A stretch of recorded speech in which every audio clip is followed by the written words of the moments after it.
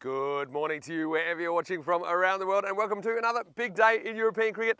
I'm Vinny Sandhu, Mr. Maximo for the European Cricket Network, and we are getting ready for a big Thursday here. Now already we have 6 of our 8 quarter-finalists decided. Today we'll find out who the 7th and 8th quarter-finalists will be, and from tomorrow, well, each of the teams remaining will just be 2 matches away from that Super Series qualification in Rome, which will be at the end of our Italian summer adventure.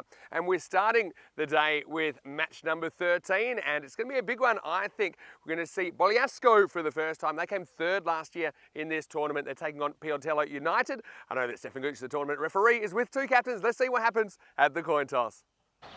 Pioltello the call. Heads the call. It's heads. What first? Okay. Good luck, guys. Have a good first game. All the best. Cheers.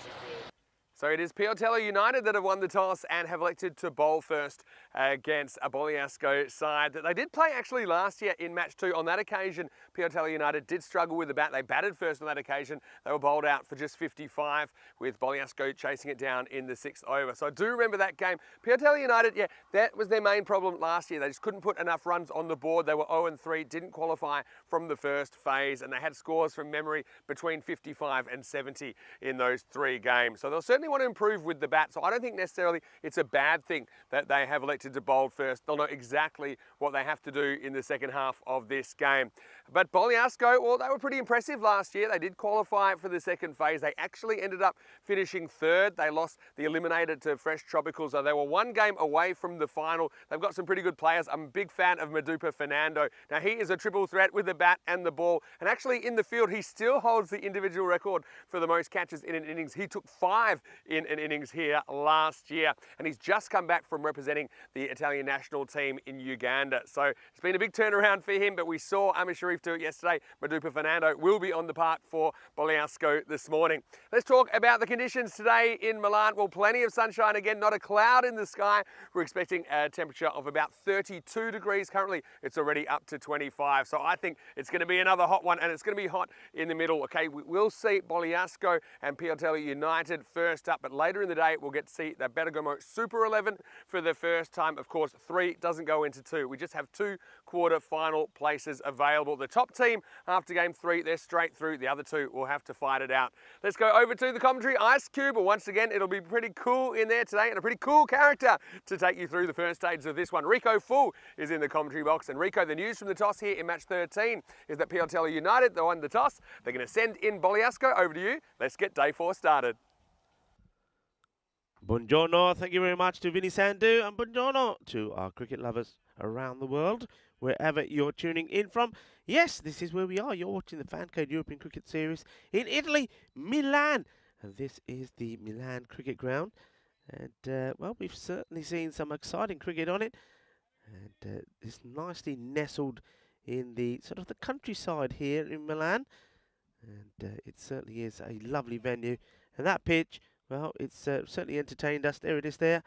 It's certainly one that I think has suited at the moment more the batters than the bowlers. But you have to say, yesterday, it was the turn for us to see Fresh Tropical. They're a team that we know can hit the ball big. We saw Asim Ali, 41 off 11. They started really well, but Milan United, well, they really did put the stoppers on them in the second part. But it was a victory first up by 12 runs for Fresh Tropical. But then, well, it was the start of the Pavia Eagles campaign. First time they've made a European Cricket Series debut. They got a respectable 90 on the board, thanks to some good batting from Pavan Madum. But then their captain of Milan United, Yom Suresh, 67 from him. And that match was done and dusted. A comfortable win by 10 wickets. Then Fresh Tropical, we know we were going to see them go big. Amir Sharif got off the plane at 7:30 in the morning, turned up, smashed the ball all over the place. But not before Zain Naqvi scored a quick 550 off 16 deliveries. And, well, Pavia Eagles, they were right up against it, nearly 151. Falling 56 runs short there. So Fresh Tropical, they were the team that went on to top the group. Milan United and Pavia Eagles were then playing in that eliminator. And in that eliminator, it was, well, Pavia Eagles 85 for 6. And Milan United got them with 4 wickets to go. And it was, once again, look, we've seen another good new team making a debut, the Eagles. They didn't let themselves down. We'll just have a look at that. This was the eliminator match. And once again, Saditi did pretty well for his team. Chamath Maduma as well, the captain for the Eagles. They'll be very happy with their performance at all, but they just couldn't get through some of the bowling. Like Hishan, he was in top form yesterday. Took 2 there, took 4 earlier in the day. And then Milan United's captain, Yom Suresh, though he started the day with a 0, he finished the day pretty well, didn't he? Scoring that 67 and those runs in that eliminator as well. Scoring 37 of 25.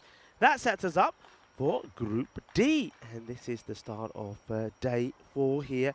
So remember, once more, similar to what we've seen in Group A, B, and C, one team, the team that finishes top of this mini table between these 3 teams, will automatically qualify for the quarterfinals. The other 2, so second and third, will play in the final match, which is the eliminator. This one here, well, it's expected to go 98 to 86 to Boligasco. And they're taking on Piolotello United. And already, I can see, I mean, we are in Milan. And Milan, along with Paris, New York, and London, is known as one of the capitals of fashion. It's a mecca of design. And I'll tell you what, the players are not letting us down. They look absolutely dashing as we look out to the field. And the nice clash of colours there. The sort of the lime green and the lime green with the racing green pants of Politello United. Good morning to them, and also good morning to Boligasco. I'm certainly liking their blue with that the racing red stripes that feature on their tops and their bottoms. Can be an interesting match. Our umpires are out there for the start of it. Silvio Ledi and Roman Solimunur. Good morning to you, gentlemen, as we get set for what promises to be, well, certainly another exciting and another hot day here in Milan, with temperatures, as you heard Vinny Sandhu say, reaching the high 30s once more. And a slight little bit of cloud around us at the moment, but that will soon burn away. Going to be a warm day, going to be an exciting day. We've had a bit of a mismatch in days at the moment, haven't we? We've had high scoring, low scoring, and yesterday was much better in terms of batting performances, but bowlers always playing a part in this. I think this series is probably one where we've had more 3-wicket hauls for bowlers than anywhere else, and we're only sort of halfway through it, and we've already seen 3 times, on 3 occasions, a bowler going to take 4 wickets. You saw there in the roundup that Thirurandu Hashan 4 for 4 yesterday, bowled particularly well. We also saw a 4 for from a bowler early in the week from Nimathan. He took 4 for 8. That was for Milan Kingsgrove. So certainly wickets are in the air here. And of course there was Dara Shikok who started it all off for Bergamo CC, 4 for 11. So what's today going to bring? Is it going to bring us loads of runs? Or is it going to bring us loads of wickets? I know that from the past when these two have met, wasn't particularly a high scoring contest. So let's see how they feature here. One thing we do know is the teams, both these teams do know each other. And that also, I think, always plays a vital part in the way the matches go. You'll see some tactical changes. Slip in place for the start. And it looks like we are now ready to start. It's going to be Tabab Sohail. He's going to bowl the first. And he'll be bowling to Nanandan. And Madupa is the non-striker. So let's get ready to rumble. First ball of day 4, Group D. It's down the leg side. So a fake appeal. Just trying to put the umpire off there, but not our men in black. They're in top form. I tell you who else has been in top form. You guys, yes, wherever you're watching from. Thank you very much for all of your input this week. And thank you to, well, good morning, I can say, to all the early birds on the YouTube chat already. Just nicely tucked away, and the ball will bobble away, and the fielder is not going to get there. So early morning signs of just how quick this outfield is. We think, personally, I think it slowed down a tad after we had that thunderstorm a couple of days ago, and there was rain the night before, overnight, before the start of yesterday. But today, looking at things, well, that is just a gentle little tickle round the corner, and it's gone all the way to the boundary, 4 runs. So, first runs of the bat from Nadan, and it was nicely played, you have to say. Just got into position and plays that away sweetly. And the bowler goes wide now down the end. Oh, this is going to be a disaster. It's a ghost wide through everybody, through the keeper. Here's the keeper making a sort of a lunge at it. Imran Haider couldn't stop it. Goes past him. First slip doesn't move, and third man gets a bit of a foot on it, but can't stop it. So that's 5. So just like that, we've had, if you like, one way to put it, we've had 9 runs there. Just off one delivery. So Hill, can he get it right? No, he can't. This one also goes now down the leg side. This one at least will be stopped, but the batters do come and complete 2 runs, so that's 3 more onto the board. And just like that, that's 12 off 1 ball. So Hill struggling. Just struggling to keep the ball going straight, I think. I think this is here where you just use maybe a bit of experience and just maybe hold that ball slightly different. Maybe put a finger or 2 on the seam to stop it moving around so much. Let's see if you can adjust. Sohail feeling the heat early morning here. No, you can't. And well, there you go. Who needs a wicket keeper when you've got a first slip? I know there's always a reason to have a first slip in place. How about this? I mean, this is straight into the first slip. At least you know he's the man to have there. At least he can catch. Oh dear, it's not a good start. Sohail is having a few difficulties here. And this is now down leg side, and wicketkeeper gets a hand to it. The batters come through and take it. In comes the throw. Well, he hits the stumps, direct hit. The umpire is shaking his head and saying no. I mean, the positioning of Silvio is spot on. But let's have a look. It's a good throw. Well, he's already shown he can catch. This is first slip. We saw him catch one. Now this time, well, it's good alertness. He has a look. He has a throw. The batter is looking behind his shoulder. Here comes down the bat. He's sliding it in. And, yeah, I think he's just home there. Good technique. It wasn't so good halfway through when he was looking around his shoulder. But when he does get going, he does slide the bat in. And I think he probably just gets there. You saw the on-field decision was the shake of the head from the umpire. But it was also another wide. And, well, not surprisingly, there's a few words being said to the young man. And that is Ahmed Khan. That's just having a little chat with him. And also Aslam Anis. Just basically sort of saying to him, come on, this is what you need to do. The umpire's coming together again. And having a conversation here. Not sure what this is about. Maybe it is about the run out. But look, we see it again here. I mean, from what I can see, I know it's not the best of angles, but look, the umpire is in the best spot. He turns around, he's watching that line. Ball hits there. I think he does just slide the bat in. Yeah, I think there he's home. But and the umpire on the field of play at the time did give the shake of the head. Now, whether they're having a look at this again, I'm not sure. But actually, I've just noticed now, I see a bright orange jersey out on the field of play. So I guess there might have been a little injury. I think this could have been an injury to the wicketkeeper, perhaps, when he's taken it. You see there, just as we come on camera, he's sort of holding his arm. So, well, interesting start. Or maybe I can tell you how many bowls have been bowled here so far, because on the ball chart it says 1. On the score it says 16. But let me tell you, the only way you can get 16 of 1 is if there's loads of extras. And well, we'll give you an update on how many there's been. Just the 1 ball bowled.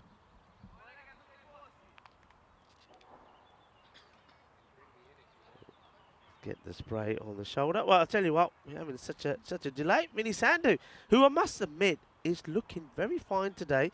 Vinny Sandhu is, well, he's wearing the golden shoes and the golden belt, and I reckon that's a sign. Maybe he's trying to make it into a sign. Buongiorno, senor. ¿Cómo estás? Buongiorno, Rico, and buongiorno, all of our viewers. Hope you're well. Yeah, we've seen 6 balls so far. 1 of them legal. Suppose when you bring a slip in, that's not what you normally bring him in for, but he does say 4 on one of those. So it's been not a funny start if you're the bowler here. Sohail, who is struggling with his control. New ball, swing all around the place. Look, the ball that was legal was turned around the corner for 4. Yeah. If you remember that. So we've gone wide 4, 5 wides, 3 wides, wide, 2 wides. But the funny thing is, I mean, that was centimetres from being out. So it could have been the first time I've seen a wicket from and over where a ball's barely been put on the pitch. Okay, now that you're back. Okay. Nandan, say his first name. Oh yeah. Nagoda Vitanachi. wait for it. Nagoda Vitanachi is how you say it. Nagoda Vitanachi. Nagoda Vitanachi. What I will say is Sahel is the proud owner of an economy rate of 96 right now.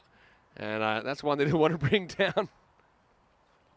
And then he bowls an absolute peach. And I think to the left-hander, you know, this kind of line will work. I mean, for the most part. He has lost a few down the leg side of the right-hander. I mean, that's good. Maybe the little break and the keeper getting some attention for a slight injury just works in Sahel's favour. And he can still pull this back. He's still got to bowl 4 more balls this over. This is being hit high up in the air. This probably will go all the way. Yes, it does. Manos arriba. Into a 6 carreras. Oh, what a shot. Good hit. And the ball ends up the other side of the field. Here we go. Watch the bounce. Boom. Well, it takes a weird bounce, doesn't it? Hits something by the fence and goes over. So, I tell you what, the bowler, he may be happy because another ball comes out. But the only problem for him it will also have to be a pretty new one. Yeah, but maybe, well, he can control this one a bit better. Wow, how about that shot? He's saying, I'm going to smack you over point. Otherwise, my name is not Nagoda Vitanachi Nandana. Just plays this down. Good comeback. Got to say, nice to see Maduba Fernando out there as well. Just back from Uganda.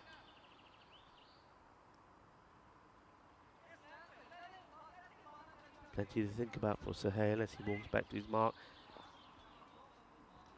22 this over, already gone magical. 2 balls still to come. And, it's not a bad one. It's starting to get his control better. I think that break certainly did help. He had a number of key players around him at the time, just having a chat with him and just trying to calm him down and getting back focus. And, well, okay, ball did get smashed for 6, but at least he's not bowling the extras anymore. I think they was there a bit of bat on this? Was it sound or was it just off the pads? No, just off the pads, says umpire Sylvia. And the umpires start to cross over. That over does get completed and 23 runs come off it. This is where we are in terms of the overall run rate. And you remember we had the lowest scoring day, one of those days. I mean, it wasn't a good one, was it, in day 2? But you see, yesterday was far better. Even though there was some lower scores, there were some big scores as well. And the 150 from Fresh Tropical certainly helped to pump up the run rate. So overall at the moment, 9.7. And you can see what it was last year. But I do feel that certainly by the time we get into Friday's quarterfinals and finals days, that we're gonna beat that. I think we're gonna be on about, I don't know, 10.5, close to 11. This one, well, what does this? Does this take anything on the way through? Is this going to be wide? Is this going to be wide? So, well, we just had a very big, long and expensive over from Nandan. And now this one starts badly as well. It's just a swing. And it looks like it was going to be a pretty decent ball. And then the swing takes it away. 5 more wide. So Ahmed Khan is having similar problems to what the opening bowler did as well. Well, Sohail, he had trouble. He went for 22. And now Khan, he has trouble as well. Now, the other thing, Vinny, of course, is that already they're fighting against time. He is, yeah, that's exactly right. I mean, we want to see records broken, but not these kind of records. This is a better delivery outside the off stump. I'm going to do a wides check, and I don't even want to look. But I'm going to look now, and they're 28 runs. We've had 17 wides. Oh, yeah. Yeah. That's world record pace right there. I mean, we could have a century of wides at this pace. It's a bit of a peel. This umpire shakes his head and does give the leg by signal. I think that's probably pad bat, but looked like it was drifting down. Yeah, I think just the angle takes this on and misses the leg stump. It's good umpiring. Umpires have been very, very good. But yeah, Boliasco, it just makes you feel a lot more comfortable as a batter out there when you feel the bowlers are struggling to put the ball where they want. Well, this is a good delivery, and well, the keeper doesn't even move. What is going on? What has happened here? Oh, well, any of you that had extras as top scorer, you'll be loving this right now. I mean, this is a good seed, don't get me wrong. The keeper, he loses it in the batter, and he thinks it must be coming out leg side. He's wrong. And I thought that'll be 4 for sure, but then the backstop just steps around, takes 2 steps to his left and picks it up. Yeah, what a weird start to the day this has been, even by ECS standards. I had no idea what Hyder was seeing there. He's moving one way, the ball just... I'll tell you exactly what happens. He never sees that ball from the hand. He loses it in the batter's body, and normally it comes out leg side when that happens, but not that time. So he ends up looking a bit foolish, but it only costs him 1. And then we've seen a couple of good balls as well. So Ahmed Khan is a man that, he's one of their better players last year. Piotella United, they were 0-3. Didn't get out of the first phase. That's a better delivery. It's full, pitched up. And well played also, you have to say, from Marupa. Take the single. So Ahmed Khan, it's not just 5 now off this over. Got a ball to go. If he can finish it well here, it's been a good comeback from Piotella United. Yeah, last ball of the over. Hasn't been too expensive. Well, yeah, it's up going short, and the short ball is firmly hit, and it goes over the mid-wicket. That's inside the circle, will be 4 runs. So just rocks back, gets enough elevation on this. Nice shot, nice one to play inside the power play. So it ends up being a boundary. So he'll go for 10, and the score, well, moves on to 35 off the first 2 overs. Yeah, so how many off that over? Let me get my abacus out. 10 on that one, buddy. Yeah, okay. So, yeah, 10 in total.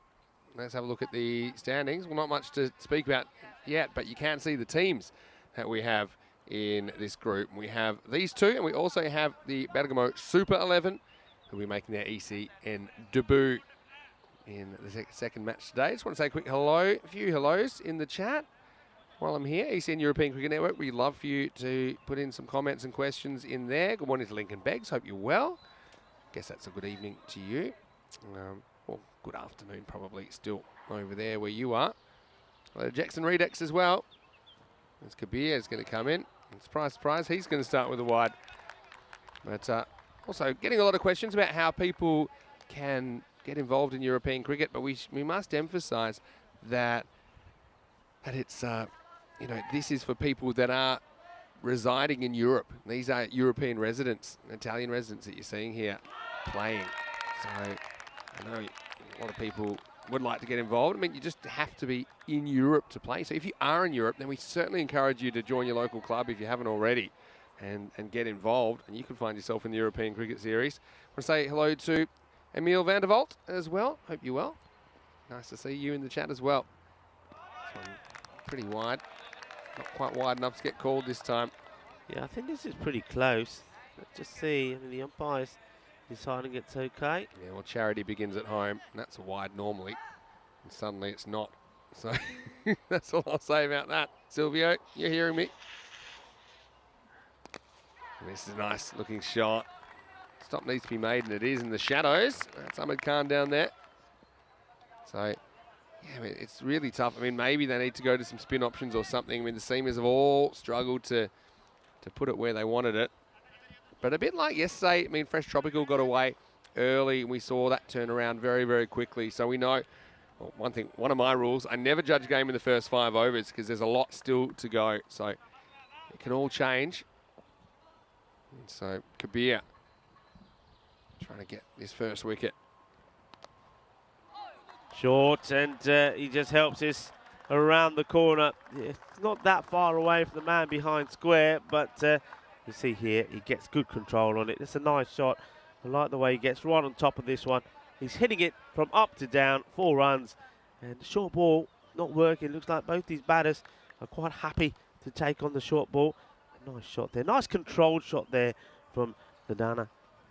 Yeah, it certainly is. He just spots a little bit of length. And it's a pretty fair pitch for batters and bowlers. If you do drop short though, unless you're really quick. I think the batter's pretty good. Pretty quick to rock on the back foot, and guess what? No, I don't see this one being stopped. Almost. Good effort down there by Taib Sahel. Well, he's on the other end of the stick this time, because he was the one peppering the boundary before. Oh, Rico. I think our extras record of 54 could be in a bit of trouble here, because I just see time penalties coming as well, and that's very early to call it. Yeah, I mean, look, this isn't good, and this is a case of Jigayana. Yep, it gets past it. Come on, give me 10. Oh, dear. Come on. You got to straighten up here. Straighten up and fly right. Oh, this one. I think hits him outside the line. It hits him in the pad. Do you think that's pad? I thought maybe he chopped something on pad. this. Yeah. Watch this. Okay. And it comes back sharply, but it hits him just outside line. See that? I would have crashed into the stumps, but his pad saves him. Yeah. Good bowling. When they get it right, they've looked really good. Nice shot through the gap, and the Kookaburra is going to win the battle. It's 4 runs. A beautiful shot played through the covers, and what a nice way to bring up the 50. And that's the sort of start that Fresh Tropical were making yesterday. They got 50 here off the power play. No wickets down. Fresh Tropical, I can tell you, in that first match yesterday, they raced on to 52 in their power play. Then they were restricted to 85 all out. So it just goes to show what still could happen here. So they shouldn't let their heads go down. I know they haven't started too well. Maybe it's just a bit of the early morning nerves. The first match they're playing as well, playing in front of the camera. So maybe just feeling a little pressure, but they can get back into this. We saw it yesterday with Milan United. That was the match we're talking about there, Milan United versus Fresh Tropical. Fresh Tropical went off to a flyer. They were 50-odd on their power play and then finished on 85 all out. And Milan United, well, they got close, but ended up losing by 12 runs. 26 extras in the power play. That's got to be a record. I don't remember that many ever being conceded before. 23 wides in there. Yeah, it's got to be. I can't think of anything that's more. This one would have been a wide. It ends up being a wicket. Well, the batter cannot believe it. This ball is going to be a big wide. And Madupa, he hits it straight into the hands of the fielder. And well done. Well, at least one thing we know is that boy can catch. We saw him take a catch at slip, but it wasn't off the bat. It was the ball actually going to him at slip. And now this one is thumped at him and he takes a catch. Well done. Yeah, well, I mean, just reaches with this. This is a very, very handy wicket, and you're right, that's going to be a big wide, but he gets some bat. It's good to have that hitting mentality, but it's just a thick outside edge, and well, pretty well taken. You've got to take your chances. Maybe that's the start of the turnaround, as Zain Amjad does take the catch. It's the end of Madupa Fernando, who's a good player. He goes for 8, and the score is 50 for 1. Yeah, I mean, just like that, well, maybe we're going to follow the same sort of pattern of what happened in the first game yesterday. The new batter makes his way out, and it's Pereira, Charith Pereira. So 50 partnership, 24 off the bat, 26 extras, but still a 50 partnership. Their main contribution was watching the ball be bowled to the boundary. Anyway, Piotelli United, look, positive sign for them. Let's get positive, and let's say, you know, you still got the opportunity here to put in a good 7 overs, restrict this perhaps to something double digits, and then bat well and chase it down. So plenty of cricket still to go in this one. Charith Pereira comes to the crease at number 3. And, he decides to leave this one. It is a wide. 21 minutes we've been playing for 3 overs and a bit. Yeah, this could be one of those matches where, you know, you used to have tea in between innings. This is going to be a Houdini act. I'm going to see how many actual wide deliveries there's been. There's been 9. Okay, so an extra over and a half been bowled. Well, this is well bowled, and the wicketkeeper says, I'll just stop it rather than catch it. That's the old Karate Kid.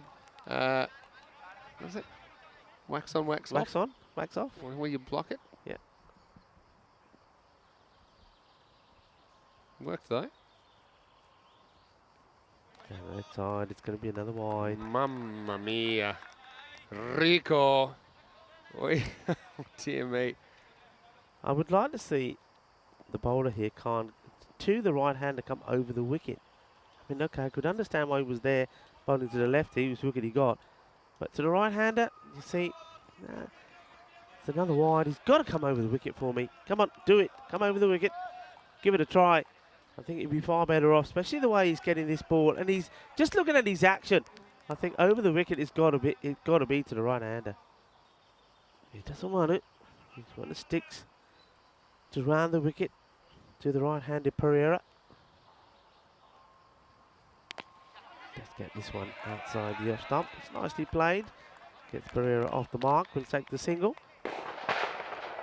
Well, somebody's just been shot. Don't know if you heard that. I think this is a multi-sport complex. That going came on out of there? nowhere. That was a rifle. I Yeah. know there's a bit of the archery going on. Saw a few rabbits this come in. morning around. Well, they're gone now. Not a good morning to be a rabbit. It's okay. Everybody's still standing.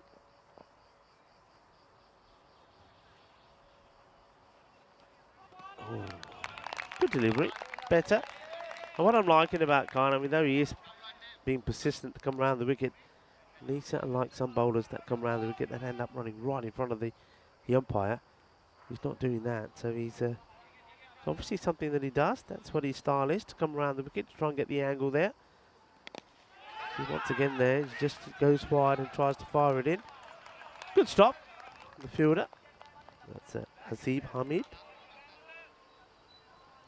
Record amount of wides in innings. I've got 41. 41. 41. KSV versus SC Europa in Germany in 2020.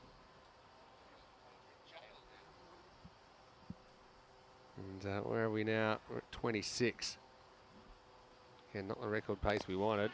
This one does come back in towards the leg stump. Worked away for one. And this will be the end of the fourth over. So 55 for one.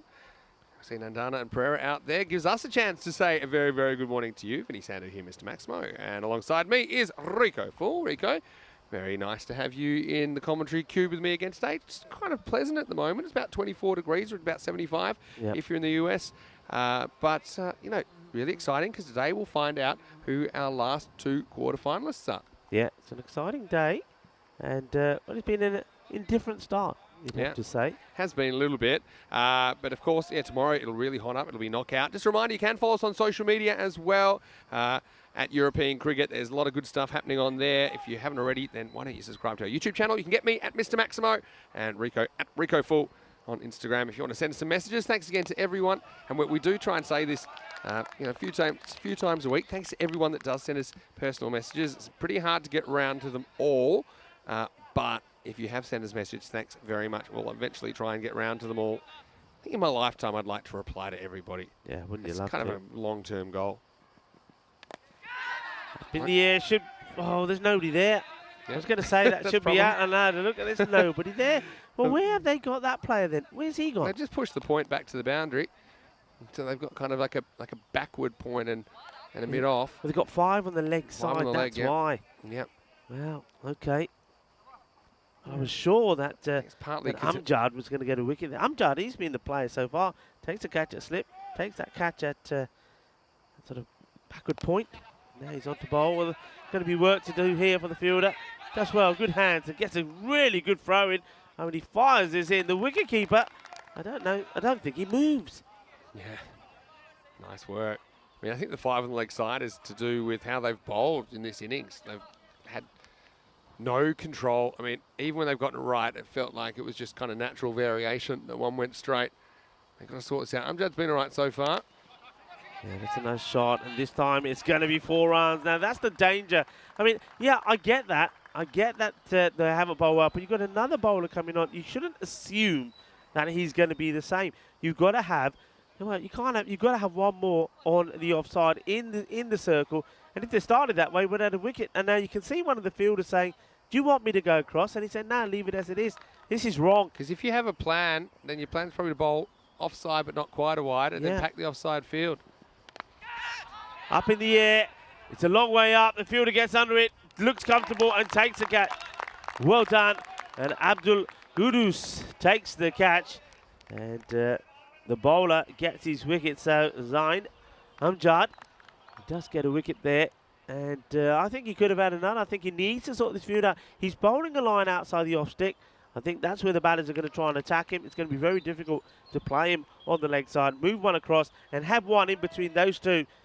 Just there, you see in the picture. But the catch, nicely taken. So well done. Congrats to Abdul Qudus. And makes no mistakes. They get another wicket. And well, Nandana got to 22. That's the end of him.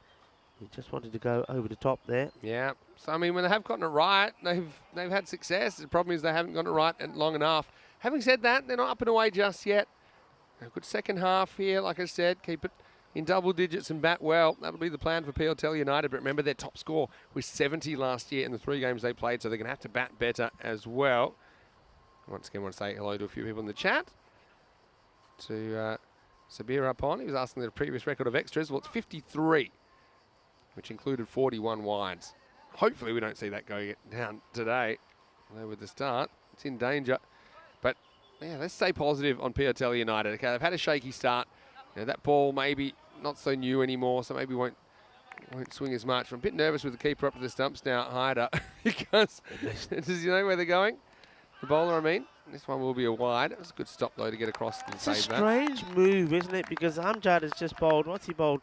3 deliveries or 4, and he's been standing back, and then all of a sudden a new batter comes in and he decides going to put the lid on and run up to the stumps. Maybe new batter came and set up out of his crease, and so he wanted to just push him back in there. That happens sometimes. This one, that's a fair bit. I think that starts to come in. Gets runs to the batter, so that's a good over. So well done to Amjad. And, despite him not having the field as it should be, you see the field there. See the big gap between the man at point and long off. Nobody in the middle there inside the circle. He's got more bodies on the leg side than the off when he bowled an offside line, but he's done well. He's 63 for 2 at the halfway point. 27 wides at the halfway point, 30 extras. And like I say, now we need to bowl 4 overs in 10 minutes. I don't see any way they're avoiding time penalties here. I mean, and even now... Have you calculated the delay when the wicketkeeper's been treated? Yeah. So maybe I'll give 2 minutes for that. Yeah. So maybe 4 and 14. I'll be even generous. I'll say 4 minutes. It's still going to take some doing. Yeah, exactly. I want to say hello to Vivek Davda. And he did suggest some wines yesterday, and I have made a note of it. Do not worry. I have made a note of that because I'm super keen to try what you're saying. I used to work for a company that specialised in the particular varieties. This one I think hits him outside the off stump. Shazad is the bowler that comes in the attack. The new batter that came out there was Asanka Pereira. And it is Pereira that gets going. He's moved on to 2 now. 2 Pereiras out there now. To Heath Pereira and Asanka Pereira. Makes good room for himself. Finds the fielder. Here comes the throw. And they have got that other body now out on the offside. So this is much better. So now you've got the 4 on the leg side. 3 of them on the boundary. Then you've got the man at square. Sort of, yeah, behind square. Sort of in between square, behind square and 45. But then you've got, this is a much better field like this. The thing is, all you really want as a fielding side is for the batting side to work hard for their runs. And today, Boliasco haven't had to work hard for their runs at all. Half of them have been literally given to them. So as a batter, it just gives you all kinds of confidence. And even though they've, to be honest, they haven't been batted that well most of the time to the balls that have been on target, but they're still in a very strong position in this game. Hit hard, and he's trying to get it through the gap, and he's not going to. The 2 fielders, well, they almost collide with each other, but that's really nicely done. Good hands there from Aslam Anis. And, makes no mistakes, and he just has to, look, just avoids making contact here, goes around his fielder, and gets the throw. Good work, nicely done. Batters 2 take 2. Now, he's trying to get this wide from the fielder, and he does.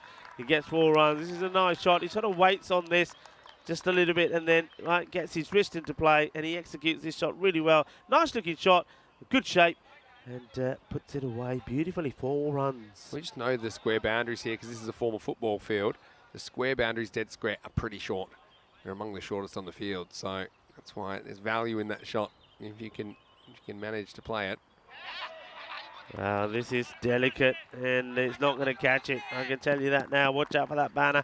and he just puts the brakes on. 4 runs, and beautifully played. Once again, I think the keeper perhaps just a little bit too rigid here. This one, I think he goes through his legs. Does it? Yeah, it does. Well, there you go. It does the nutmeg. And then, well, good chase from Taib Sohail. Certainly liked his energy, but he's not going to catch up with that one. It's another boundary, and just like that, they get the acceleration that they're looking for now. The score rattles up to 75 for 2 at the end of 6 overs. 6 overs down, 75-2. Well, Pista says my outfit is boring today, but obviously it's because he hasn't seen the shoes yet. Okay, nobody can call you boring, Vinny. And also this shirt, this is Stan Hooja. This is it's got some very interesting patterning on it. So I like it. I'll come back to it. I think what you need to do, we need to do show you off on the camera. This one is a really nice shot, and the fielder, well, he made a good stop last time, but this one, Aslam can't do anything about it. It goes through him. It's 4 more runs. It's a lovely shot.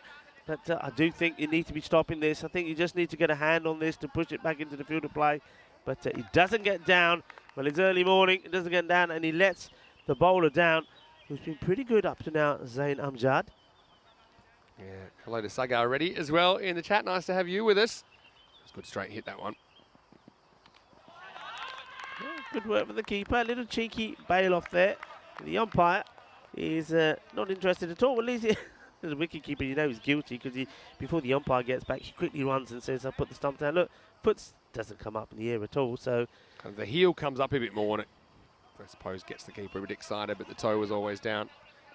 No, I think you look very smart. I like the blue trousers shirt and the gold shoes. I know what you're trying to do with the gold. I know what you're doing.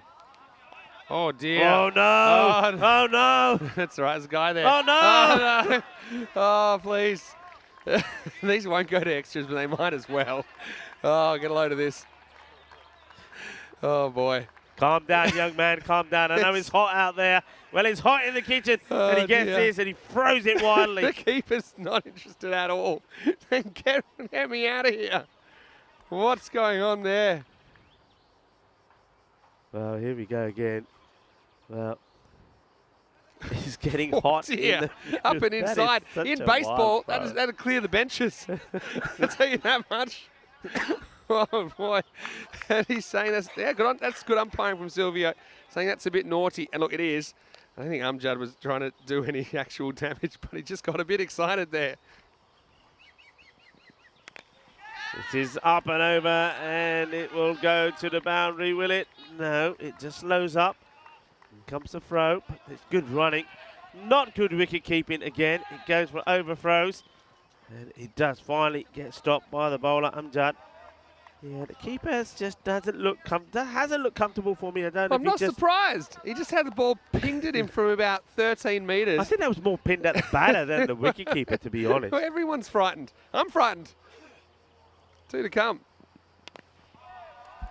Played away over the offside, and this is going to be 4 as well. So this is a good shot. I mean, it can be a bit difficult sometimes, also when you're batting, when it's been all over the place. And this is just a nice step hit ball. Gets it just in front of that fielder.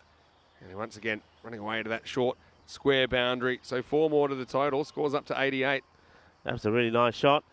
Like the way he reaches out for that. I mean, yesterday we were talking about batters being a little bit guilty, not moving their feet. Well, this is a very good example of how to do it. Really gets to the pitch of it and lofts it over the top. Last ball, the 7th. Oh, no. Well, that would have been 5 wide, to tell you that much. Instead, it'll be 4.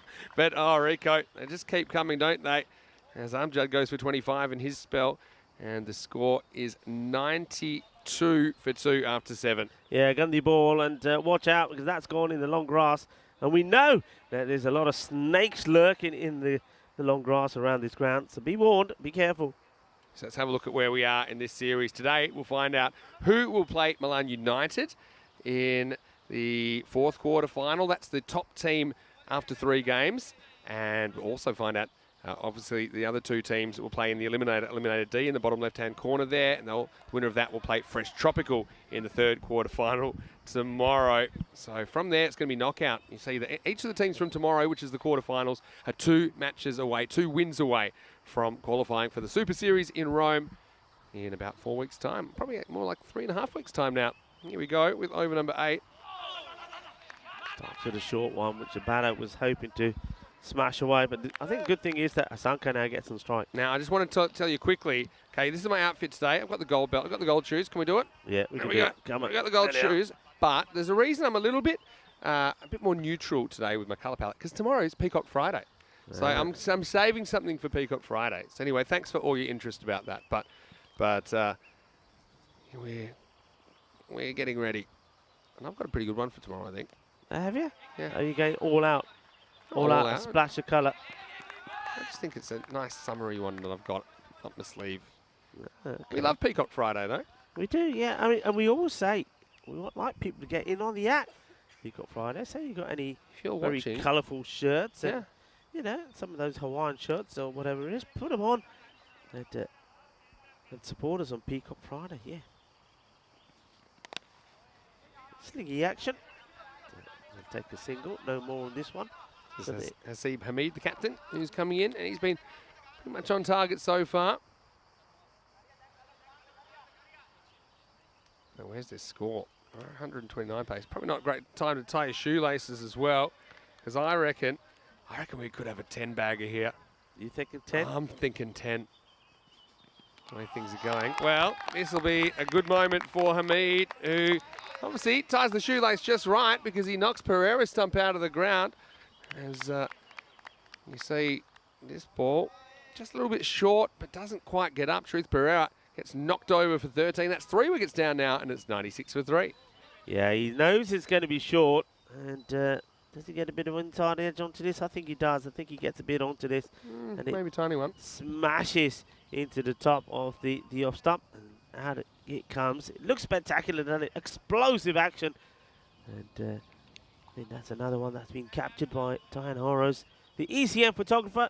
Already seen some of the shots of the action here from her in Milan. And this ground, what this ground does do, because it is, again, it's so dry, it's been absolutely baked by the sun. Because apart from the rain that we had there a couple of nights ago, that storm, they haven't had rain here since May. So that's why it's so dry. But when fielders and batters are diving around, the action shots are sensational, because it looks like they're being smoked as well. Yeah. So look out for those pictures on the whether you see them on Facebook or on Instagram or on social media. They certainly do look absolutely stunning. Yeah. And, Social media at European Cricket, great place to go. And here we go with Hamid. It's a new batter, Niranga Fernando. oh, this could be out, you know. Oh, there's a shake of the head, so I'm suggesting it's going down the leg side, but certainly it stays low. And that's what I'm thinking. If this is straight, so look again. Oh, well, Vinny, what do you reckon? I reckon it's out. Yeah, I don't I see. don't see how it's missing. I don't see how that's missing. Unless there's a little inside edge. That's all I can think Well, could have saved him, because this hits him in line. oh, wow. Well, That is really is that, unlucky. is that a headset chucker, Rico? I mean, he steps right across, he hits him low, hits him in front, and if I'm the umpire, I'm processing that in my head and saying, yeah, it ticks all the boxes, and my finger goes up. Pat on the move. Maybe he just thinks it hits him outside the line. I don't think it did. Into the over, 97 for 3. So again, 2 good overs here. Maybe keep it 110 or so. Bat well. But yeah, they're going to have to bat better than they bowled, put it that way. What's your time check now? Yeah. So 6 balls to go before that comes into play. We're 41 minutes into the innings. So I'm going to be generous and say there'll be, let's say, 4 minutes of allowances, maybe 2 for the keeper getting injured, and maybe 2 for setting up the stumps, like kind of blanket one. Totally guessing, but I think, you know, maybe they might just, I still think we need a 5-run penalty here. So I don't see how they're avoiding it. They'd have to bowl this over in probably 3 minutes. Yeah, but this 2 is the minutes. thing. You got to the urge. I haven't seen the urgency, and I'm pretty sure if this one is swung out wildly, they'll get to buys. We also started a little bit late. Just had a bit of an issue that took us a couple of minutes late. So maybe, I don't think the 10 bag is coming, but I've just got a feeling we're going to see a 5 for the time penalty.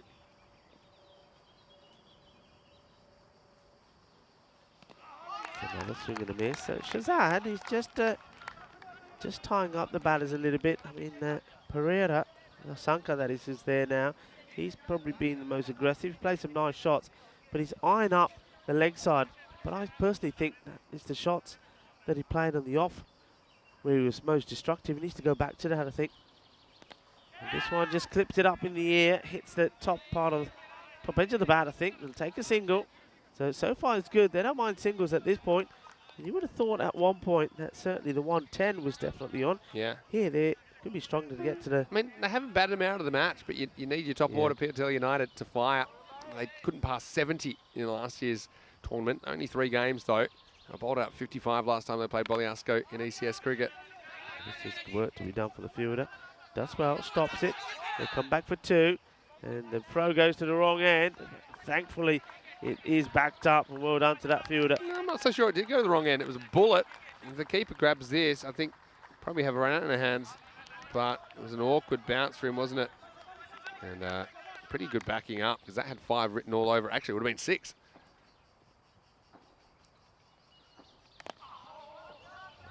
Tries to crunch this, and will they come back for 2? The 2 batters do look at each other, which is always a good sign, but decide against it. So the 100 is up here. I'm saying they would have been looking for around 110, but in fairness, I mean, with the score above 60, halfway point, maybe more 120, we've just bowled a better line the last few overs. And the batters themselves have been eyeing up the leg side boundary rather than playing shots to merit. Like that one's a good example. I think that one could have been played out on the off, but gets dragged onto the onside. End of the over, so this is where we have to keep an eye on the umpires now. So the score moves on to 103. Yeah, let's have a look. I mean, might get lucky here. Depends how generous they're feeling, but let's have a look, because normally start at 10th overs when we find out. Yeah, no signs or anything from the umpires yet. So I think it was that delay when the wicketkeeper got injured that they've allowed for time for that. Maybe time also allowed sometimes for when the ball has had to be changed because the ball's gone over the fence. So maybe they've just made... No, hang on, there we go. There we go. 5 patting. Here's 5 penalty runs towards the batting side. So there you go. That's what we were waiting to see. So it has happened. And we probably should see confirmation of that on your screen in a bit, as this one has been thumped away for 4 runs. Well, 5 plus 4 means 9, so 9 more to go on the board. Good positive shot. Well, 9-9 emergency line, as this one is smacked off a length. See you later. So, 9 carreras. It's definitely a good start to the over. There's nobody back at fine legs. So how far is this one going? I think that one's gone for 4. So coming with a rush here in the last. Well, the only potential fielder there was Diana, our photographer, Rico. Yeah, I thought Diana would have just jumped into action here. There she is in the corner of your screen. And she just doesn't move, does she? She's not bothered. Let's say quick hello to Jamie Dodger, who said, let's listen to us before work is a little treat. Well, that's nice, Jamie, that you'd say that. I hope you have a great day at work. That's Diana Hart at work over there. Had a nice shot of that ball, I'm sure. 116 with 4 balls remaining. Yeah, penalty runs have now been added to that score, so that has been confirmed. Nice to see that clear signal from the umpire as well. Yeah. Well, this one is a clear signal from the umpire as well. And this is Silvio. Says that's too high. That's a no ball. It also gets pumped to the boundary. So, well, they're finishing the way they started, giving extras away. This is too high, full toss. And, well, he's thrown everything at it. And there's Silvio saying, yep, that's a no ball. The ball also goes to the boundary. So that's 5 runs there. Just the one delivery, and now the score certainly is spiraling upwards. The 120's been passed. And this has been absolutely launched into. Fielder comes across and takes a really good catch, but of course it is a free hit. And nice to see nobody getting too excited out there. Well, it just ends up being a single. The captain, Hamid, just scratching his head for a moment. I think he thought maybe he had a wicket. Yeah, maybe he did. I think most people were clued in, though. This is up in the air. I think it may just drop safely. It does. 2 fielders do come together. And well, the fielder does try and get the throw in quickly. He knew he had to, but doesn't get it on target. So the batters do make 2 more. Yeah, so credit to the batters out there, particularly Asanka Pereira. He's 37 off 16 balls, played some really nice shots. Ooh, well, this one is going to be more extras. That's going to be 4 buys, I believe. Oh, dear. And the extras is just going higher and higher. The wicketkeeper, once again, he does not move. I don't get... It's like he's planted there. I think somebody's put a bit of Miracle Grow on the ground, and he's just rooting. I don't really know what to say about that. I think Hyder's had a rough day at the office so far. Maybe thought that one was going to hit the stumps. And he was a mannequin. All right, last ball, 128 plus this.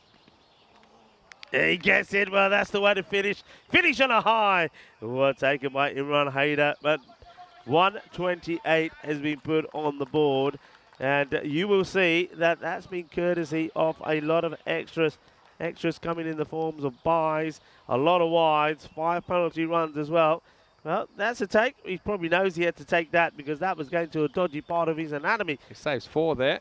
And what I will say, 42 runs in extras. Ooh. 5 buys, 4 leg buys, 27 wires, a no ball, and 5 penalty runs.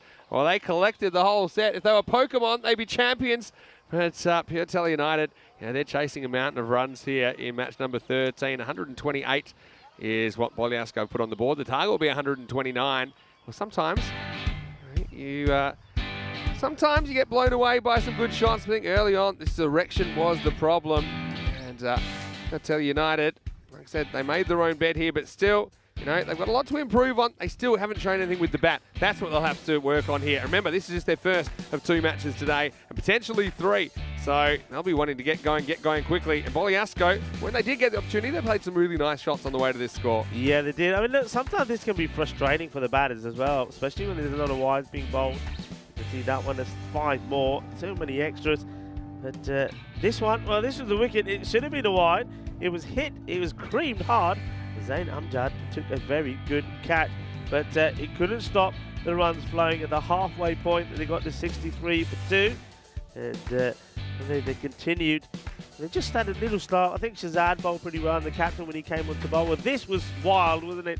And he got a little bit of a talking to from Silvio, the bowler, as he threw that one sort of aimlessly, almost hitting the batter. Well, this one is hitting the top of off stump, so that was the end of Sharif Pereira. But I think it was Asanka who batted really well for me. I think he showed some intelligent shots. I think midway through his innings he tried to attack the onside more when he started playing some nice shots on the offside, but still he kept on going through to the end, and he ends up with 37 of 16. So good knock from him, but really I think you got to say that for most of that innings, Piotello United were all over the place. They just couldn't get into any sort of rhythm.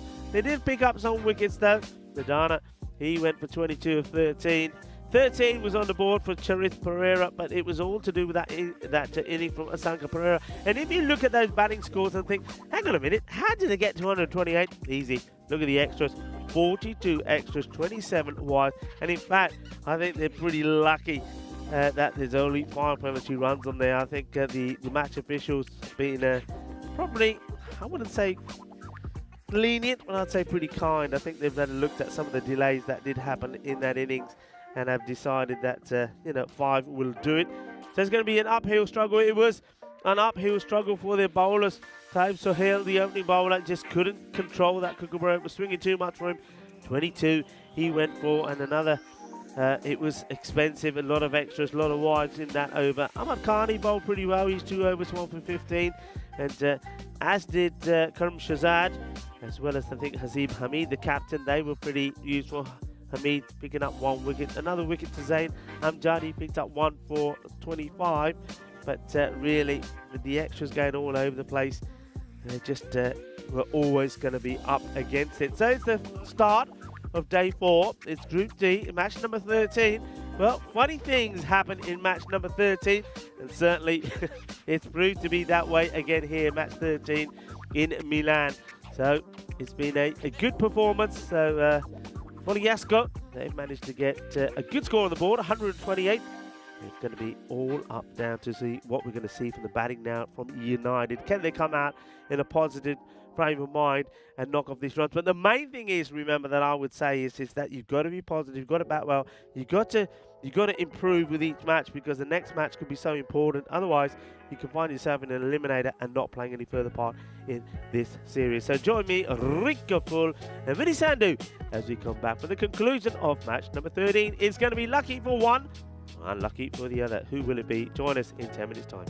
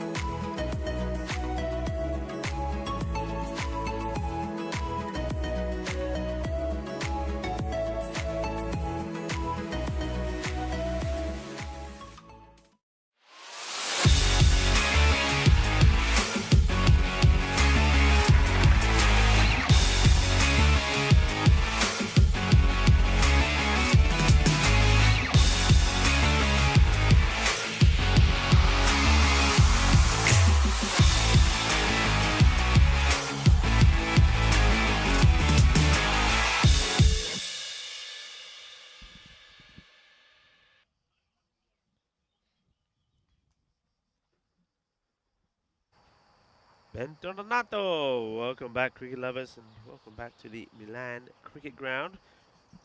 This is the FanCode European Cricket Series.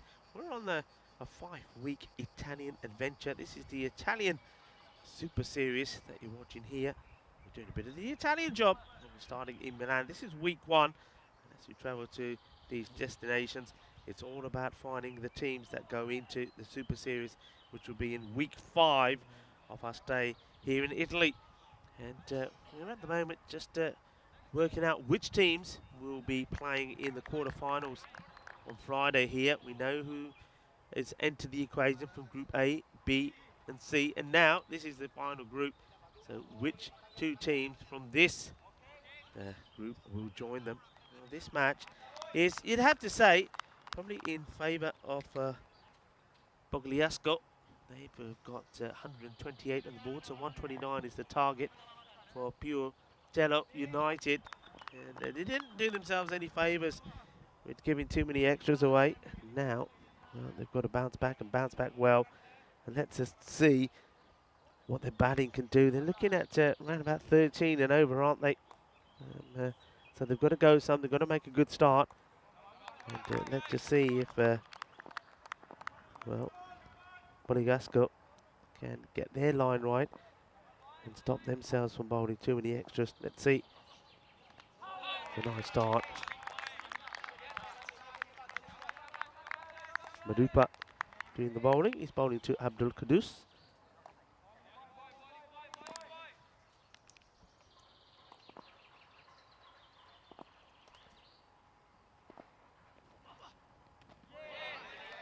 Good line. Top bowler. You can see that he's on the money straight away.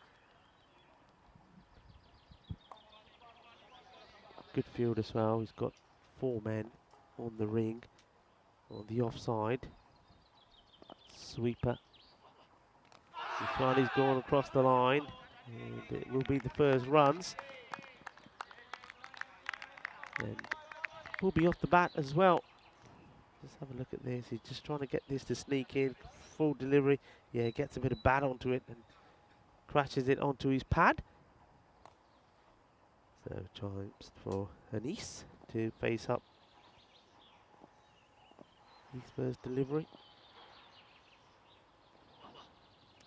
Oh well, he's lucky still to be there.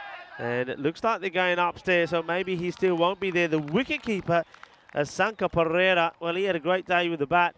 Well, he's absolutely confident. He reckons he's got his man. He's already going up to the bowler to congratulate him. Have a look, bat. Yeah, he is gone. Well, just like to see this one more time to see if the ball was taken cleanly as well. But I don't think there's any mistake here at all. It's a really good piece of work. You can see why he's absolutely jumping up and down. Let's have a look. Here comes the ball. Yeah, no issues here at all. Foot is out of the crease. Yeah, that is out. So it's not the first time we're going to see somebody who's got 100 on his back to come back with just the zeros. And Aslam Anis, he has to go. And it's disappointment for him. Goes from his very first ball, so that's not the start that Anis wanted to make in his FanCode European Cricket Series. And yep, you know it, you got it. There's a few more of these to go into the 150 so lakes around Italy. It's another duck, and that's unfortunate. But he was lucky, I mean, he was lucky to be there, that he wasn't bowled. So what a good start this is for Bogliasco. Got the runs on the board and get the opener early. So Fernando Marupa doing the damage. Great work there from the keeper, Sanka Pereira as well. Straight back to him. Says I'll just field this. Dot ball. 1 for 1 at the moment. Shazad is the new batter. Just gets right behind this and just punches it out defensively and off the first, and it's a perfect start for Bogliasco, the team that have got the runs on the board, and with just the 1 run coming off that, also the wicket, it's really now going to be an uphill task already for Pioltella United. And just to remind you, this is where we are with the golden balls. Well, we haven't had one. Simple as that for over 300 matches. 311 now without a golden ball. That is a ECN record. And one man that's doing everything he can to try and make it happen is Vinny Sandu. And I think we already showed you that he's wearing the golden shoes, the golden belt. He's trying his best. Getting ready for the start of the second over. And it's Zaki Mohammed will be bowling this one.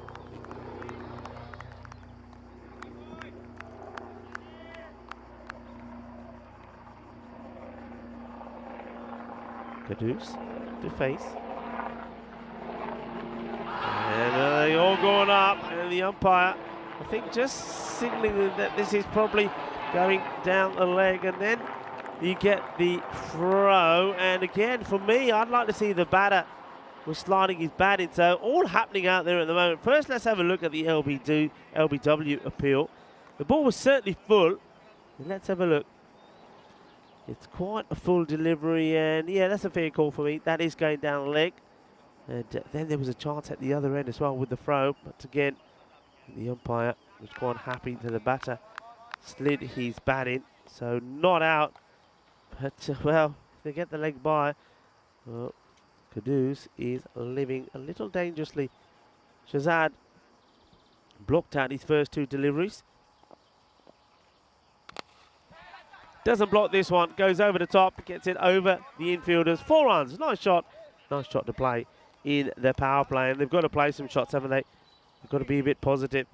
And after blocking out the spinner, he certainly prefers the pace as opposed to the spin. That's Karim Shazad. So he gets off the mark with the boundary.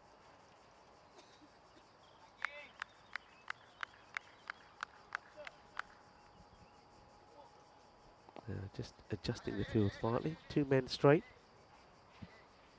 Long on. And long on is pretty wide, sort of in between long on and mid-wicket position. And long off is on the boundary as well. Much straighter. Firmly hit and goes through the infielder. And the batters, Deuce, well, it looks like they wanted to, and he's been sent back. So a bit of a miscommunication. But this one went straight through the fielder. Fortunately for him, it was backed up. Lasidu Fernando not picking that one up at all. Well, Aduz taking his time, getting adjusted. He wanted to be at the other end, but he was sent back. Yeah, this one will be a wide. Just goes down the leg side. The batter tries to get a bit of something on it. He's not able to. So first wide of the innings coming in the second over. Of course, we were still in the first innings. We were still in the first over because it took so long because of the issue with the wides and then the injury to the keeper. This one may be another. Yeah, he just overcompensates. Not a bad delivery. He gets what he wants the batter to do, but just goes a little too wide. Wicketkeeper just having a word there with Asanka. This was a bit of sign language. So maybe there's a little trick. Got some signals worked out, which the bowler has received. Let's see what he does here. And well, they sort of. Well, we'll never know, will we? If there's an edge, because I think the wicketkeeper here, I think there's this appeal. I think it was.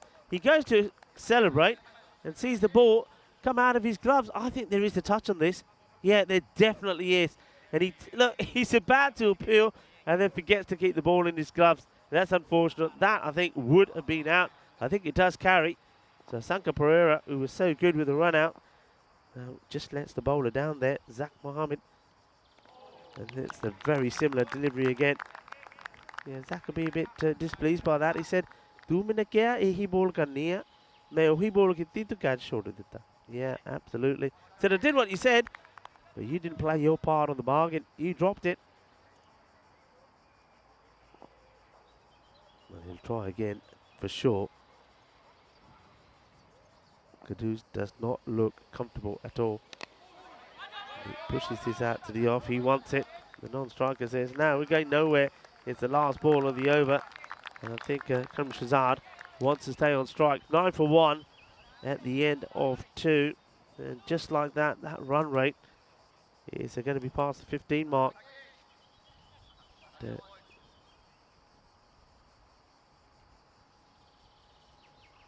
the way well, that's the teams here. Bergamo Super 11, Monegasco and Bioltello United, the 3 teams that make up this Group D. 2 of those we will see again tomorrow, along with the other group winners and runners-up. But one we will say goodbye to. Which one will it be? Well, stay tuned and find out. But this one certainly does look like it's going to be going in favour of Monegasco. Goes up over the top of the infield, but this time it's well fielded. They do get that field set for Shazad, knowing that he's played that shot once already. So we get into double figures now. Madupa, a very clever bowler to continue. And we're joined back in the commentary box by Vinny Sandhu. Thanks, Rico. Good to be back. Here's Madupa. That's a nice looking shot. Well, from nowhere, Caduce produces a beauty. He doesn't look comfortable at all. And then, just like that, he plays a lovely shot. Nice shot, 4 runs. Yeah, really nice shot. Yeah, Madupa's a hard one to get away. We call him Magical Madupa for a reason. He's got magical hands, and everything he does seems to have a bit of sparkle about it. And so pretty nice shot by Caduce. Finally gets one away. He's been bogged down a little bit early in this power play. Well, he plants that foot down and goes right across the line to play this sweep. Doesn't quite get the middle of the bat, but enough to get the single or rotate the strike. Yeah, just start somewhere, don't they? Margins matter, don't forget, because we have a 3-way tie at the end of 3 matches. That run rate will be a factor. Well, this one's been absolutely thumped and will go all the way, I think. I think that goes all the way. And I think it just bounces the other side on the line here. The umpire puts him up straight away. Well, let's have a look. And he's absolutely right. The umpire puts him up in the air like he just don't care. 6 runs, 6 carreras, and that's the first of the innings. Shazad, he wants to get on with it. Nice shot.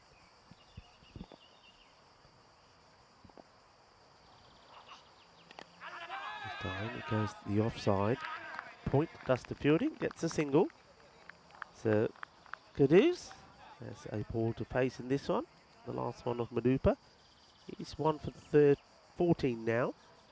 Let's see if he can finish with another. Or Caduce produce another wonderful shot. Once again, the keeper. A few signals to the bowler.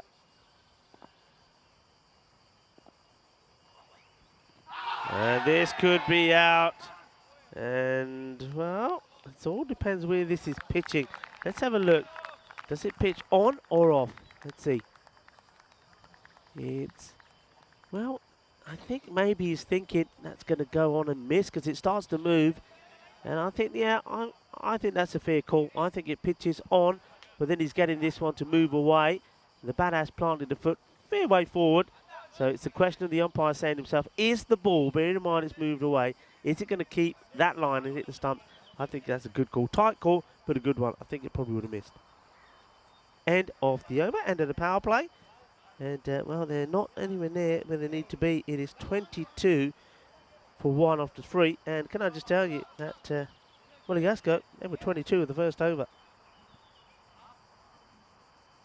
So, work here to be done, Vinny. Yeah, sure is. Almost 22 off the first ball, weren't they? Yeah. 16 off the first ball. And here we go with over number 4. This will be Zaki Muhammad to bowl. Places out to the man at long off. It was a tight LBW. My instinct was that Silvio wasn't sure that it hit the batter in line with the stumps. And my feeling is that it probably would have hit the stumps. But it was umpire's call for me on impact. A little bit of doubt there. It went the way of the batter. But yeah, so far, Boliasco, don't forget, they're a team that finished third in Milan last year. They were narrowly beaten by Fresh Tropical in the game that would have taken them to the final. This one doesn't come up at all. This one does stay a little low. Good work from Asanka Pereira. I think you're also seeing here the difference it makes when you've got a keeper that can stop these. They're difficult, we know. They stay low, but you've got to get down, you've got to get dirty, you've got to smother the ball. And Asanka Pereira does just that.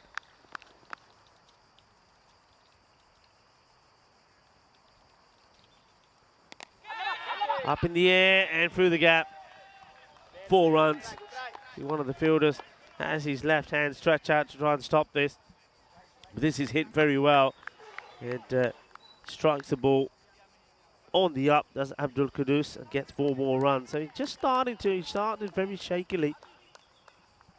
But he's just starting to get into his rhythm now. And he's played 1 or 2 nice shots, especially out there on the offside.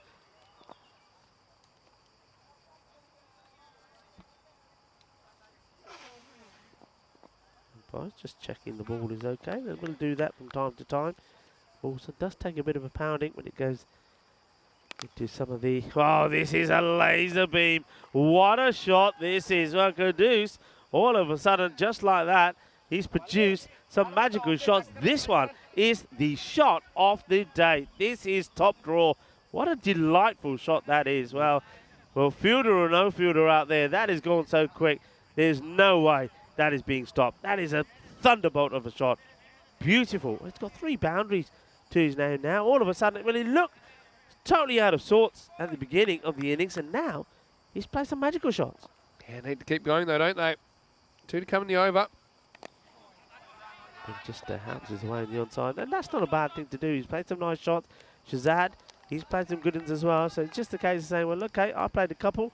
Here you go. I'm going to have a breather. Down to you now.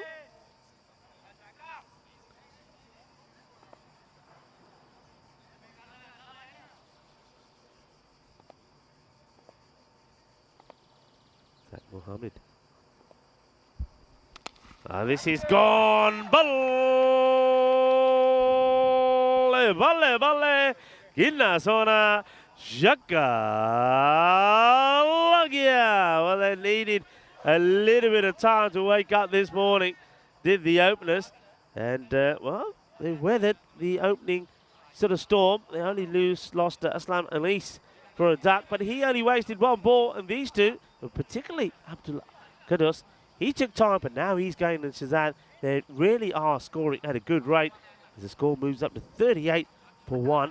Yeah, things turning around pretty quickly, Rico. And when we finish our Italian summer adventure, our next locations are in Germany and Belgium. We'll have 2 weeks in Dresden, 2 weeks in Krefeld, and 2 weeks, looks like Brussels, although we're still finalising the exact location of that series in Belgium. We'll go 2 weeks there, so 6 weeks more ECS action before we start the ECC T10 international cricket action coming your way for 5 weeks from the 12th of September, so really exciting. And after that, I think we do have probably another 7 weeks or so of ECS action after the ECC. So, yeah, 10-month calendar, 44 weeks, in fact, of live cricket this year on ECN. Thanks to everyone that makes it possible, especially you guys, the viewers. And I know, okay, bit of a weird thing to start the day, but you'll see everything here in European cricket when you have over 1,000 matches a year. You'll see it all. This is a wide to start. There's Naranga Fernando, who's coming in to bowl now. Have liked the work of Asanka Pereira behind the stumps. He's been pretty sharp. May have dropped it. Tough one low down, but yeah, so good keeper to me. Firmly struck. And well fielded. And that long on. Yeah, interesting phase of the match. I mean, look, even though they've had some good overs in, I mean, that last over was quite an expensive one from Zaki, but still, that rate has just stayed at 15. It just goes to show just how hard a chase this is. Ooh, wow. Okay, the umpires have been pretty tight on these, but we've seen 1 or 2 like this get away today. I think that one was probably just okay. You Maybe it was umpire's call. May have caught a little bit of the blue line. Up in the air, soft shot, and he's dropped it. Well, this is an absolute clanger from Lasidu Fernando. Well, it's a clanger, and I think he's done some damage as well. I don't know what this is caught. Well, Fernando just got super excited about that. He was like a puppy chasing a bone here. As soon as he saw it, he thought, right, this is my moment. He was never really set. He kind of rushes at it. Yeah. And look, he's jumping when he probably doesn't need to jump. And yeah, Lassiter Fernando, down it goes. Well, look, all I'll say to Fernando, you've got 2 sets of shades there. Well, whichever ones you were wearing, swap them for the others because you got 2. Well, the ones you had on didn't work. And that's a big let-off. Huge let-off. It sure is. Hey, I like what Mandrake's doing here. He's saying his prediction will be that there will be 321 matches before we get our golden ball. And maybe everyone, if you want to throw in your predictions in the chat now, let us know what you think. 321. What are we at the moment? We just had it up there a second ago. 306. Oh, no more than that now. 311. Well, that's it, do Fernando. I don't know what's going on, but these sunglasses just do not want to stay with him. This time he makes the stop. Well, they've been taken away from him now. He had 2 pairs, and somebody says, all right, you got 2, you only need 1. Give them back to me. It's got a lot of responsibility.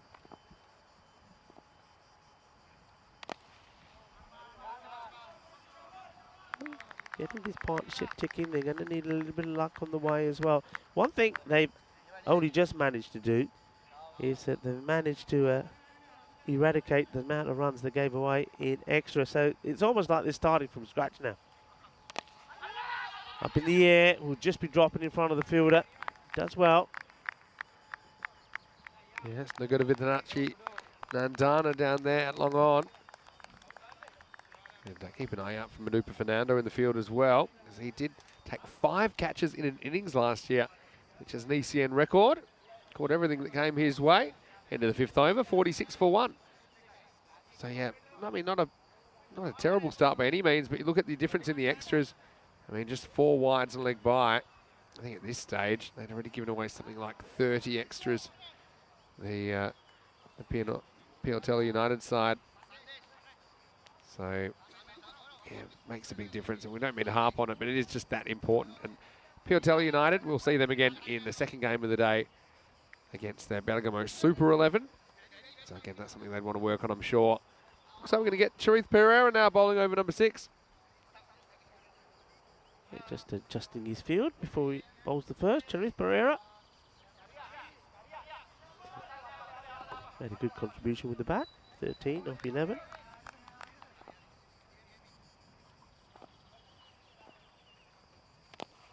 Up in the air, will this one carry? And it does, and he spikes it. Well, he comes in, sort of, I think he just moves a little bit too quick for me. He probably didn't need to move so much, Nadana, but he does, and the ball ends up smacking him sort of high into the chest. Doesn't quite. I think if he stays where he is, he takes a lot easier catch. But he's gone in, he's drawn himself to it, and you can see he's disappointed. So another opportunity goes. And this one's played away. He's going to stop this. He does. So both openers now have given opportunities. They have. And I'm a bit surprised that we don't have Manu Fernando at long on. That's where he took all those catches last year. He's at long off at the moment. He's up in the air. When he may get a second chance, it's a lot harder catch. And oh, that's an absolute beaut. What a great grab this is. Well, he dropped one earlier, but not this time, he says. He's got to do a lot to get there. Get there he does, and then takes a sensational catch. Well done, that man. That is a super catch. Well, that's why Nandana's there. I think he's a good fielder, no doubt about it. Did drop a sitter just then. This time he had to go and fetch it, and he did. So Shazad's going to have to go for 24. It's going to be a wicket for Charith Pereira. So 2 wickets down now, 48 for 2. What a good catch this is, Vinny. What a good catch it is.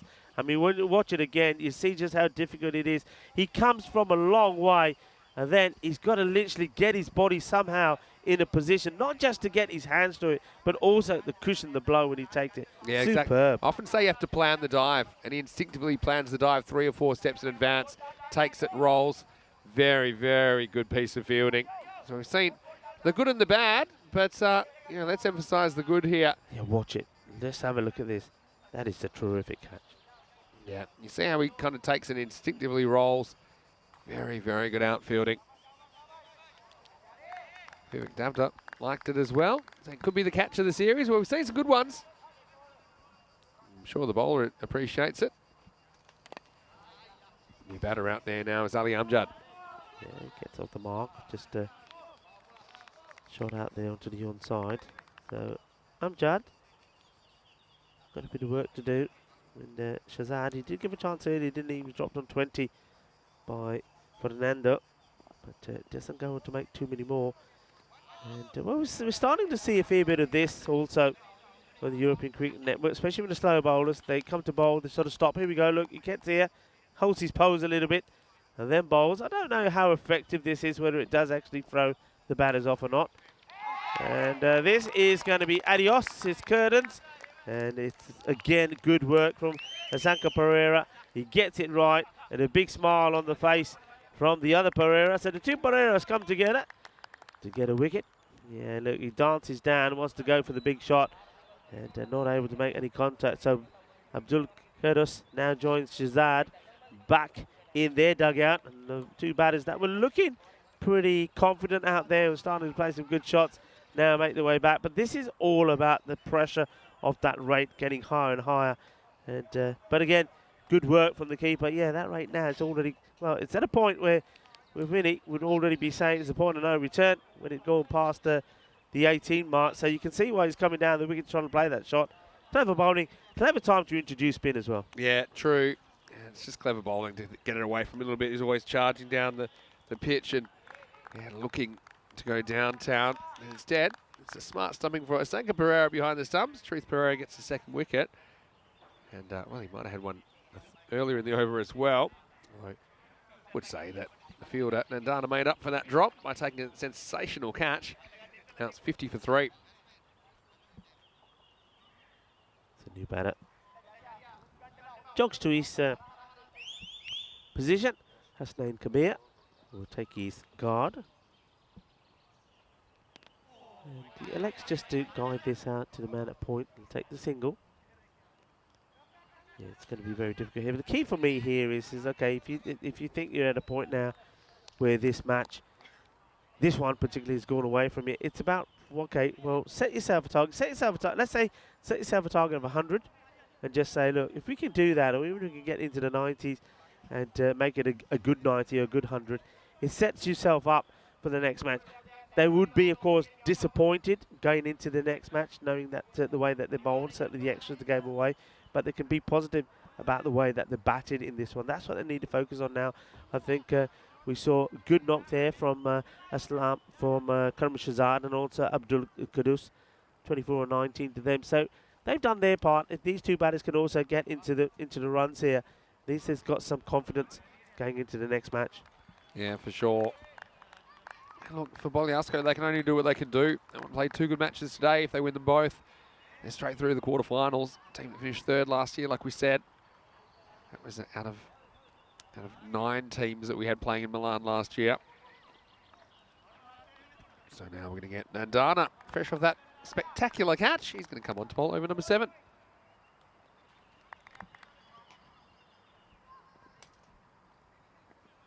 Down the leg side, this is being drilled hard, and this will be 4 runs. Cracking shot, too short, Nandana. And the batter says, there you go, take that. Lovely shot, plays it so well, very quick, swivels round onto it as well. So Hasnain Kabir, he's up and running on the boundary front as well. So batters now, I mean, certainly we've seen them all capable, all showing that they can play these shots. I mean, we had the blip early up from Anis. He went first baller. But other than that, all the others, they've shown good signs. Yeah, for sure. I mean, again, I hate to harp on it, but they just gave way too many away in the first game. This is the sort of game where you just probably want to remember the good aspects and maybe put the rest out of your mind. Try not to repeat the mistakes with the ball. Maybe bowl some of those bowlers later that struggled with a new ball. Yeah. As they will play the Super 11 in the next game. Pure United. They're playing back-to-back matches.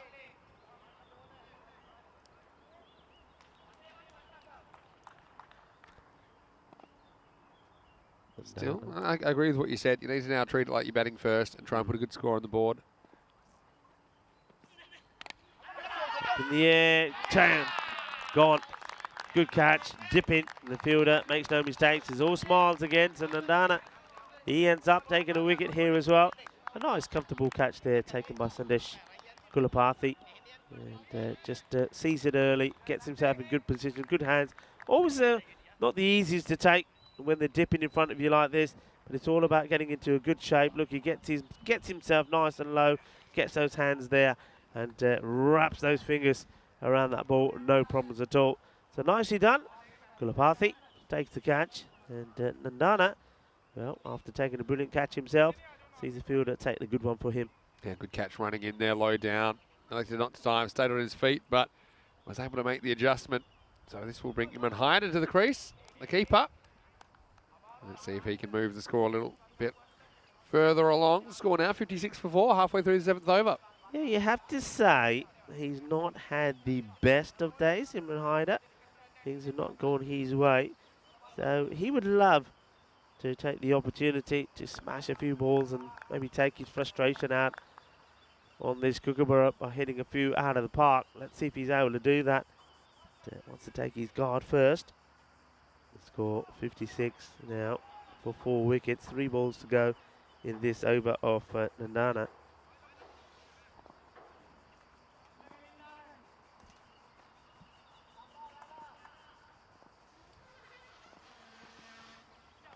Well, there is some frustration in there, the way he's played that one, but he misses out on it. It's a dot ball.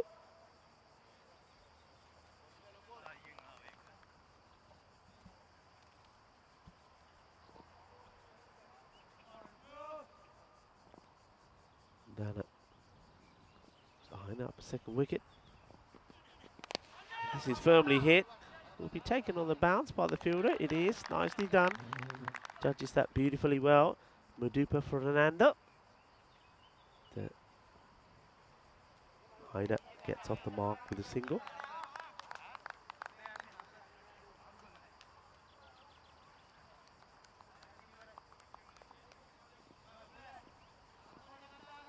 Yeah, last ball of 7th over coming up then for Nandana. Yeah, good delivery, nice, full and straight. They've just been in control really, I think, all the way through this match, haven't they? I mean, it's from, you could probably say from the start of the very first over, Yeah, with 22 runs and the fashion those runs came, the power play, 50 runs in the power play. They've always been in control. And here in the field, I think the bowlers have bowled well. They haven't tried to do anything spectacular. And just to give you a like for like, I mean, at this point, so with that 7th over completed, only 6 extras in wides 5, 1 leg by. So there's a huge difference there already. And I think they've had a nice field set. I think the bowlers have bowled to that field.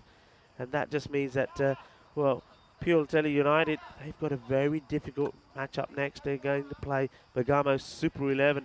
And they're under pressure because they've underperformed in this one, especially when they were out in the field.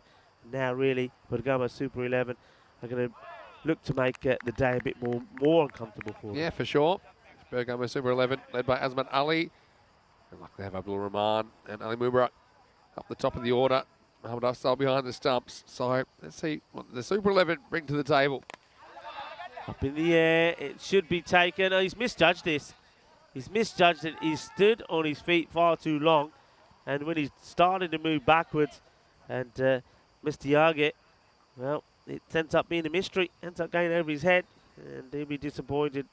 But I think the bowler will be further disappointed because that should have been a wicket. This one should have been a wide. But the batter is drawn into the shot and will get himself 1. So, yeah, that is a big disappointment there. Because I think that definitely should have been a wicket to another one for Charith Pereira.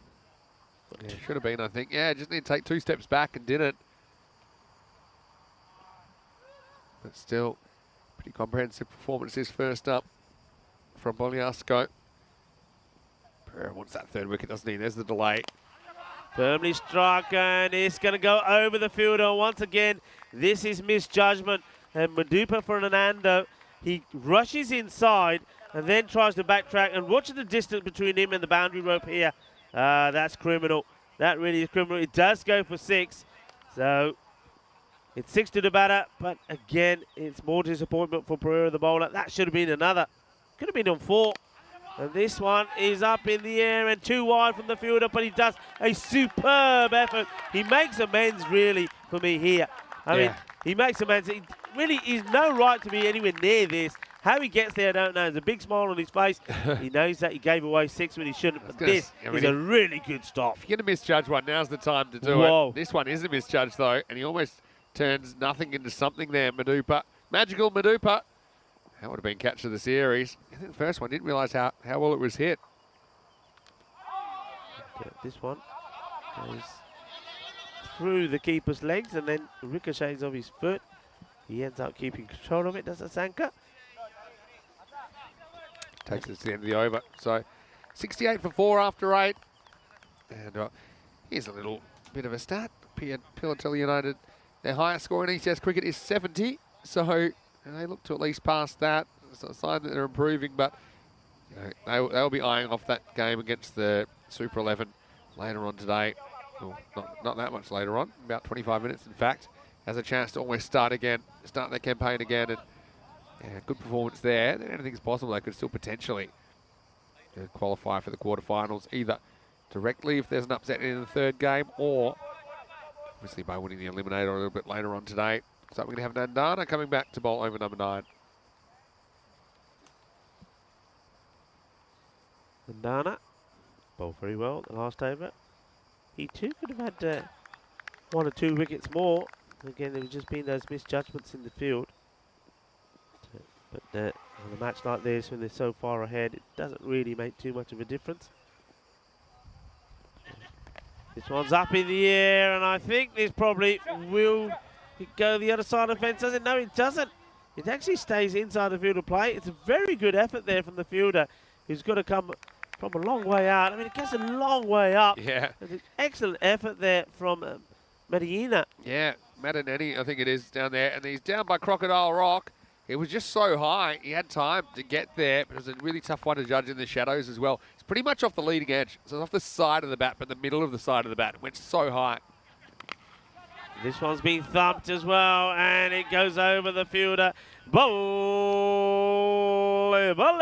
Kinasona, Shakalagia. Well, only small margins, but it makes all the difference. This is 6 more runs, so for Kabir, he certainly is smashing them hard. And he's saying it doesn't matter what the state of play is. But now they've got over 70, he's going to say, right, let's see where we can end up here.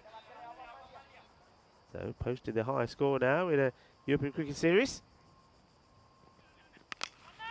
Firmly struck over one fielder. The outfielder now should stop it and does. Or does he? Well, I think that's, well, we're going to have a look at this. There's no signal from the fielder. Surely that's touched the rope. Well, they might run 4 anyway, the way things are going. There'll be 3. I don't know, because I don't know if we can tell, because the fielder certainly acts like it hasn't touched the rope. You see here, because it just stops. Where's the foot when he stopped it first? I mean, on the line there. Where's it now? One foot's on the line there. That's, for me, looks like... I think he's all right there. Okay. McNan, okay, wait for the dust to clear. I think it stays just inside. I mean... Do you? I think it touches. Well, the thing is... I think it touches and rolls back. I think it does. I think it's not 4, and I'll tell you the reason why. When he picks it up, there's space between the ball and the rope that the camera lies to you a little bit. It makes things look like they're touching when they're not. And if he's picked that up and it's not touching the rope, then it's not 4, because the ball's stopped. So I think this is fine. Probably doesn't matter a lot, but we'll have a look. Yeah, I think it is. Because the foreshortening of the lens, it kind of makes it look like they're touching when they're not. It has the sandstorm though when he stops it with the boot. That's why I love this ground. The action when the fielders come in, there's always a puff of dust that goes up. This one's just going to be a single that's played out to the man who comes in from long on, do the fielding. Well, they're going to be a happy side at the moment, certainly. Monegasco, things have gone their way. They're going to get 2 points on the board here. Down the leg side and just allows it to go through. And Asanka Pereira, well, he makes no mistakes, he gets there. So it will be a wide. I think he just went for the Yorker let delivery there. Nandana gets it wrong.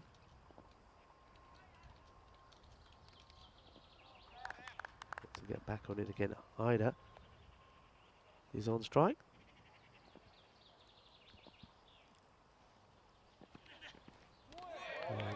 Big swing and a miss again from Hyder. So he's the intent is there, But now that's 5 balls and just 2 runs. But it's been a very good all-round team performance for me from Wally Ascot. One thing I will say is, and that's not really something. See, this one is pretty firmly, but should just be a single, and it will be. Yeah, the one thing area they could probably tidy up a little bit on is in the field, the outfield, where you've seen a number of fielders are sort of in the deep, but they're just committing too much, coming in several meters and finding the ball just going over the head. So, but that just takes time. It takes time to get used to the ground that you're at. Takes time to get used to the bearing. So they'll improve with that. But other than that, I think the all-round performance has been good with the bat. They got the runs on the board, even though they were helped somewhat by the extras. And then in the field, I think that they've been in control all the time as the 9th over comes to an end. Score on 80, so it is a personal high also from Pilotelli United, but they know they'll be well beaten here, but they're still, I think, still should be confident here and try and finish this match on a high, maybe try and get 10, 15 off this over, and it gives them a little bit of a boost going into the next match coming up. Yeah, for It'll sure. be an easy one. They've definitely batted better than they've bowled, and the thing is they are leading with the bat in the second match today. So they will bat first against Bergamo Super 11. So Bergamo Super 11 is their first match in ECN cricket. So they can sense a bit of an opportunity there, I'm sure. Nice start from the new bowler. This is Pavin Kadiri. And Kadiri getting an opportunity with the ball in over number 10. Got to say, I love these kits, don't you? I love the colours, really do. Polyasco one with a Pacifica Novella on the front. Seems tasty. Oh, and this one stays low, and that's why I think it gets through Asanka. And maybe he's thinking this is going to hit the stumps. I mean, it doesn't miss by too much. Oh, that hits the stumps. Does that hit the stumps? The stumps. I was going to say it doesn't miss by too much. Well, if it hits the stumps, well, when he's just checking, the bail actually does come off. So it does hit the stump. Look at this, because it actually moves away. And look, sure you see the deviation. Look. I think that hits the stumps. Oh, wow. Just flicks them. This one's up in the air. It should be out and will be out. So, get the wicket. Does Kadiri. Well done to him. More smiles on the faces of the fielders there. Polyasco. All things going their way. Nice catch there for the youngster. Ball goes up in the air and he keeps his eye firmly focused on it. I know the easy catches, but you still got to finish off the job. And he gets the congrats as well from one or two of the players around him. So that's Zaki Mohammed. And well, there's some running commentary. They're coming from the batter that has to depart. And that's Hasnain Kaiba. He's batting well, isn't he? 26 of 13 deliveries. Yeah. And he's played some nice shots, aggressive shots as well. Could be a whacked it to a ball. Whacked 2 sixes and a 4 while he was there. Mandrake thinking maybe the Super 11 will wear capes and have S on their chest. Well, I have seen the uniforms, no S on the chest. Don't know if they're going to bring the capes out. That'd be a good look. Right now, here's Ahmed Khan. He's going to get his opportunity to bat.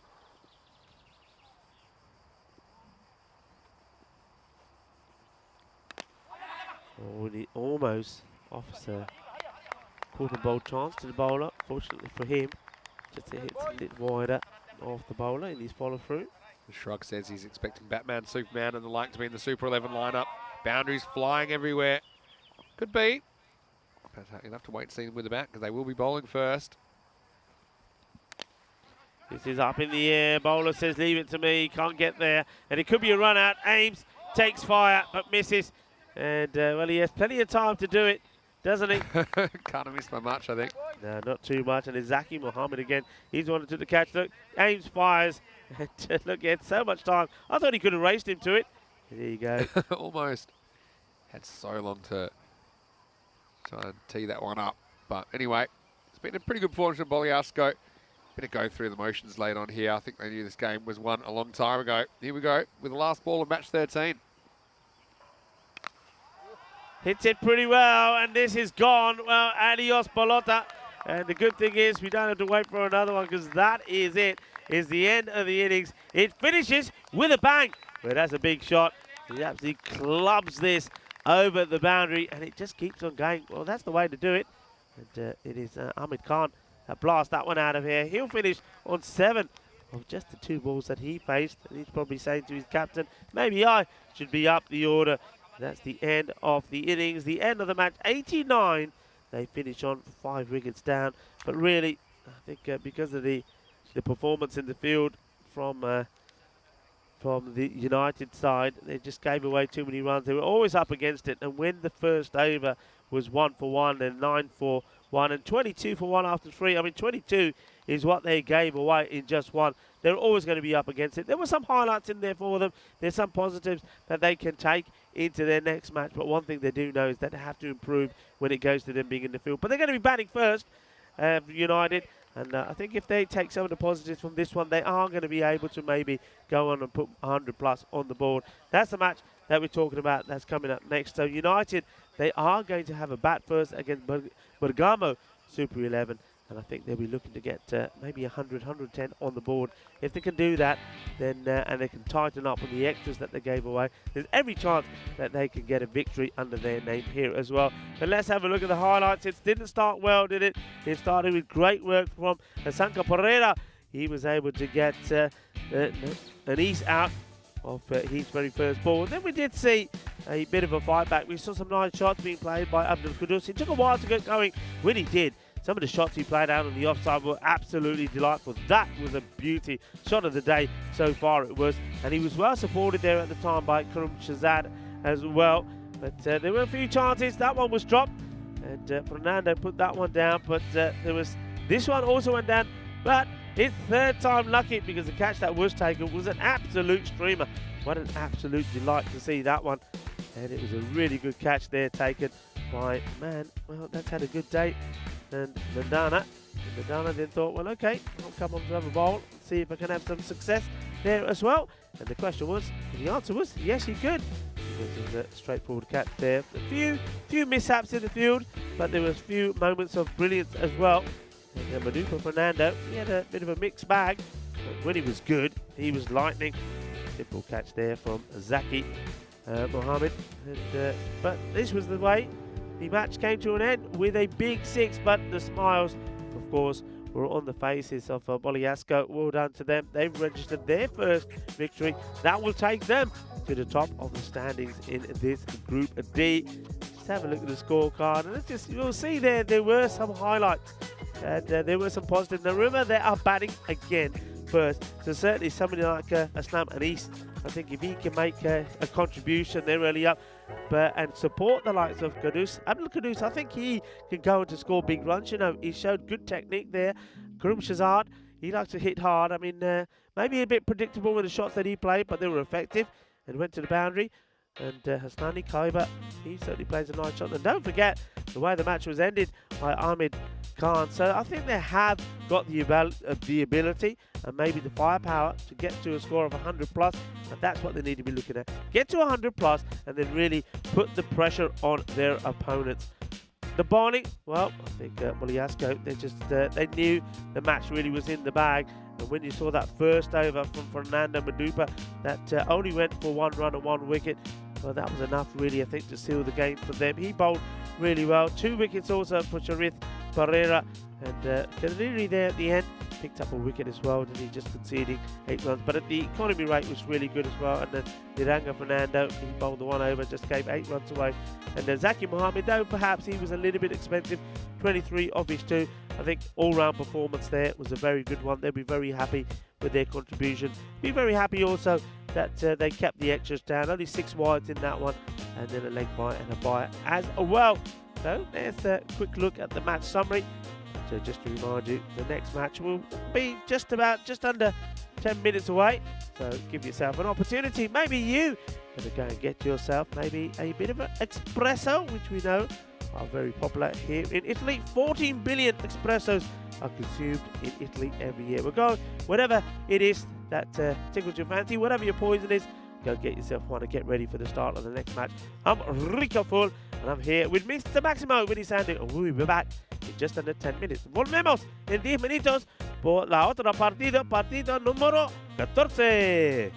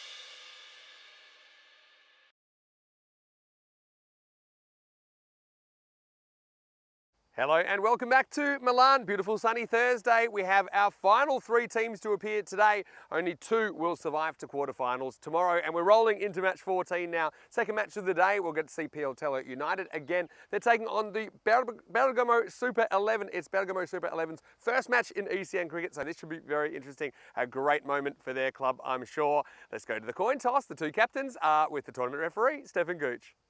Bergamo to call. Heads to call. Toes. We will back first. We're back. Okay, good luck, mate. All the best. Cheers. So it is Pioltello United that have won the toss. Their captain Hasib Hamid has decided he wants to have a bat. Well, no surprises there. I think that they struggled with the ball early on, didn't they? Struggled with their control. That's something that they have to get under control if they're going to be competitive. And look, Bergamo Super 11, it is their first game, but they just might sense they have an opportunity here to do something. Again, they've got nothing to fear. And look, these 2 teams, for me, they're probably going to meet later in the day based on what we've seen so far, although anything can change. Let's see what happens as we roll into the second match of the day, match 14. I can tell you news from the toss out here is that Pioltello United have won the toss. They're going to have a bat this time. Let's see what happens in this one. Rico Full will take you through the first bit of this one. Over to you, Rico. Let's get this game started. Thank you very much to Mr. Maximo there, Vinny Sandu, giving us the insight to this next match. Match number 2 here in day 4, Group D. And we welcome to the party Bergamo 11 and well, Bergamo Super 11. And there's quite a few people I know in the chat that are waiting to see just how super they are and whether they're going to be wearing some sort of cape or not. It'll be interesting to see, but I'm sure we're going to see some super action.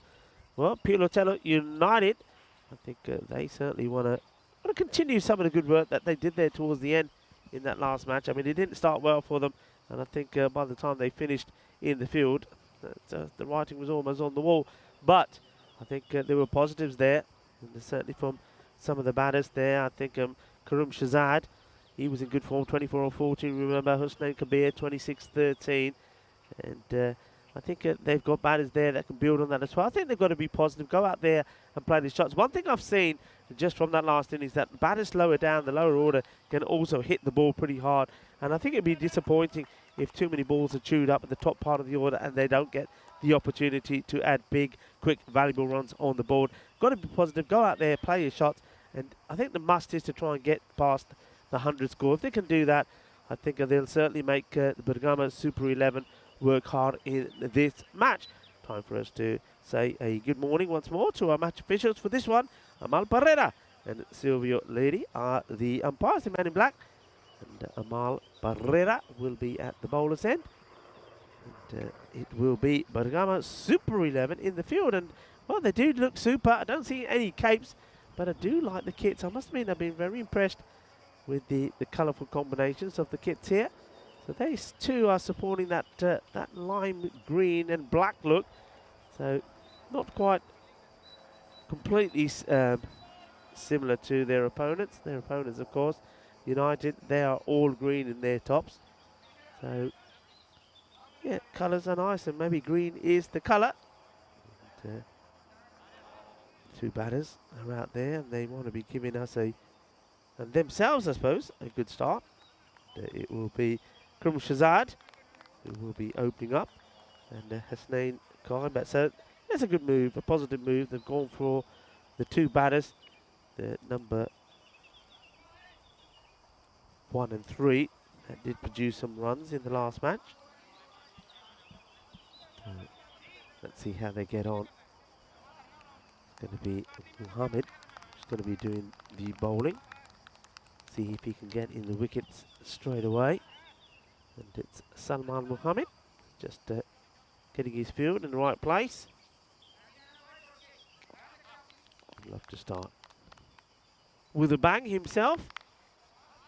Shahzad, you know the shots he played, he'd like to go over the mid-wicket area. Mid-wicket at the moment is inside the 30-yard circle. Mid-on is pretty wide, but the shot is on. The umpires just going through their checks. They've done them. We're ready to go. Here we go. Start of match 2 and day 4. A bit of swing chance gone. Caught that slip. Well, how about that jug? They're Wante, says Salman Muhammad. What a start. Well, there are those that wonder why you need to slip. I'll tell you why you need to slip here today. Well, we saw a ball that hit the deck, didn't go to the wicketkeeper and went to the slip in the first one. With this one, comes right off the edge of the bat and goes to the slip. The catch is taken. No mistakes there at all. And that's Asmat Ali who takes the catch. And what about the delight from the bowler? Salman Muhammad, he says, Alo, Jakane Pate, Swad aa gaya, swere, he matched the pitch. And it's a golden duck for Karam Shahzad. Well, he's been promoted up to open the batting. It hasn't worked. And he has to depart early. Disappointment for him. And he's going to be replaced there by Ahmed Mohammed. And look, I don't mind the change so much, but I have to say, I don't think it needs to be changed so drastically. But this is, look, it's just one of those, isn't it? I mean, it could have gone anywhere. What a start. Slip, taking a catch. Well, you don't see that too often in T10. Sometimes you think the slip is there maybe just to intimidate the batters and doesn't really have a play in the match. Well, we've seen slips in the play in these matches today already. But that one is the one that counts because that is taken off the bat. And what a miracle start this is for Bergamo, the Super 11. Well, see, crazy things don't just happen in match 13. This is match 14, and it starts off with a bang. Getting big swing in, getting those in-swingers going. The batters have to be careful. And already straight away I'm thinking, okay, if I'm out there, I'm going to be taking my guard well forward, well outside that crease, and try and stop these Yorker length in-swingers coming my way. Mohammed off the mark straight away. Now Kabir on strike. And oh, this one goes straight through him, and he doesn't read this at all. I mean, he's been at the non-striker's end. Surely he knows what this ball is doing. He's swinging in big, and he's, well, you don't stay on the back foot and swing and hope. So this one could have gone through. Could have been anything.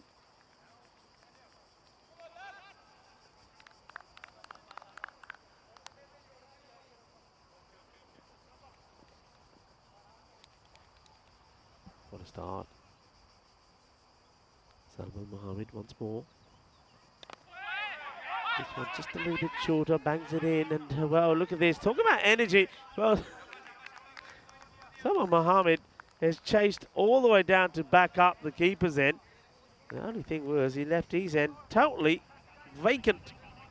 He's full of energy at the moment. It's very hot out there. Don't know how long he'll be able to keep this up for.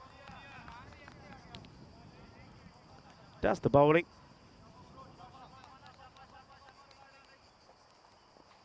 That's the bowling, and then chases after it himself.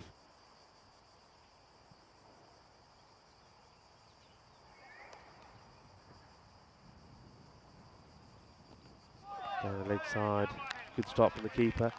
Does well because it sort of dies, doesn't it? If you like the ball, and just all the pace just comes off it. And Mohammed Afzal gets himself down and stops it going through. But just losing his direction a little bit here now. Salman Mohammed.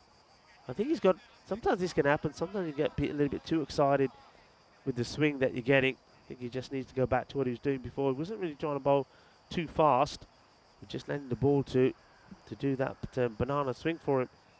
And this is hit up in the air, gets it over the infield, but doesn't get it past the man who comes round from square, do the fielding. Keeps it to 1. Ball to come in the over, 4 on the board.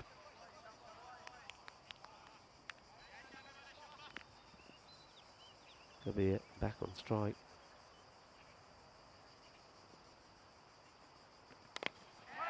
And, this one sort of into the body. That makes it very difficult for Kabir to do anything with it. So ends up the end of the over with a single. Well, it started in electrifying pace with a catch taken at slip. And Ali took the catch of the bowling of Salman Mohammed. It is 4 for 1 as we have a look at what something that's really exciting, and we're looking forward to it. It's the European Cricket Championships, and a good time to welcome back to a man that I know is very excited about this, Vinny Sandhu. Yeah, well, I thought we'd have a look at this because Italy, they are drawn in Group D. We'll see them on the 3rd of October for the first time. And, you know, there's a fair few players today that we may see in the mix. Madhu Fernando would be one for me. that I'd love to see go for Italy. I think he's a pretty clever spinner, hard-hitting batter and a good fielder. And yeah, the ECC will start on the 12th of September. We have 21 nations, including 6 brand new to the format. International T10 cricket for 5 weeks on ECN. It's one of our 2 marquee tournaments in 2022. Hopefully you can join us for that one. Let's go back to live action. Ashraf Shah is the new bowler. This is good accuracy. And look, this is one thing which I think the Super 11 have done a lot better than Piotella United did this morning, is control the new ball early on. You can see right now they're causing a few problems for the United batters. Yeah, the bowling's been good, hasn't it? I mean, okay, there were a couple of wides in that first half, but the way it started, they're controlling. I think what it comes down to really is they're controlling the swing better. The ball is swinging a lot, but they're controlling it. They're able to use the swing in their favour. Yeah, we saw some good movement in the first over. Again, how about the slip catch first ball? Talk about your superhero tricks, superpowers. Yeah. Genuine slips catch. Sometimes we see some taken by a bit more of a deeper slip, but they kept that man in there right now. It's Ashraf Shah bowling. And this one straight up in the air. Well, who wants this? The bowler calls for it, and he will take it crocodile style. No problem, no worries at all. Ashraf Shah induces the pull shot. It just went straight up in the air. And Piotella United in some trouble early. They're 5 for 2. Well, Vinny, I have to say, when he was getting set for this, I thought this is going down. I know he's doing it crocodile style, but I thought he just doesn't look comfortable. He doesn't look like, look at that, he don't look in the right position, but he just grab it. It lands right in the center of those hands. Well, here we go. Well, look at it, croc style. Zup. Well, look at those snappers, he says. Look at those snappers. That ball ain't coming out of there. That reminds me when Iceland were in the Football World Cup, the Viking clap. Remember the Viking clap? Oh, he got that just right, though. He bangs the cymbals together, but he has the ball in the middle, so 5 for 2. And what a good start for the Super 11. 2 wickets in the first 2 overs. Both openers removed from the equation for 0 and 1. Respectively. Ahmed Khan comes out to bat at number 4. Now, he was one guy, I remember, that was able to whack a few around last year, Ahmed Khan. He batted quite low this morning. I'd like to see him up at number 4, see if he can get this innings going. That's rough. Fresh off his first wicket in ECN cricket, and he does get going straight away. This will be a one-hopper all the way out to Ali Mubarak at long on. Probably see him opening the batting, I think, in the second half of this game. Yeah, hello to all of our viewers. It's great to have you with us, whether you're watching on FanCode in the Indian subcontinent or whether you're watching on our YouTube channel, ECN European Cricket Network. Always great to have you as part of the experience. Oh, this is straight, but it's going to be disappearing over the leg side. I think this will be 4. So it's a pretty good shot. Comes out, Ahmed Mohammed, and probably takes this off stump, but still, he times it nicely and gets a boundary. Yeah, gets it, plays it really well. Look, just falling short of the rope there. So 4 runs, nicely played. A little bit surprised with this batting order. I mean, one man that I was very impressed with, took a while to get going, and that was the opener, Abdul Qudus. He made 19 of 19, played some lovely shot, and now he's not getting a look in. So I'm not sure what that's about. But Yeah. look, these two and he will have to play a big part in this, because when you've lost Karim Shazad, who made 24 for you, and Hassani Kaiba made 26, well, they've gone, and between them, they've just scored 1 run. So these runs are going to have to come from somewhere else. Just keeping them up their sleeve, maybe. Good full straightish delivery, and Ahmed Mohammed plays right over the top of it. End of the over, so pretty good things early, although we've seen a couple of boundaries. 10 for 2. After 2 overs, just the 1 boundary, in fact, came in that over. Let's have a look at the table. You can see Boliasco certainly made a strong statement, didn't they, in match 13. They were the team that came 3rd overall here in Milan last year. Piotella United with a bit of a heavyish loss, you'd have to say, although they didn't bat too badly. I think they just lost it with the ball in the first half of the game. Super 11, their first opportunity. And look, if the Super 11 were to be able to win this game, then ultimately whoever wins Game 3 would have automatic qualification. Game 3 of the day, that is. Here is Salman Mohammed coming back to bowl a second over. I think this is a good move. He's been getting the ball to talk. Once again, in swinger, down the ground. Mubarak will clean up, keep it to a single. It's always great to see new teams getting involved in ECN cricket, Rico. I mean, I've lost count. I think we've seen hundreds and hundreds and hundreds of teams now on the European Cricket Network. And the fact that we're able to expose more cricket teams at this level to this kind of attention, I suppose, and to this format, put them under pressure, I think it's good for the sport. It's absolutely fantastic for the sport. Just see this is chipped up in the air as a chance, and it's been taken. And, well, sometimes, you know what I'm going to say this, if you're going to hit it, you hit it. Well, the fielder, he's doing the celebration as Harpal Singh saying, "Chak de fatte style." He takes the catch and makes it look easy. The ball away from your body is never an easy catch. He does it well, but you look, see, he's not getting the shot in.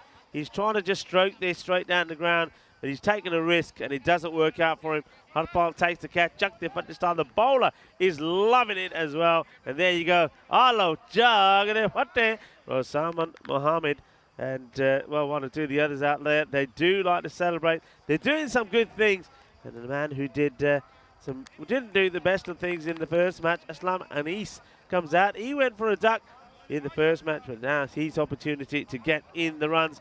100 on the back. Can we see something special from him? That was a good catch because he anticipated it, didn't he, Harpal Singh? Well, we might have another dancing Harpal on our hands, Rico.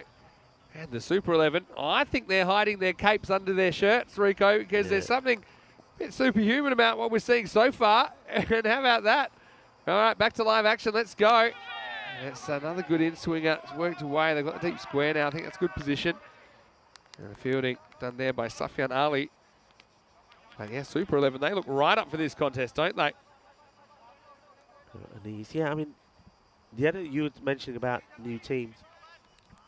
For me, the plus is it's the growth of cricket in Europe. Every time you've got new teams, means you've got more players. And that's a good sign, you know. And that, the banner at the back there, we just saw the background stronger together.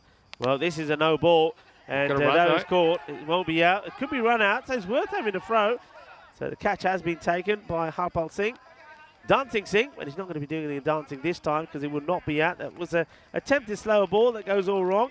And gives it a lot of oomph, but it doesn't go too far, but it will be a free hit. But unfortunately, he won't be the one facing it. It's going to be a good opportunity for the new batter, Anis, to crunch this away.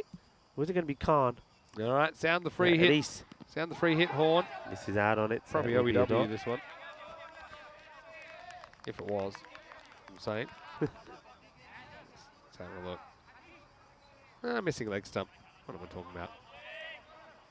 Were you really thinking it was probably, or were you just like... No, I just said probably would have been LBW. Just seeing it from our vantage point. Yeah, okay. Your hay fever is getting into the eyes, huh? Can't see anymore. Did it come? Another full toss. That's high-ish, but it's going to keep sailing out of the ground. Long, strong, straight, and great. Maximal.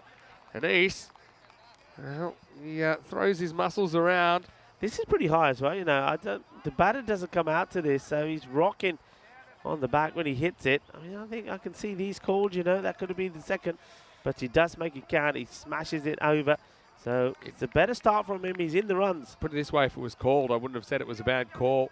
It's one that could have gone one way or the other. But just a really, really good shot to get that out of the ground. Last ball of the over now. It won't be. That's a wide down leg side. Got to love the enthusiasm, though, that Super 11 are bringing to the table here. They're right up and about. They would have been itching to get out there. And I think that they're not too unhappy fielding first. Gives them all a chance to get involved at once and kind of share this experience together. Yeah, well, they're certainly enjoying themselves out there. They certainly like to celebrate when they're picking up a few wickets. Picked up 3 inside the power play. That's always a good sign. Overcorrects. Another wide outside the off stump. Well, this is something we saw a lot of in the first innings of the day. We saw some bowlers struggling for control. Typically, the better teams, you don't see them giving away too many of these. Yeah, but that's one where, when you saw him bowl that in the first over, that ball was really coming in. And now, he's having a look at it and saying, well, now it's not coming in. Let's see what he tries here.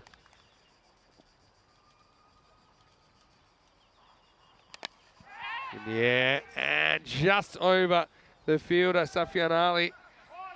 It's fielded just outside Crocodile Rock. And this will be the end of the power play. 24 for 3, Piotella United. suppose probably honours to the Super 11 that power play, although it's not a terrible 124 on the board in what may be a low-scoring match. We know Super 11 haven't batted in T10 cricket before, so sometimes that can be a bit iffy. But a very good third over where they were able to gather a few runs. You can see that one went for 14 after overs of 4 and 6, but a wicket in each of the first 3 overs, Rico. Yeah, that's the concern. I mean, they still do. I mean, you said it, keeping 1 or 2 batters up their sleeve. And Abdul Qudus, he certainly is one that when he comes in can impress. Though I still do believe the way that he batted and the shots he played out to the off, he's a man you've got to have up higher up the order because he looked like a classy stroke player. I think they got maybe a little bit excited and sent to Karim Shazad up there. He's not an opener for me. I think he was more effective when the new ball had lost its shine a bit and wasn't moving around so much. So they need to go back to the drawing board for me. And just because the original openers didn't work for the first time round, you don't have to change it. Asking the question, the umpire will have a long, hard think about it and decides no. And, well, this is quite an aggressive appeal, you'd have to say, from the bowler. Look right in your face. But have a look. This is probably going to keep drifting down the leg side. Yeah, it's you have so to go wide, with the angle. So wide of the crease, really wide of the crease. But the thing in Italy, they talk a lot with their hands, Rico. You've got to understand that. That's just a normal appeal here. This time he goes up and at him, but this is the longest part of the field. The field is going to go back. How's he caught this? He's caught it in one hand. Well, what are you going to expect? Anything else? Ali Mubarak puts up the Statue of Liberty plate. He kind of left it for the guy behind him, but accidentally put his hand up and caught it. What is this about? Well, they are Bergamo. Super Bergamo. Oh, my word. I'm lost for words. Super Bergamo. And this is super. This is their Superman. That's why they're super. Where's the cape? There's no cape involved. It's a one-handed stunner. And I like the way he just looks back at the fielder behind him and says, what are you doing there, Zayn? Do you really think I'm going to drop this? What a catch that was. That is absolutely sensational. Yeah, there's a lot going on here because, like I said, it's one of the longest parts of the ground. And because it was so high, both of the fielders had a chance to catch this. So in the end, he thinks, oh, I've misjudged this. It's going over me. But he sticks up the hand anyway. And then he looks behind him and said, oh, okay. And he thought maybe he was over the boundary, or I don't think he really knew what was going on there, Ali Mubarak. But he does pull in one of the catches of the summer. Well, would you believe that? That's sensational. Well, Bergamo's Super 11. Well, that's why they're super. We saw a supersonic catch at slip, the very first ball in the innings. And now we just saw that. The Statue of Liberty catch, and what a catch it was. Absolutely beautiful. Really is good. And the one man that's very happy about it is the bowler, because that's his second wicket, Ashraf Shah. That's why they called the Super 11. There's the next one, going nowhere. Yep, Shrug says, well, there's Spider-Man in the field taking the catch. Well, this is what I love about the FanCode European Cricket Series. You never know what you're going to see. Mandrake saying they're in a Justice League of their own. Oh, that's terrible delivery. Pretty good keeping to at least get something on this. Saves a couple of runs. They will get 3 wides. There's Mohammad Afzal. Had to deal with that down the leg side. It's probably the toughest one for a keeper. Basically yorking himself. Does well to stop it going to the boundary. How about that catch, though? Oh, It'll take a while to get over that. It's got everybody on fire. You couldn't believe he took it, could you? You could not believe he took it. I don't think he could believe that he took it. I like the way he looked back and he looked at the man behind him and he's saying, what are you doing there? Have you got no confidence in me at all? Oh, gets a bit of bat on this, and lucky he does, I think. So Amjad, I think he'll get off the mark with that. Got to say, been very, very entertained so far. Look at this. Big inside edge. Vivek Davda said blinder of a catch. Certainly was. I mean, he was almost blind to it. I don't think he was really looking at the ball when it whacks into his palm. Well, I mean, he did what we've seen a lot today. So maybe there is something in the air. We've seen a lot of fielders run in and then have to readjust. But whereas we've seen it go over the fielders, no, not to our man there, because he just puts the one hand out and it sticks right in the middle. What a catch that was from Ali Mubarak. But for me, the scene was when he took the catch and he's standing there like the Incredible Hulk, and he turns around and he says to Salman Mohammed, "What are you doing behind there? What are you doing behind me? Do you really think I'm going to drop this?" That was crazy. Last ball of the over then.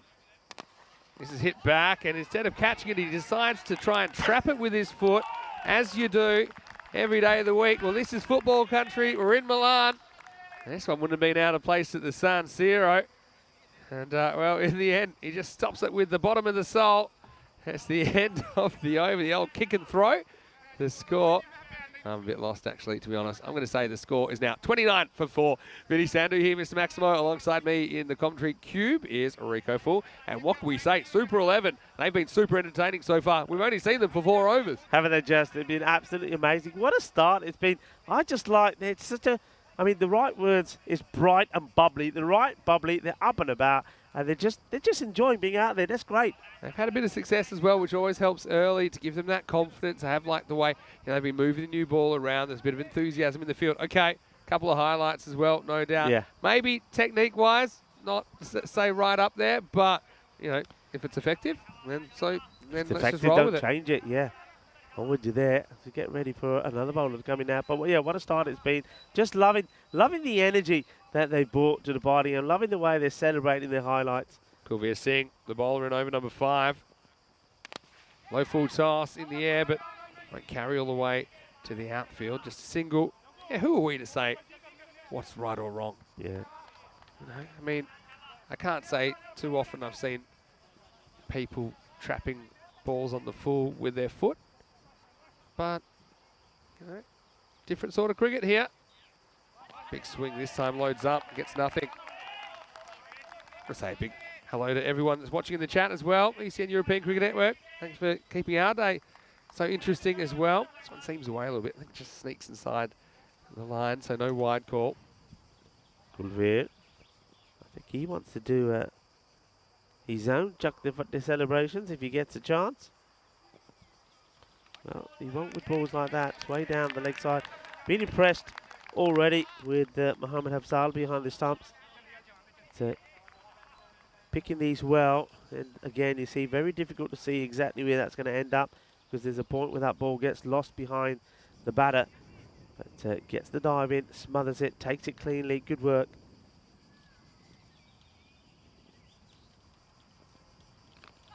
Oh, this is pretty close. Just see what is given here from the umpire. I'll be interested to see. Keep an eye on the action first. In comes the throw. And it gets stopped. Is there any from the umpire? No. So this is bat. That's why he survived. Yeah. Otherwise, this is out. Yeah, I think there is fairly healthy inside edge on that. I don't think it was a really big appeal or anything like that. They take a good job of holding as well. Run rate at the moment just 7.3 and over. Oh, this one, I think, actually hits him on the gloves. Somebody appealed there. Yeah, because it makes a thuddy kind of a sound. You know, I think actually he goes to pull this, and if it hits his pad, I think it would have been out. Because look, it's a full toss. Don't think it's missing the stumps, but I think it kind of, we'll see it here. See it thuds off the gloves. That's why he gets away with it and gets a run. Of course, hand holding the bat is counted as part of the bat in cricket. The pads, a nice little leg glance. This will be a tough chase for the fielder. He will get there. I think he does. We'll have to check it. What a stop. Bit of a sandstorm here as well. Might be a bit tough on the replay to see what's going on. This is a bit of kung fu fighting. There's a bit of karate kick here. Look at this. Yeah. Does he stop this? I'm going to say that you've got to give him the benefit there because he hits the ball away. I actually think you can't tell. And if there's doubt, it goes to the fielder. So I'm going to say it's a pretty good stop. You can't actually see the ball because his body's in the way.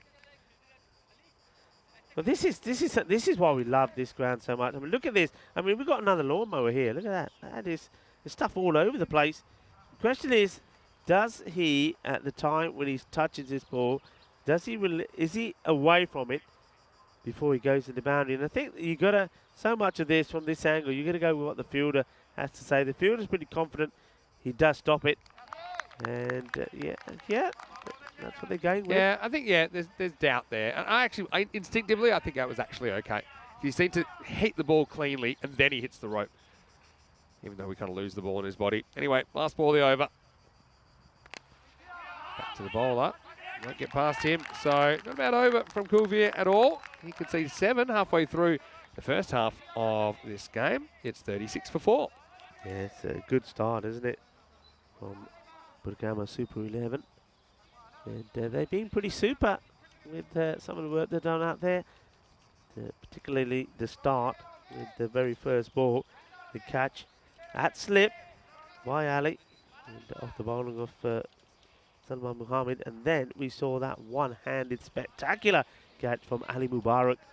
And just sensational. And you just get the feeling, I mean, look, for example, the way the fielder just threw himself to stop that one, you get a feeling that they're up for this. You get a feeling there's some more goodness to come from the Super 11. Here we go. No doubt about it. All right, time for some spin. This is bang straight. Long chase. And, well, this time the foot fielding doesn't really work out. He does all the hard work. He gets there, but he just can't quite get organised to try and stop this ball. Well, he's got such a good safe hands. He only needs one hand, does Mubarak, but this time he goes with his feet. Well, he did a fantastic catch, Ali Mubarak, and now he mucks this up. That goes behind him, actually. It actually goes behind him. So, not sure how that happened. This is Harpal Singh. We've not got another dancing Harpal here. So, yeah, spin to win. So, his spin has been pretty effective. Oh, this one misses everything, including the keeper's gloves.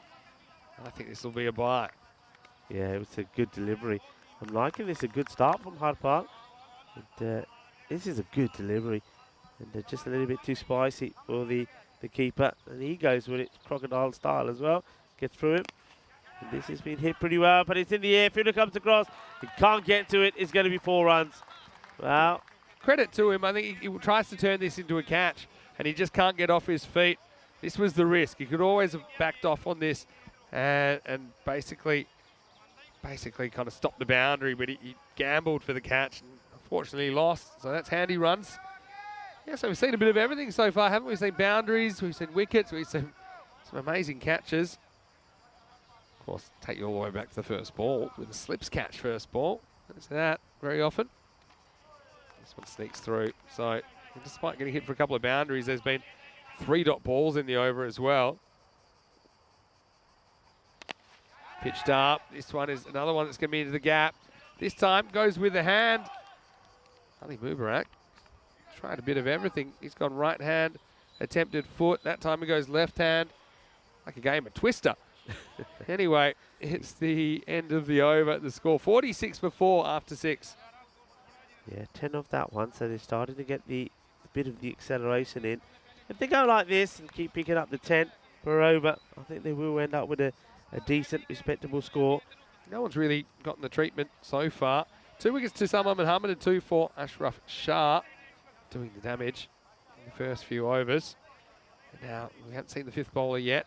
I think it might be Ali Mubarak that's coming into bowl now. So we'll see the 5th bowler now.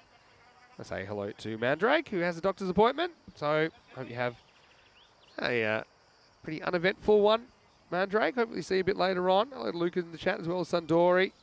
And to Shrug and Vivek Davda with a beautiful quote. I'll read it after this ball. First, let's have a look at Ali Mubarak, the magic man. This one, Batter couldn't decide what to do and ends up missing it.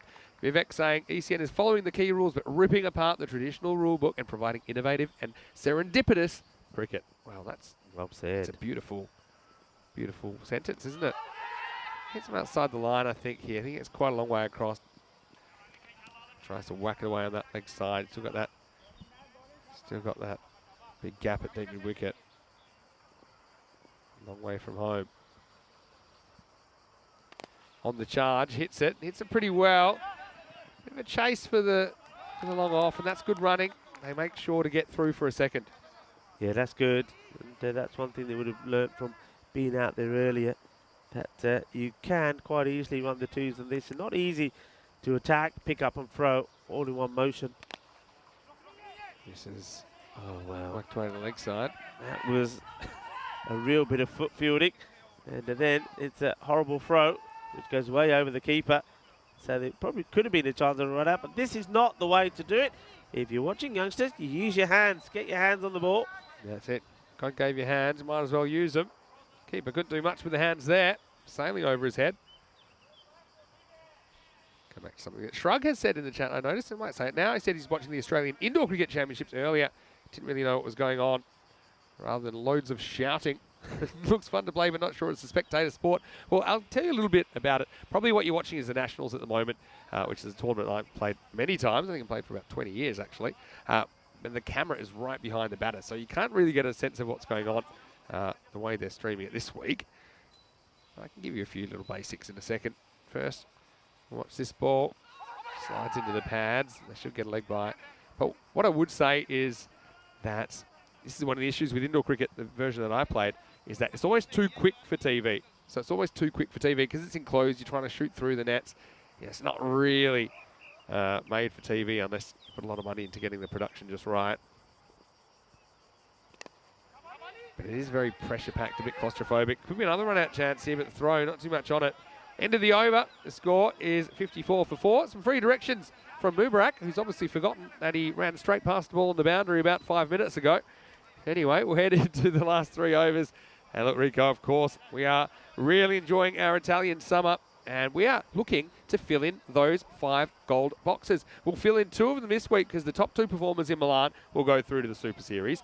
And then the winners of Brescia, Bologna and Rome will join them. And yeah, in week 5, starting on the 25th of July, we will have our Super Series, the culmination of our Italian summer. And the winner of that series, the Super Series, goes to the European Cricket League. What a big prize that is for one of these clubs. Yeah, absolutely massive. You're battling against the top teams, top club teams and champions of Europe, all coming together. Malaga again, and in Khartoum. And it was a sensational way to start this year. He goes right across the line. Once again, this ball is going to go to miss the legs. Nobody's taking the stumps. And the throw eventually does come through from Amsal. Clever running. There's nobody home. Leg by call. Let's have a look at this one. Again, I think he takes a big step out. It's pretty close, you know, if you actually had a look at it. So I'm not so sure it hits him outside the line. If it hits him in line, it's probably hitting the stumps, but just a lot of elements there stacking up and creating some doubt for the umpire, Silvio Lady. Well, this is skied, but how far is it going? I think this one is out of here. It is Maximo. Oh, what a shot that is by Ahmed Khan. Mentioned he is one guy that was able to whack a few around last year. This one, he slams it over mid-wicket. One of the longer boundaries on the ground. Still gets 6. Yeah, and I thought maybe that Ali Mubarak was going to do the fantastic 4 thing and stretch his hand out and take the catch. But it wasn't to be. Well, this time he hasn't got it at all. This is skied in the air. Someone needs to catch it. In fact, I don't think he even sees it here. Didn't get a lot of that. It was up kind of into the sun. And so they get away with it. And not just that, they get 2. Yeah, good running once more. So applying the pressure. Yeah, you see here, just isn't confident, is he? This one sits square as well. It's been an awkward stop. Does well. Got a few obstacles over there. Got the concrete ridge. You've got Fraggle Rock. In the end, it will just be a long single. Yeah, I remember last year, one of the biggest issues for PLTL United is not able to put runs on the board. Ahmed Khan did score 23 not out in their first game. Remember that against Milan Kingsgrove. But ultimately, the whole team would only get 70. Now they're going to come back for a second. And, wow, I think he's gone here. I think he just runs out of puff. I have to be honest. I think Ahmed Khan is spent the energy units because I think if he legs this out, it probably gets there. But the throw, it bounces, takes a lot of energy off it. Yeah, that's good throw from Kulveer as well. He assessing the situation, and he has to make an adjustment here because this little touch on the fielder means he has to go the other direction, but he still gets a good throw in. It's a good throw. He takes it on the bounce. Look, here we go, on the bounce. Nice height. He's just watching. He seems to be pulling up, if anything. And, Ahmed, the pitch was just a bit too far for him that time, so I just talked him up. And he was a good performer in their opening day last year. But right now, he's going to get run out for 21. So, a shame that he's got to go, but he does. And the score now is 68 for 5. Well, unless I'm wrong.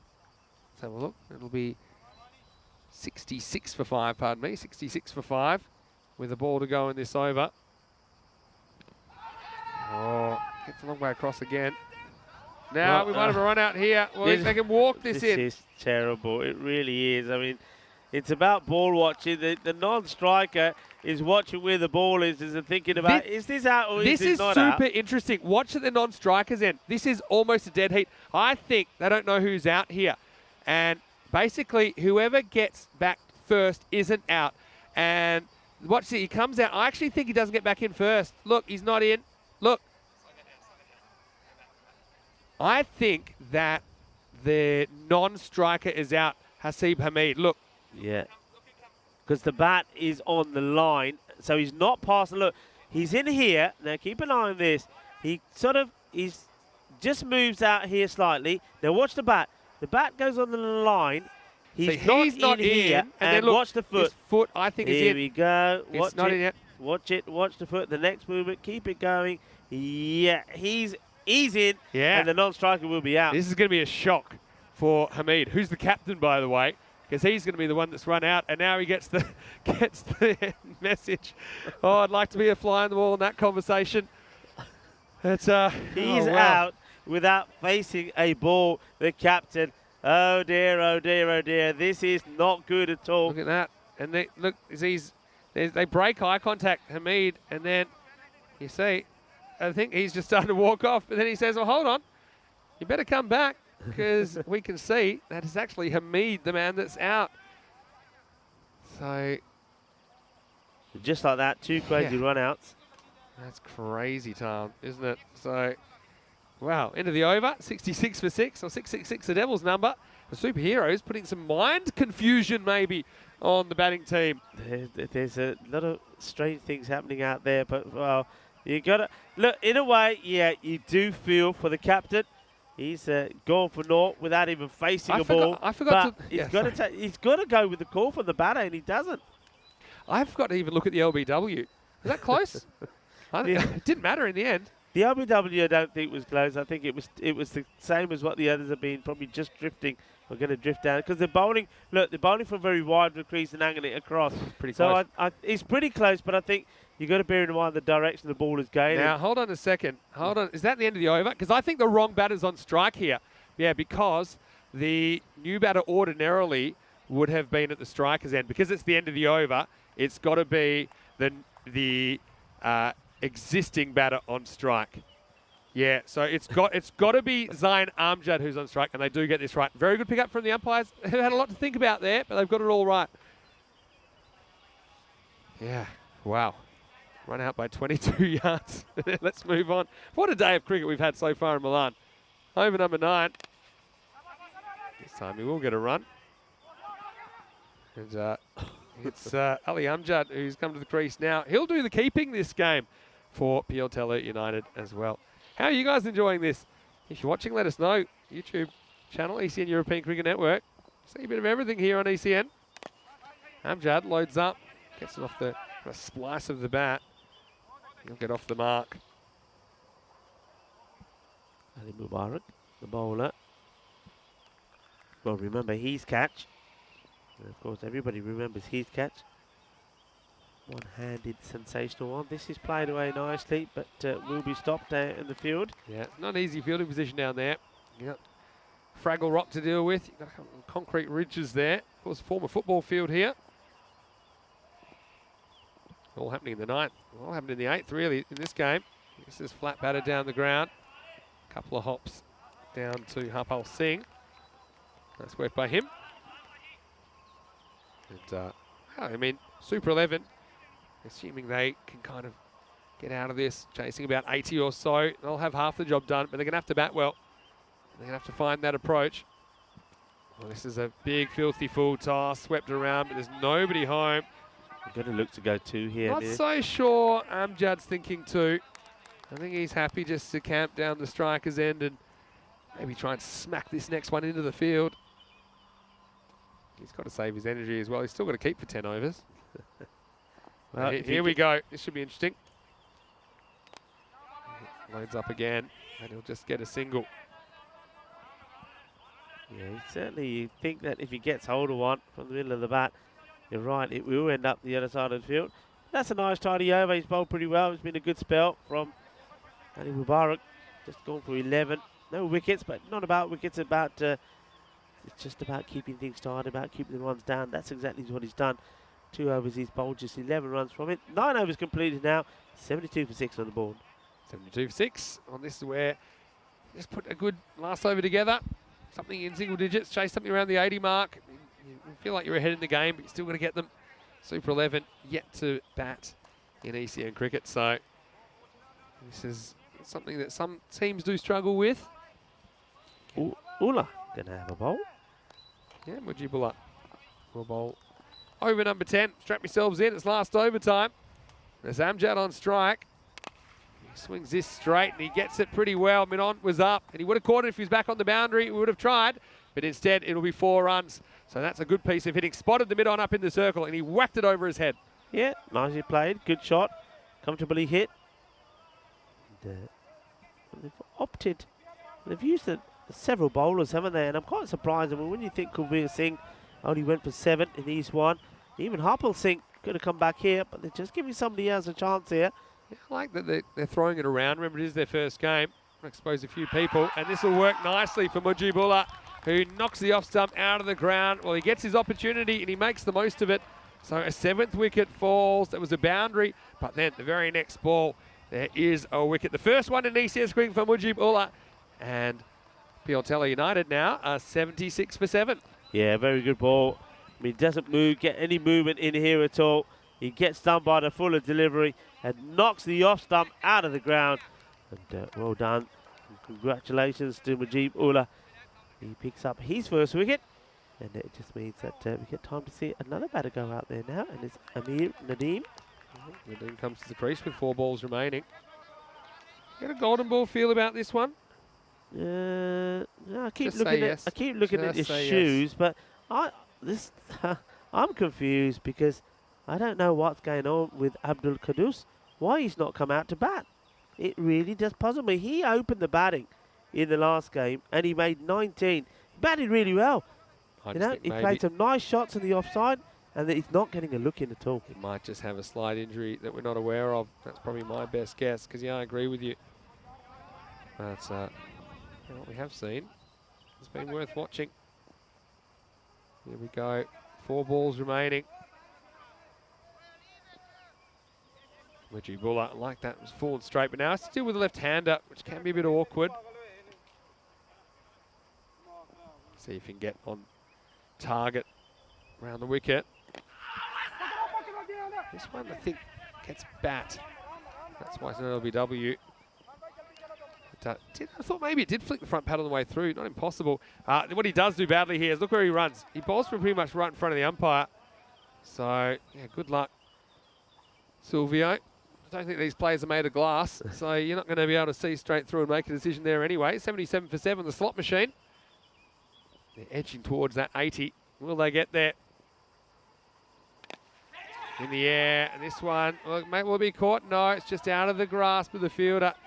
They only take 1. I thought maybe an opportunity to try and go for 2 there. You do have wickets to play with. Again, now both these teams relatively inexperienced in ECN cricket, with Piotella United just playing the 3 matches last year. Yeah, I'm surprised, Vinny, that the umpire Silvio has not had a chat. He's actually so far left, he's almost out of the way. He's going right in front. I mean, this is not good. 2 to come. Yeah, look, that is not good at all. Straight through the legs, not the Silvio, no. Now they're going to run, should be run out, and will be run out. So, no decision to make. This one goes straight through the legs of Nadeem, and it will be Zain Amjad, that's the man that's run out. He's going to go for 19. The score will be 78 for 8 with 1 ball remaining. We have 1 player to face the 1 ball, and this is where, if Qudus doesn't come out now, there must really be an issue with him, because they're getting down to number 10. Well done by the keeper, Mohammad Afzal, to hold his nerve there. That's one you should be taking every day of the week. We saw a few of those missed by the keepers yesterday, but Afzal. Tell you what, we might have our first timed out ever here, the way things are going. Oh, there we go. And it is Tayyab Sahel. So, yeah, Qudus, he's got to have an issue. You'd think he'd have to have an issue for him to not bat in this innings. So going down to the last ball. I'm going to say there'll be a run here, and they'll be chasing 80, if I had to guess. Well, let's see. Tayyab Sahel, number 751 on the back. I think it could be a wide. Takes him to the 79. If it's a wide, it'll be hard to call because Silvio's not going to be able to see anything. Okay. Last ball of the innings. 78 plus this for Piatella United. Oh, no ball. Yeah, it will be. And he might as well just stay there. Yeah, Tayyab says, I want to go. He might be run out. I think he gets home. Well, that'll extend things by a couple of minutes. So we thought we were out of here. Well, I said wide. This is an extra, so I win. I get the ice cream first. And, well, it's going to be 80 already on the board. And now a free hit to finish. Yeah. And so it does well to get some bat on this. So there's 3 runs. Yeah, that's got to be a no ball. It's waist high or above. I think that one was above the waist. Scrambles back for a second. So we're up to 81. So they have got the 80 now. And free hit. Now the thing is here, even if you get bowled and the stumps are everywhere, you just need to run anyway. You need to have that awareness that you can't be out except for run out. So you literally should be running until you run out here. That's the play. And so Nadeem at the other end, he might as well just take off because you're just going to run as many as you can. Free hit, sound the horn. 81 plus this. Last ball coming up.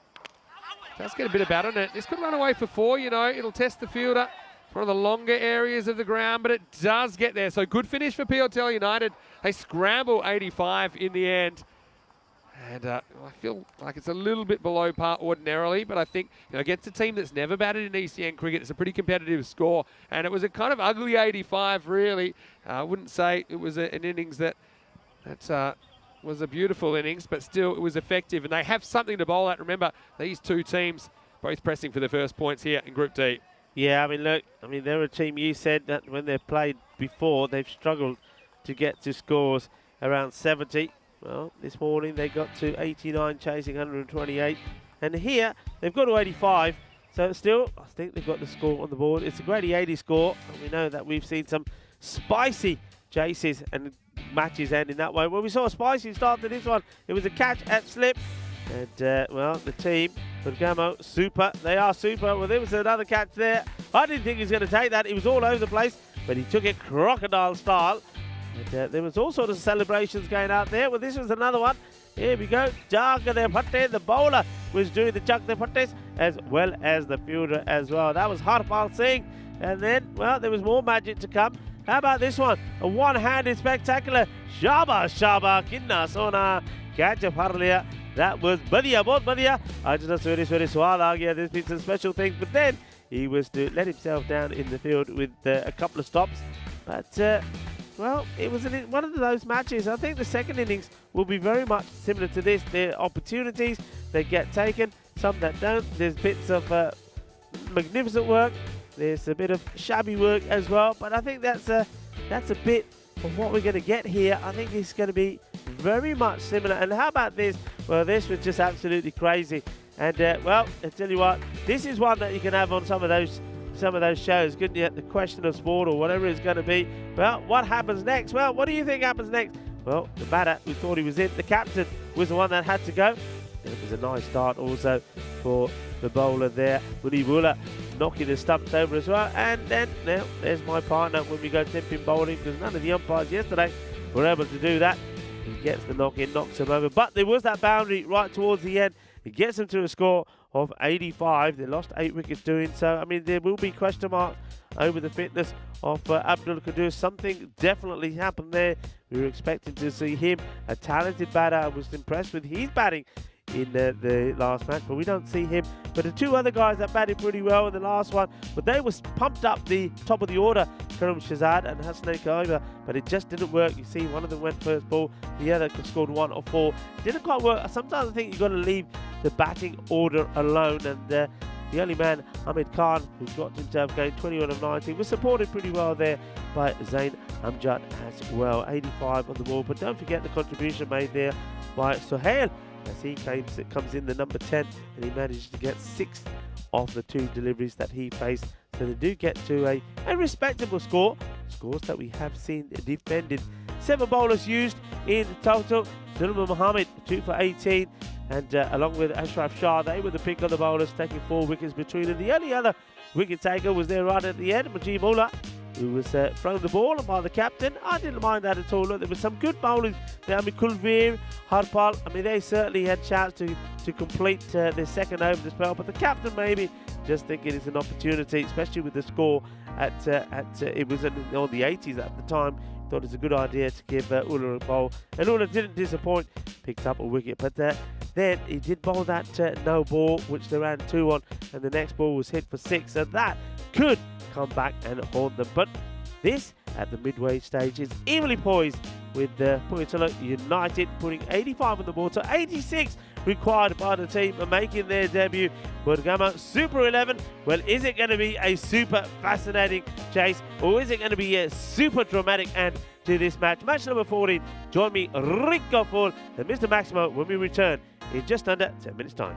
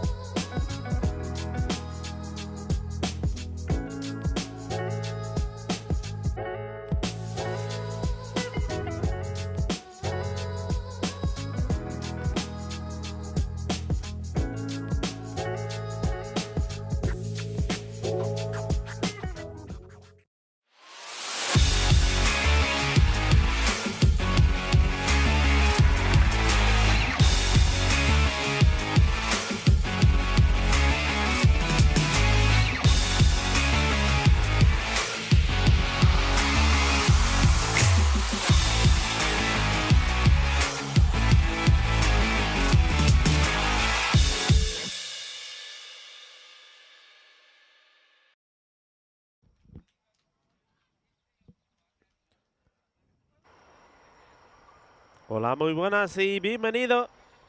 Aquí somos en Italia, en Milán. Y eso es un partido de cricket de torneo de FanCode European Cricket Series. Italia, Milán. Y contra dos equipos. Un equipo es nuevo de primera vez. Estamos en este torneo. Bergamo Super 11.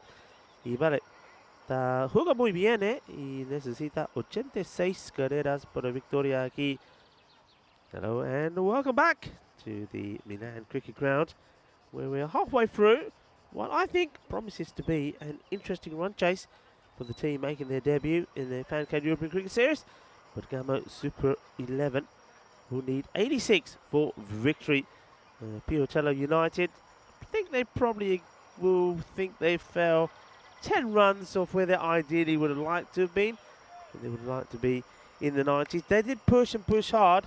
There wasn't any shortage of them trying. And they didn't chew up too many dot balls either, but they never really got too many batters that went on to make big runs. I mean, Hamid Khan was the main contributor. He made 21 of 19, and there was a good contribution also from Zain Amjad. He made 19 of 17, but just weren't able to get the sort of partnership they needed to get that 15 or 20 more runs on the board. So a chance for us to see Bergamo Super 11 go about this. See that the bowler is ready to go. It's going to be Hussein Kaiba to start things off. And he's going to be bowling to Ali Mubarak. And, this one sort of is into the body of Mubarak. Mubarak, well, he'll be remembered already in this match for a fantastic one-handed catch. But now he'd like to be remembered for some of his batting as well. And he's out there with the non-striker Abdul Rahman. Gets his way down the leg side, and good backing up there from Rahman. He sees that the wicket keeper doesn't take it cleanly. They had a few issues with the wicket keepers. I mean, they've chopped and changed, haven't they? They did try, Imran Hainer was there before, but now they're going for Ali Amjad. And I don't think his first call is for a keeper, so it's really stepping in here. He's standing a little bit far back for me, which means it's going to be, well, he takes this one, doesn't he, off the stumps. But the stumps get shattered first. So Kabir gets the wicket. Rahman, Abdul Rahman, is not being a good start for his European Cricket Series, because his first knock ends up with just one ball face. The stump has been hit. He has to go for 0. It's one of those. It's another duck that goes into one of the lakes. Many lakes here around Italy, more than 150 of them.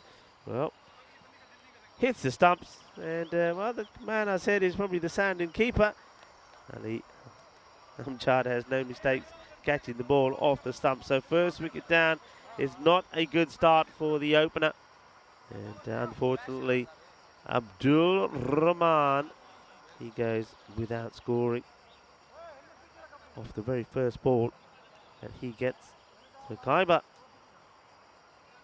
is on the money straight away. And now he's got Safi Ali to deal with. So 2 Alis out there. Ali Mubarak is at the non-strikers then, and Safi Ali will go on strike. When you've got not too many runs on the board, what do you have to do? Well, you have to take wickets early and get a few magical overs of your own in. Kaiba certainly has given them a good start.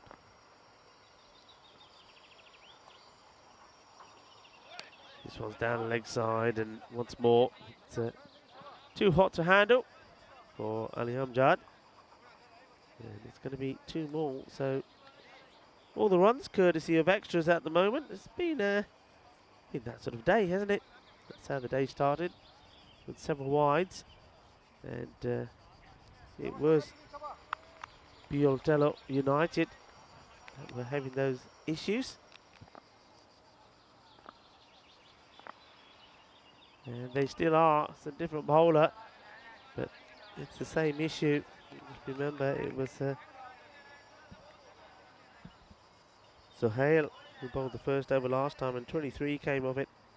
Most of them were of wides.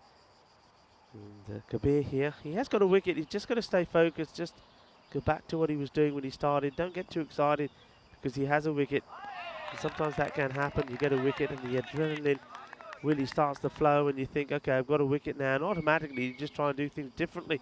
You try and bowl faster and you then lose your line. I think you just got to stay focused. He gets that one in okay.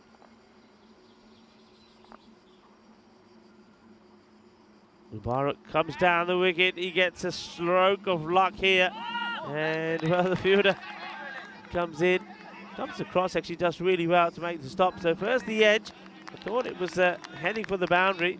The fielder came across from fine leg, makes a really good save here. I mean, this is racing away, and look, he comes from nowhere, gets his body there behind it, and then snatches at it before he gets away. But not before Mubarak gets 2 runs to his name. But he is taking a walk down the step. Look, here he comes again. Comes down, hits this fairly hard, drilled at the fielder, who does very well, bobbling away to him at pace. But he's able to stop it. Gets the throw in. Yes, Mubarak, Ali Mubarak is showing his intent right from the onset here. He's after the bowling. Safi Ali yet to get off the mark. This is his first ball. And well, he will get off the mark, courtesy of an inside edge. And that will be the end of an entertaining first over. 9 on the board, 1 wicket down. And well, that rate is just under 9. So if they keep going at this rate, we'll get there.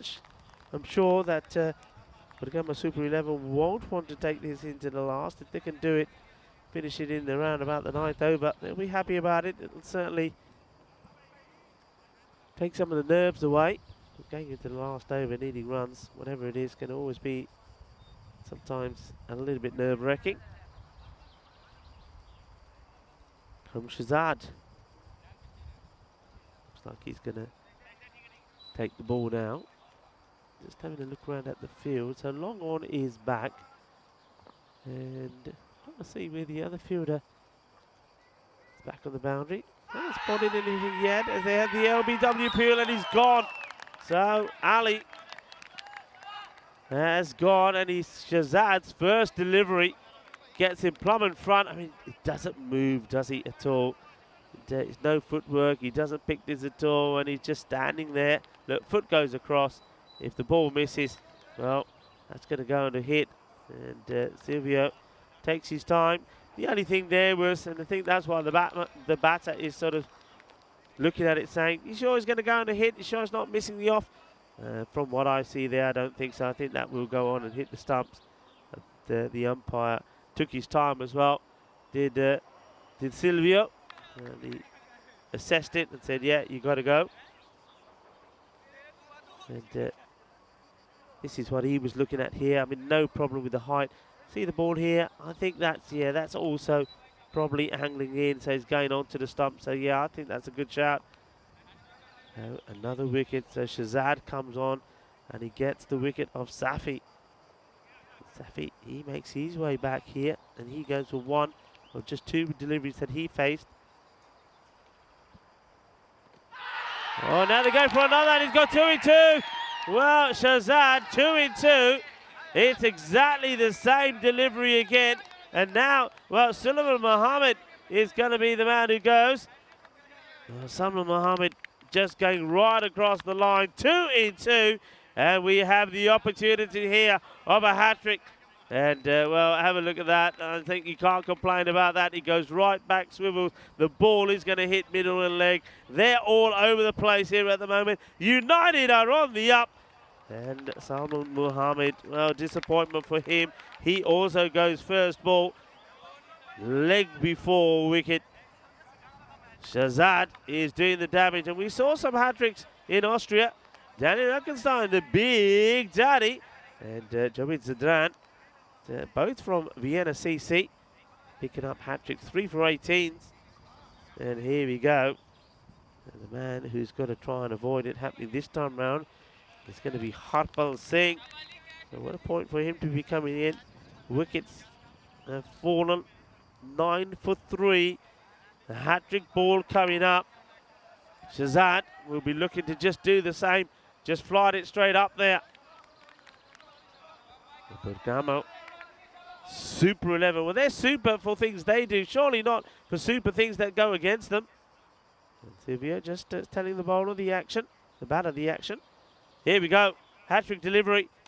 And, well, he just plays this one straight back. So no hat-trick, but well bowled. Shazad, top player, wasn't able to perform with the bat this time round, but he's doing it with the ball.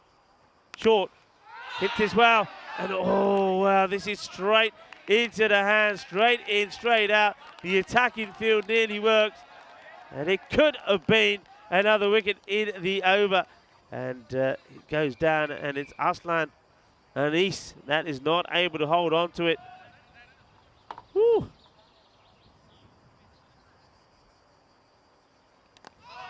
This time just elects to go back and play. Well, okay, they're not taking any chances, but this is not helping their cause in the chase either.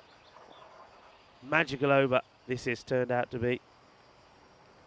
And this, well, what's this one? Is it going to be another? Oh, it's 3 wickets in the over. Unbelievable. Shazad has taken 3. He has not conceded any runs in the over. It is a treble wicket maiden. Absolutely fantastic.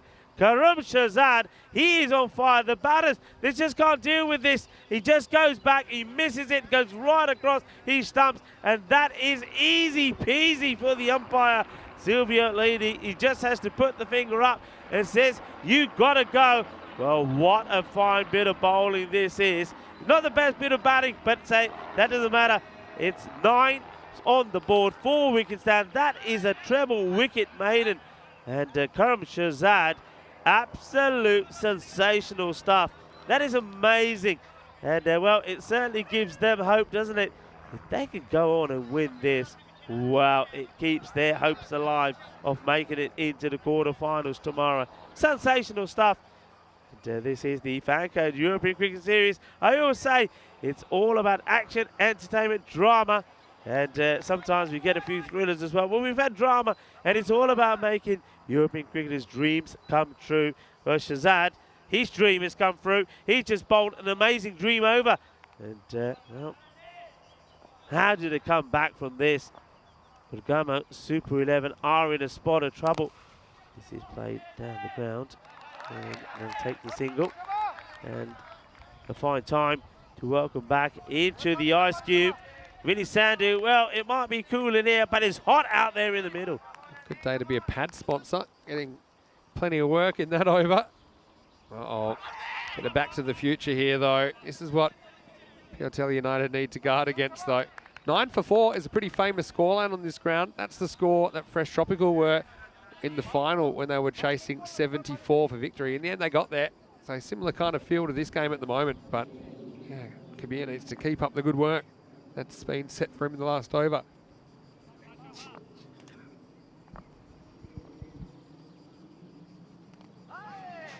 Mubarak just plays this away on the leg side. He's now joined out there by his the captain's innings together. Mubarak, well, he's seen it all happen from the other end. And he played some nice attacking shots. He was really taking the bowlers on, but whether he will continue to do that or not, I don't know. Probably now will be concerned. Don't want to lose too many more wickets. Kabir continues. Just played out to the man at mid-on. Makes the stop, then take the single. So I had a question from Luke. Maybe that's the first ever triple wicket made in ECS history. No, we've had a few. We've had quite a few. We've actually had a 5 wicket maiden, believe it or not. A quintuple wicket maiden. Dinesh Panika in Switzerland in 2020 took 5 wickets in an over. But, yeah, so there was a hat trick in there. But one of the balls, obviously one of the balls wasn't a wicket. I think it was the 3rd or the 4th. So he didn't take more than 3 in a row. But yeah, we've had a quintuple wicket maiden. Can't say see that again anytime soon. Maybe one day we'll find the perfect over. 6 balls, 6 wickets. I mean, if there's one form of the game that could happen, you're probably watching it. Here's Kabir. This was short and punched out past Crocodile Rock down to Tayyab Suhail. But I mean, you can't be too worried about the wickets. I know you are worried if you're a Super King, if you're a Super 11 batter coming out now, but you need to just try and stay on that rate. Don't bat yourself into a hole. You know, things can turn, things can change, and they're not chasing a mountain of runs here. Thick edge, and I think this one's going to be out. Oh, I don't know if this is bump ball or not. Well, the batter is certain this is a bump. Yeah, I'm not 100% sure. I think it's a bump. Okay, I'm going to think it's a bump ball. This is what I'm going to say straight away. I think it's a bump ball. Yeah. This one. Yeah, this is a bump. And it's good work from the man doing the work there, the fielding, diving, making a good stop, saying Amjad. But yeah, it is a bump. It's a bump ball. It's into the ground. Here we go. Look, bam, bam, bam. Yeah, it is. It's a proper bump ball. And the reason I didn't think it could be straight off the bat was because it went so quickly there. And often bump balls come a bit slower. Really good piece of fielding, but it won't be out. And, well, again, no one really knew what went on there. But I think after having a look at the replays, and that's good work by the officials as well, just to have a closer look at that one. It won't be out, and so it will remain at 14 for 4. Yeah, that's good work by all the match officials. Amal Pereira out there with Silvio. They come together and they get on the old walkie-talkie to Stefan Gooch, the third umpire, and also the tournament referee. They have a chat and they look at it again and come up with the right decision. That's what everybody wants. We're just having a look at these power plays. Well, what I can tell you is that United at this point were 24 for 3. As opposed to 14 for 4. So in terms of wickets, it's not a big thing in it, but it's the way, can they come back from this? And the captain's out there, looks to be playing pretty positive. They've been a bit unlucky as well. They played nice shots, but it's always gone to the fielder. So they need to try and catch a break as well. And this is the man who's created all the damage. So just keep an eye on his bowling figures so far. So that's now 7 balls he's bowled, no runs, 3 wickets. Shazad to continue. Yeah, bowling unplayable balls, clearly. Although there's a bat on this one. So finally, we'll get a run. Making very, very hard work of it. And when you do something like that in your first over, you know the batter's a little bit wary about you in the second. So it also gives them a chance to get that net run rate creeping up. Super 11. They had so many super highlights in the first half of the game. So far, the batting has been in innings to forget. And see now, this is what happens. You get a bit defensive to him. And that run rate's only going to creep up. Yeah, absolutely, and that was why I think we saw that last wicket. Harpal Singh, he got too defensive. It was in his mind. He went out for the hat-trick ball. He survived that. And some of the others, he just, rather than play shots, he was defensive. They're going to take 2 here. Well, he's going to have to hurry. And I think he will get there in the end, but he was sleeping. Was I think the captain there, sleeping at the other end, and then really needed to get going, and he does. They do get 2. Bit sloppy there. The bowler not happy about it. Shazad is having a few words with the fielder. I think it's not so much the first one. I think it's the overthrows there. But yeah, I mean, going back to that, and then Harpal Singh did play a cracking shot, which was actually a drop cat. But that drop cat saved runs, kept him there. And then I think he went into the cagey approach again and got himself out. Yeah, exactly. No, attack's the best form of defence here. Don't sit and wait for a ball with your name on it. It's a nice cut shot. This will be 4. And this is what they need. They need someone to click, and Mubarak is the man. He's already caused a bit of brilliance in the first innings with the one-handed stunning catch, Statue of Liberty style. This time he's cutting away and gets the boundary that the Super 11 need. Maybe that can get them going. Yeah, well, that will certainly help. And they'll breathe a sigh of relief. That one going to the boundary. It is the first boundary as well. So the batters, they need some confidence. They need a partnership. Last ball the over. This is another cut shot. Should be handled and is. But Mubarak, for me, he's the man. He's stuck around. He's faced 12 balls He needs one to get them close to this target. It's the end of 4 overs. The score is 22 for 4. Very, very good morning, good evening, good afternoon. Whatever it is in your part of the world, it's great to have your company. Vinny Sandu here, Mr. Maximo. Alongside me is Rico Full. I'm loving the live chat as well. Now, I'm going to do a lurker call out now. I think it's time. Yep. So if you're a lurker, we want to come at us. We want you to come at us because we want to say thanks to you for watching European cricket and for supporting us. So if you can't normally jump in the live chat, jump in now. ECN European Cricket Network. And just let us know where you're watching from so we can say hello. We want to find out where people are watching from. We know we've got viewers in Europe, we've got viewers outside Europe, we've got viewers in the subcontinent, we've got viewers pretty much everywhere in the world. Still haven't found one in Antarctica. We don't know if any penguins are watching, but please let us know. The lurker call out has been done. And the other thing is, there's been some great suggestions for the concrete slab names. Okay, and I'm now thinking that they can have multiple names because we have more good names now than concrete slabs. We just got 2 of them. And one of them I liked from Shrug, I think, was Connie Crete, because we haven't really got a female name yet. You know, it's just for a bit of balance. And I think that's Connie Crete, I think. And the other one from Vivek, which I actually really like as well. Give it to you after this ball, which will be a wide. And I'm just going to make sure that it was Shrug that said that. Yeah, he said Connie Crete. But for Vivek Davda suggested, and I like this one too, Slabjinder Singh. Slabjinder Singh. What do you think? I think that's good. Why not? It's imagination. I just like, you know, you have all sorts of different twists on it. Yeah. No, one thing we haven't seen yet all week is a first bounce on the slab. And you should see what happens when you get the high ball bouncing on the slab. I can probably imagine. Back into the sky. We've seen a couple bouncing on second and third bounce on the slab. But, yeah, well, thanks for those suggestions. We'll try and mix those in. Keep the interaction coming. That's what it's all about. Anyway, right now back to the cricket. Amir Nadeem is the bowler. Left arm up. Pitch is outside leg stump. Shouldn't be out. Isn't out. Good umpiring. And they might get another run if they're alert here, and they will. And he drops his bat just to celebrate. Now he might be looking for a third, or is he just looking to go back and get his bat? I don't know. It's all happening out there. If this ball hits the stumps, they would have gone anywhere else. They would have got a third. He's saying, can I go get me bat? The umpire says, you're probably better. Here we go. Here, I'll give you the quick version of this. This is what happens here. And here's the bat. And yeah, I like it. Sometimes I think, are we the first cricket company to pioneer fast motion replays? Because I like them. Sometimes we don't have time to show the whole thing again because there's a lot going on that ball. I like it. I mean, when you do it, that running style as well, yeah, it fits in really well. So the umpire, they've just got to get those stumps sorted again. And Silvio says, how about that? And Amal Pereira says, yeah, that'll do, Silvio, that'll do. So Ali facing up to Nadeem again. Yeah, Nadeem. Again, pretty much on target. Finds a short cover. That's good fielding position.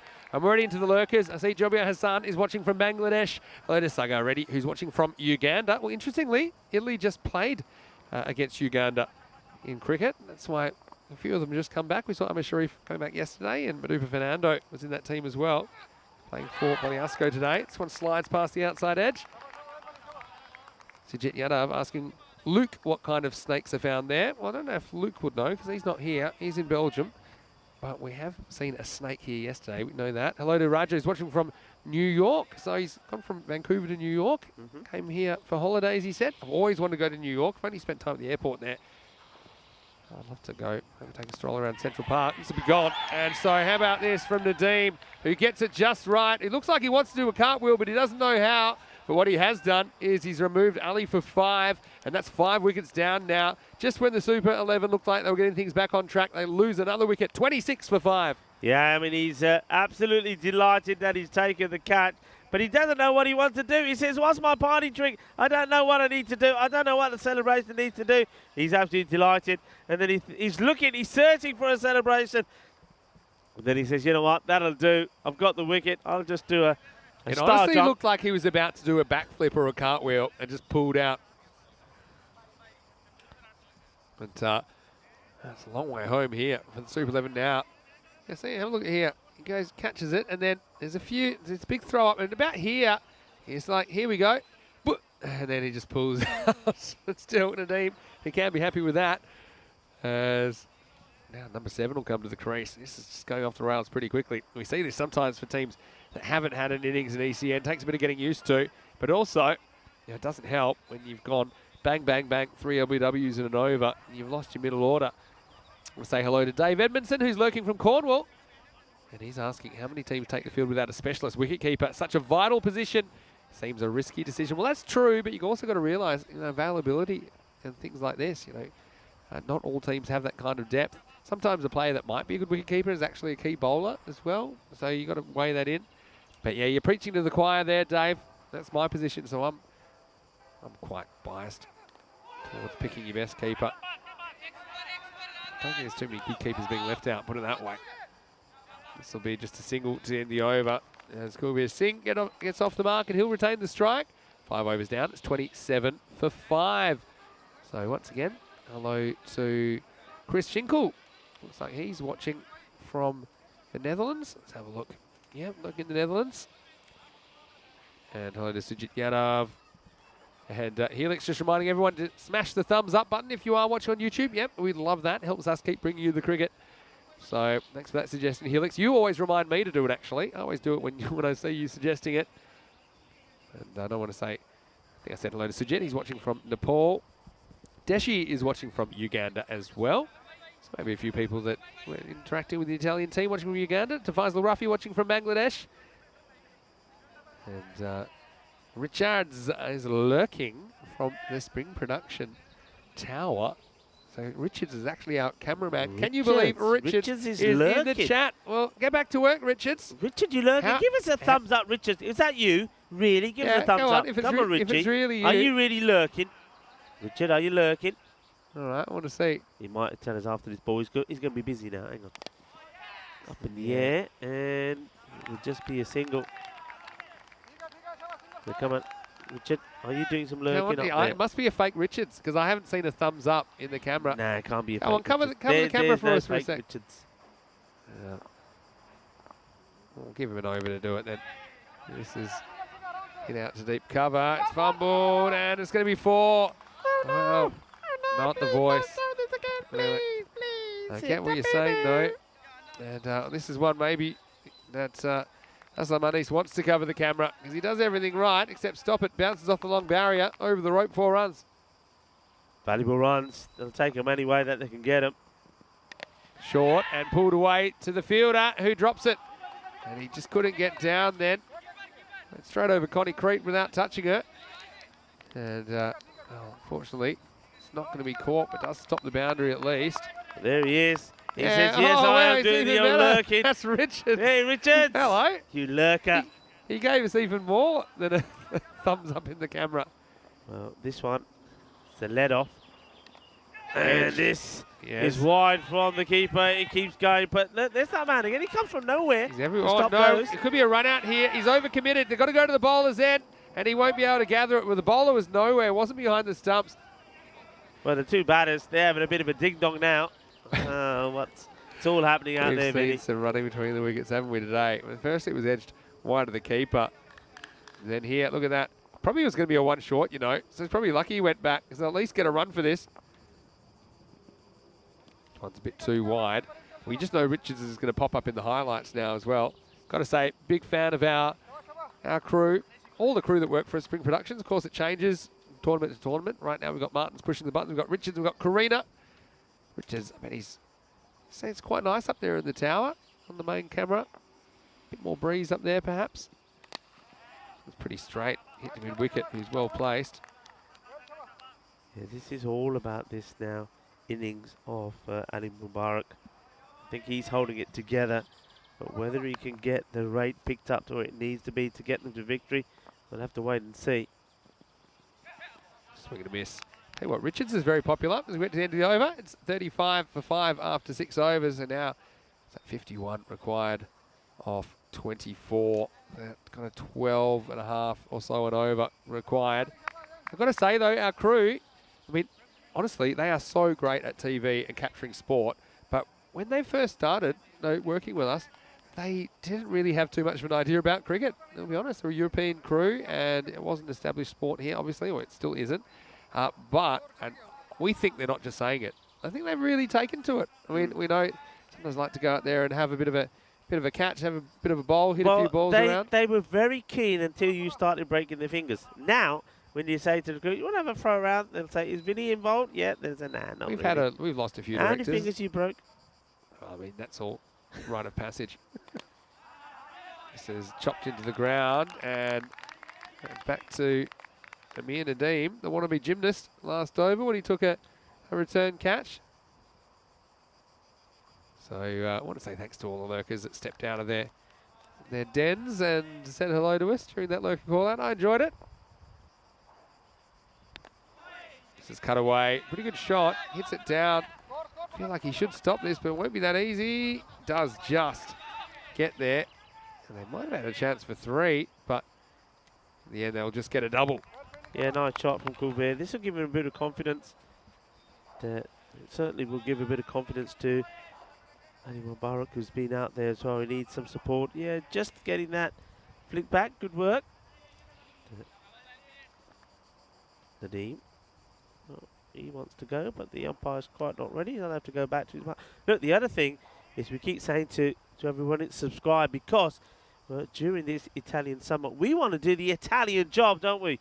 Yeah. We want 300,000. We would love 300,000 subscribers by the end of this 5 weeks. Help us out. And then this has helped out for Nadeem because it runs straight through the bat of Kulveer Singh. So that's a 6th wicket now. And really, you can't see Piotello United letting the Super 11 off the hook now. It's 37 for 6. So Super 11 had some bright moments, but yeah, they've just fallen off the wagon here in the chase. Yeah, good delivery there from Nadeem. It's right up there in the block. And, well, middle and off stump have been cracked. And there's a good delivery. There's the jump for joy. And then he puts his hands out and said, how about that? How about that? Give me some love. And he gets some love from the wicketkeeper there. And Amjad is quite happy with that performance. It's been a really good performance. Remember the struggles that they had in the first match. They just couldn't get the ball in the right place. Gave so many extras away, but they've just changed it up a little bit.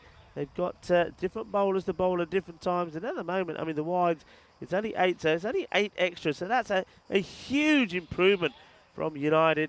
And, well, they're looking at a very, very good victory here. Something special needs to happen. Well, one Ali Mubarak is still there.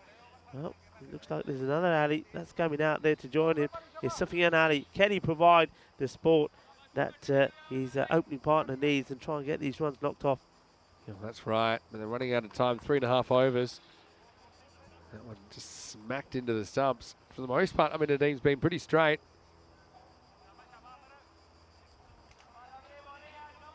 So let's see if Sufyan Ali can do something about this. And then a few Maximos, need them soon. We haven't had one in this innings, just the 2 4s.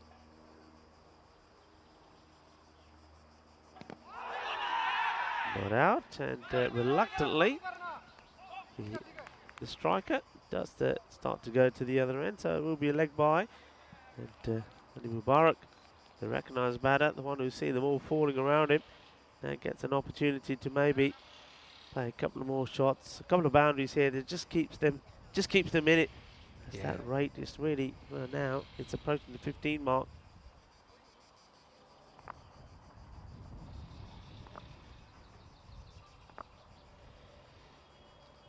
Oh, tries to sweep this and gets him, I think, on the shoulder. Bit of a nasty one. Yeah, he says he's all right. Gives a shake of his head here. Yeah, I mean, it sort of snuggles in there between shoulder and chin. See this again, it's sort of, yeah, look, double hit on the shoulder and one on the chin as well, but he says, I'm fine. He says, Shoulder took most of the pace out of it. Helix saying, Spring Productions getting better and better with their work. Much appreciated. Big congratulations to the gang. Yeah, we'll pass that on. Thanks, Helix. They can probably hear me right now. Goes after this. They need something to happen. This will fall safely. And they're just going to get one. That's a big shot for one, and that's all they're going to get. So 7 overs down. And they've just stalled here in this chase. Less than run a ball at the moment. 7 overs down. It's 39 for 6.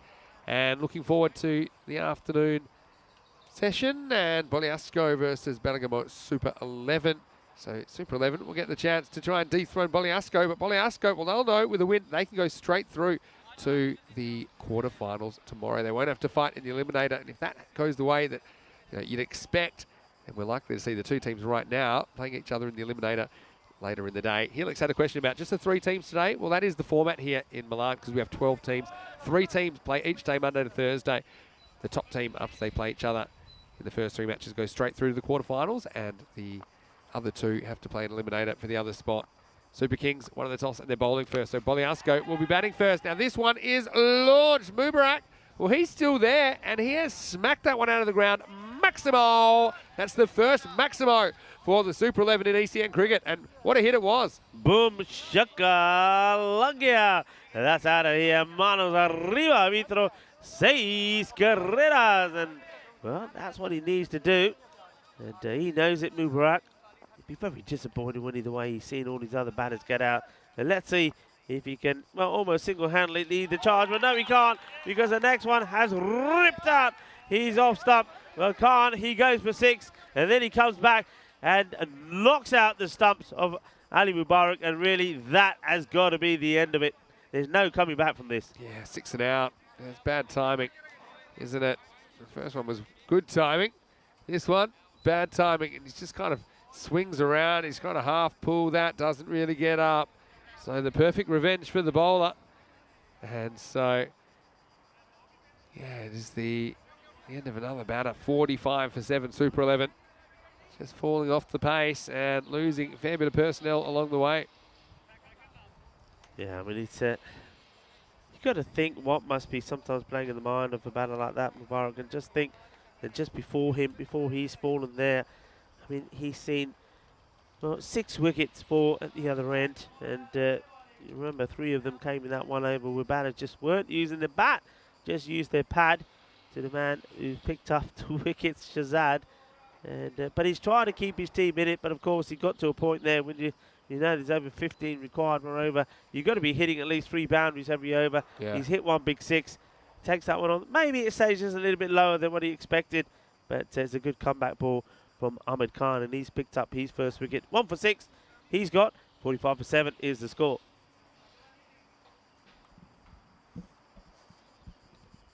So, yeah, again, stumps getting knocked in.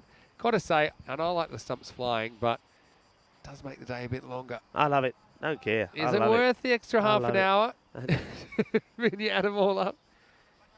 You're going to go out there and fix them, are you? You know, like, I think they're just happy to get him in. Have you seen what if they're the standing ball in? just goes over the leg stick, you're lucky, because that leg stick, just like that, maybe. There you go. And with the angle of those stuff. Look, I mean, yeah, I know that it takes a bit of time. I know it's annoying for the umpires, but it looks absolutely spectacular. And I know some of the pictures I've seen already, I mentioned earlier in the day, some of the shots I've seen from day 1 and day 2 are up there on Facebook from Dan Oras, and there's plenty of the stumps going. This one, the ball's going, and there he comes again. Oh, no, he's not going to kick it over, is he? No, he don't. He'll get 2. He's done so well back there. He really has. And he's patrolled that boundary beautifully, and no wonder he gets excited when he's doing his bowling as well. He's picked up a couple of wickets as well. He's having a really good day. I love the stumps flying out of the ground, but we've got to get the Kartsma formula into this pitch. Ah, yeah. You've got to get the secret formula. Well, this one's going to fly away. Don't see this being stopped by the third man. That's why the fine leg's there. Of course he is. Comes from the other end of the ground, almost throws into the helmet. This has been such a clever field position, because he, for me, has already, I mean, I think that's the 4th time he stopped the ball that would have been 4. Yeah. So, I mean, he's saved a lot of runs, or that position has saved a lot of runs. One's just blocked out at the end of the over. So the score is 48 for 7 after 8. So, yeah, what do you think about the Super 11 as far as what they've brought to the table? I mean, I like their enthusiasm, their energy in the field, but yeah, a few people talking about, the LBWs. To be honest, I think the first one, I didn't get a great look at it because I didn't see the replay. It looked like maybe it was outside the line, but if it was, it wasn't by much. Second and third for me were out. Second and third for me, I was sure that they were out. So I don't think you can really say that factored in too much. Yeah, LBWs though, I think, especially with things like that, Vinny, when you're looking at, well, the line of the bowler, etc., the line that the ball's travelling down, only the umpires can see that. And that's what you've got to go by. And I think our umpires, the men in black out there, have already shown that they're did an exceptional job. The standard of umpiring in Italy is always good, and these two, well, they're experienced umpires, but the whole team here are, and I think 99% of the time they're getting it right. And a lot of those decisions, if this one's hit, cut away, but should be stopped. Yeah, a lot of those decisions, the umpire is in the right position. They can see what we can't. Yeah. All the little things that you have to take into consideration. Yeah, I mean, you could argue maybe a couple could have gone either way, but I don't think there's any glaring errors. It's an absolute shocker. The umpire called as he saw it. Slow ball. A little bit of bowling, that one by Zain Amjad. And here's the thing, Piatella United, you know, if they have a good win here, and it does look like it's going to be a good win, then with an upset, they could still qualify as the top side. But you need a big upset. It would be a big upset if the Super 11 were to beat Bogliasco. But this is ECN T10 cricket, and anything can happen. We've seen it before. This is in the air. I think it's going to fall safely. As his name Kabir come in and keep that to a single. The 50s come up during this over for the Super 11 as well. Yeah, one thing I'd like to see, I mean, it all depends how this over goes.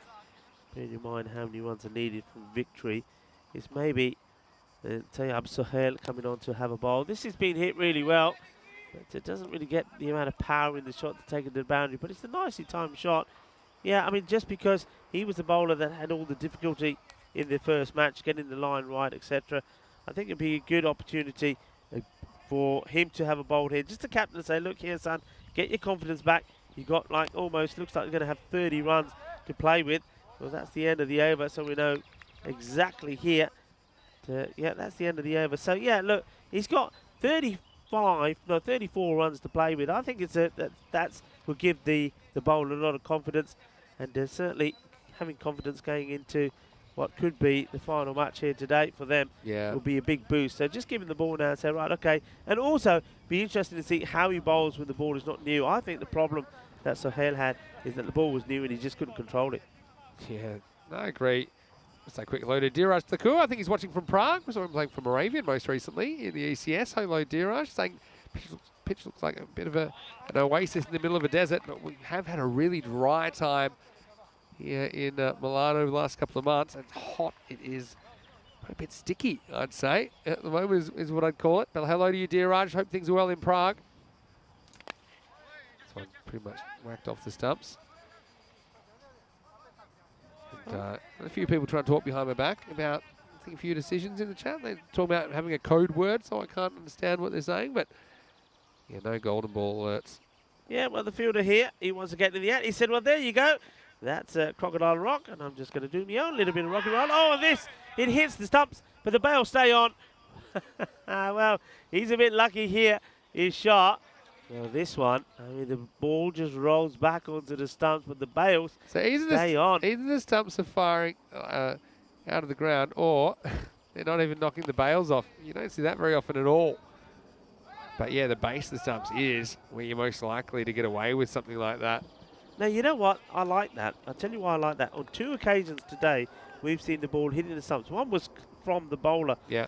And the bails haven't come off. A lot of people criticise the spring stumps. They don't like the spring stumps because when it hits the base, the bails sometimes don't come off. Well, that just goes to show you. And remember, as that one goes for 4, we've seen these stumps flying around all over the place. But sometimes that's just the way it is. It's got nothing to do with the stumps having a base on or not. Sometimes the bails just don't come off. It happens in all levels of cricket. Yeah, and the base, I don't want to get to the kind of physics of it, but yeah, the base of a structure. You know, if you hit it there, it doesn't impact the top as much. And the top's where the bails are. Anyway, last ball of the game coming up. 58 plus this. I think they'll probably walk one here. So the end score is going to be 85 to 59. Super 11 not quite getting up to that runner ball pace. They certainly provided some highlights, especially early, and especially with the fielding effort. And they will be fielding first again the next time we see them. But it's Piatella United. Well, congratulations to them, Rico, because that is their first win in ECN cricket in their 5th match. And I'm sure that will give them a lot of confidence, potentially, as they head into the eliminator later on today. They finally have some points on the board. Well, congratulations to Piatella United. They've had to work hard, haven't they? They've had a hard day here. I mean, they played 2 sort of back-to-back matches. It's always difficult to do. The first one, well, Monegasco beat them convincingly by 39. But in this one, they came back well. And I said that they had to grit and show some spirit when they were out with the bat, and they did. They got to a score in the 80s, and we always said we have a lot of scores in the 80s, and a lot of teams do go on to defend from that, and they did. So congratulations to them. But Bergamo Super 11, things are going to get difficult for them now. They got Monegasco to play next, and Monegasco, they look like a good team.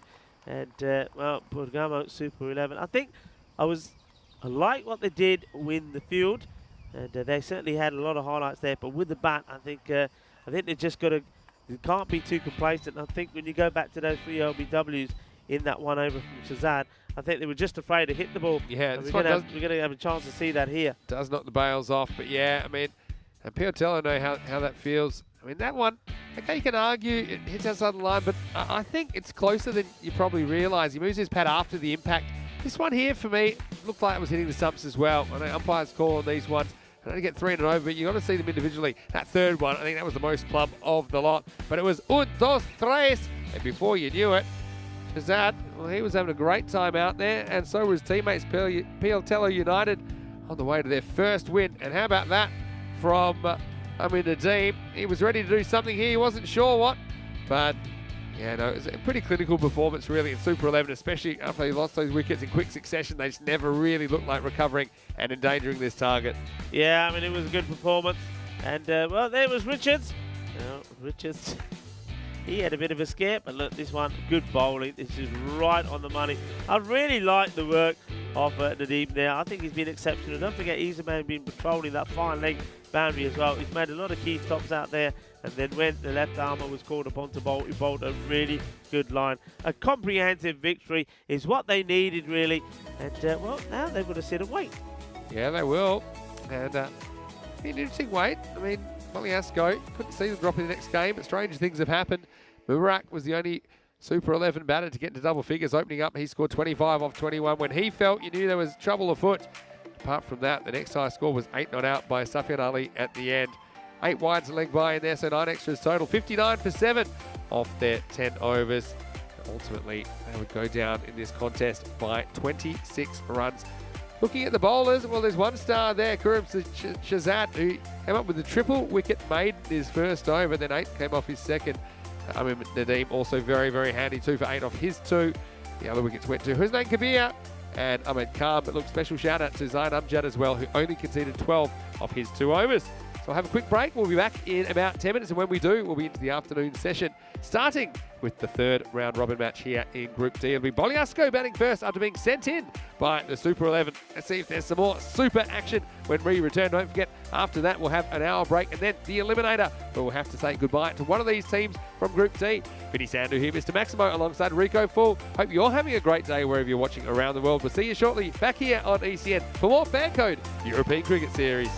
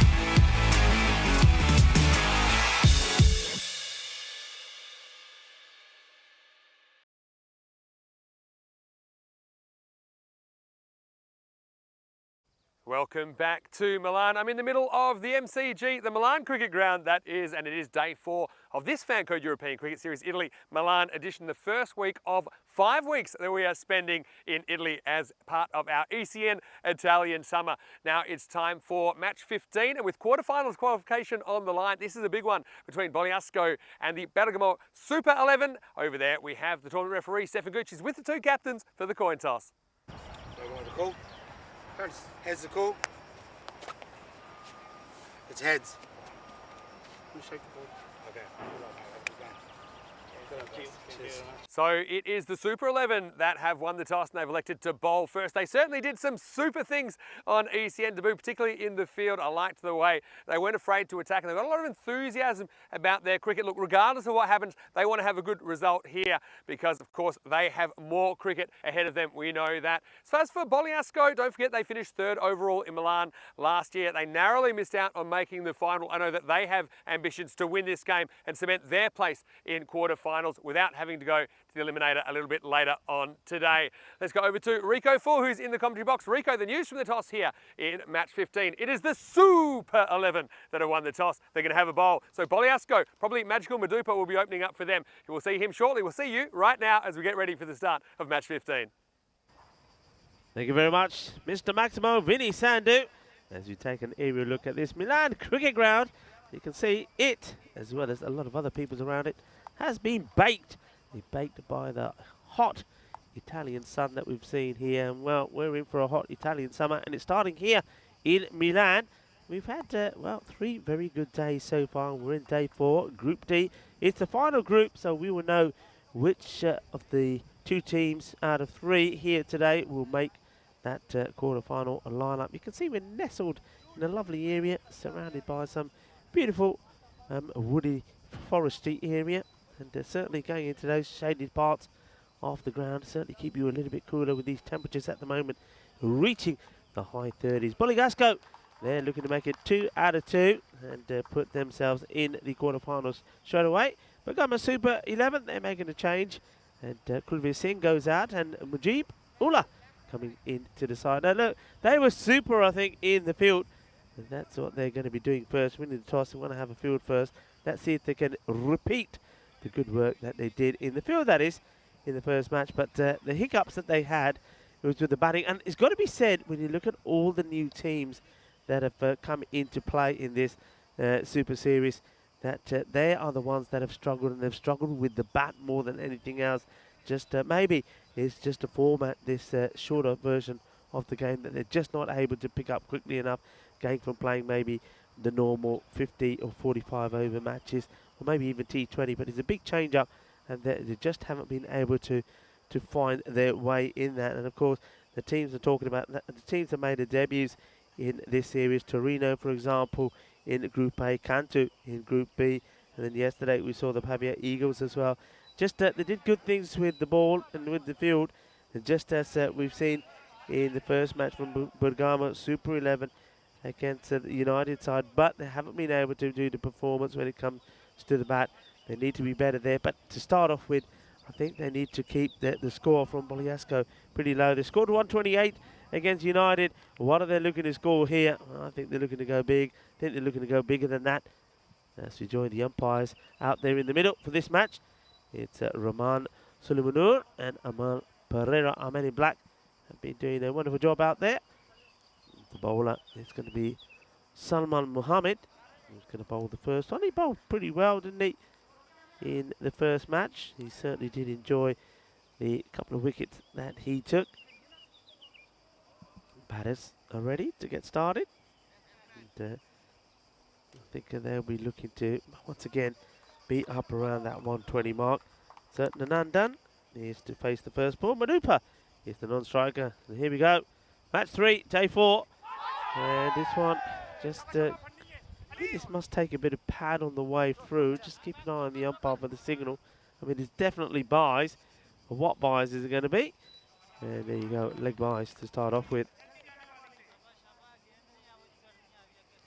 Yeah, and this also, if some of you are confused, is a first for me. I think it may be the first time in the history of the European Cricket Series that we're seeing a team that has got 2 kits. Well, we saw Gasco, I know that you're just looking at the batters. Well, the first time we saw them, they certainly weren't in red. They are now, so they've got two kits. They've got the green kit, and they've got this, the red one as well. So that's the first, and I'm liking it. And, nicely played, and that's the advantage, I suppose, of being a club that's got some good sponsors. I know they're sponsored by quite a big pasta company, and now they're showing off some of their kits. And maybe when we get an opportunity, our own partners from Spring Productions can have a close-up on the fronts of one of those red shirts. But yeah, it's definitely a first. I mean, Maximo, when he comes to join us, we'll have more info on that. But I don't remember a team playing in the European Cricket Series that have got two kits. So maybe, I don't know, maybe they've got an away and a home kit. Maybe this is their away kit. Lefty. Now on strike.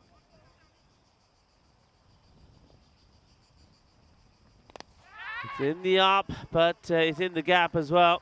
So on the up, through the gap, 4 runs. Gets plenty on this, well timed. It's a nice looking shot from Madupa Fernanda. They want to make a change straight away out on that offside. And they want to get another flat player in there. And don't mind that. I think that was something that I was mentioning in the earlier match where they probably had too many on the leg side. And straight away, here's where the ball goes. And the man who just comes across there does the fielding, does the backing up. That's a good early decision to make that change in the field. So they've got sticking with the 3 men on the leg side. So now he has to come across to the right-hander. Left and right combination. It really does cause a few issues for the fielding side. Well, Mohammed, he wants to get a breakthrough early. It's a good delivery, well bowled, well played as well. Doesn't take the risk. Nice straight bat, takes the single. The Nandan.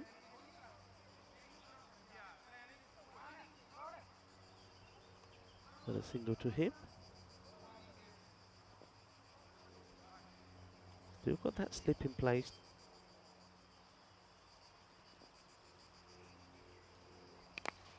Full toss. He gets enough on this, and nobody's going to catch up with this one. Well, that's the problem, isn't it? When you do get the extra man that goes across in the offside, well, you've got to bowl that length. And bowling a full toss, which just gets creamed away into the gap. 4 runs. It's an easy hit. And it's an easy way to finish the over. That takes the score now to 13. 13 without loss. So Sulaiman Mohammed not quite able to get the same sort of start that he did with the ball first time round. Remember, he got the ball swinging viciously to get a wicket. It's not to be this time. Temperature's starting to heat up here now. There is still that gentle breeze, which, well, I tell you what, without that breeze out there, the players certainly would be really struggling. I know we'll be struggling as well without it. I mean, when it comes into our cube here, certainly just freshens us up for just that moment. But yeah, very hot. And when it's quiet, all you can hear is the crickets. It's even too hot for the birds now. They've all disappeared. There's no twerping. It's just the crickets making the noise. And our own cricketers are making the noise out there in the middle. And this one's hit pretty well, and that's the noise that the batting side want to hear more of. And Boligasco, they're making a good start here. This one's a little bit too short, and that's a nice shot played by Nandana. Gets right under this and hits it over the top of mid-wicket. 4 more runs. So under attack early. Burgamo Super 11. Ashraf Shah. Got to get his line right straight away. Got to be careful that they don't seem to be following the ball around either. I mean, you can't really do it when you only can have 2 men out anyway. Shah once more. Goes wide this time, but it's over pitch. It's a full toss, which The fielder, I think, rightly just holds back from the shy. The batter's already in. Better direction, I suppose you could say there, but not the right length. No damage done. Only a single taken.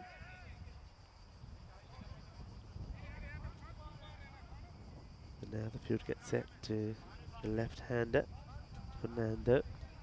Got to get the ball though, going outside the off. So they've got a sweeper in on the offside.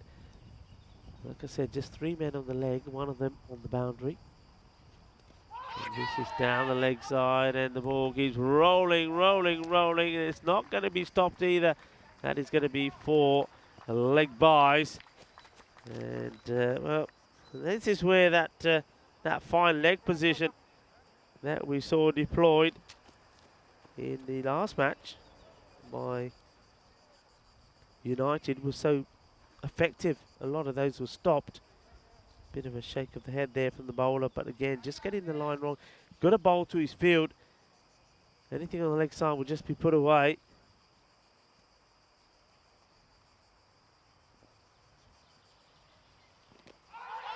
Better delivery. And I think this is outside the line and probably not hitting the stumps. Have a look again, but it's a much better line. Look, it goes away. Yeah, let's actually get this to nip back a bit.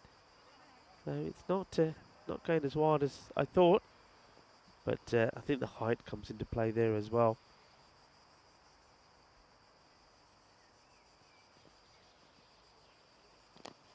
Good delivery, full. Going for the off stump.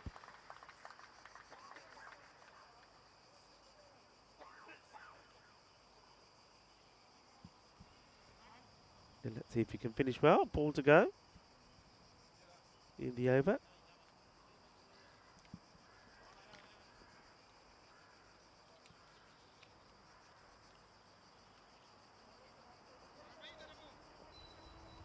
What's the ball just toying around with the field? Very particular where he wants his men.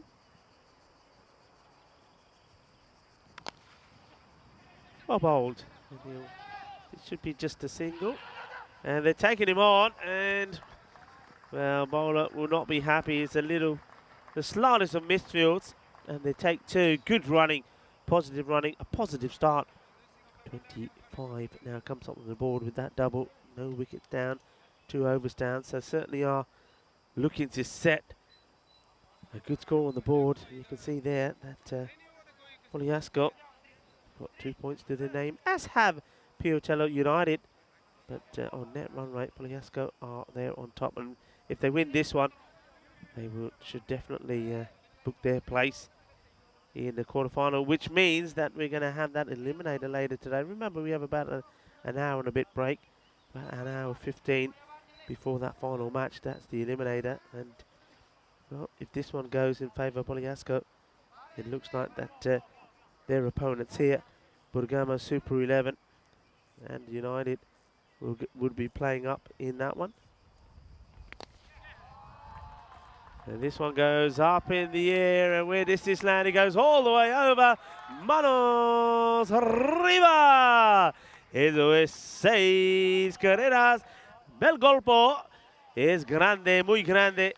Eso es como me gusta. And lovely shot there. Beautifully played. Just showing just how powerful he is as well. Under attack are the... Oh, that's a beauty. Well, that's a good reply, isn't it? Really, really good reply. Good take as well from the keeper, Mohamed Afzal. Well, that's the way to come back after you've just been pumped for a big 6.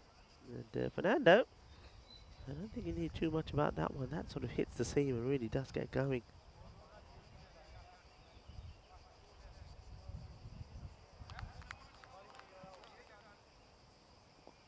I think it's very important that they try and get a breakthrough here, Bergamo Super 11, because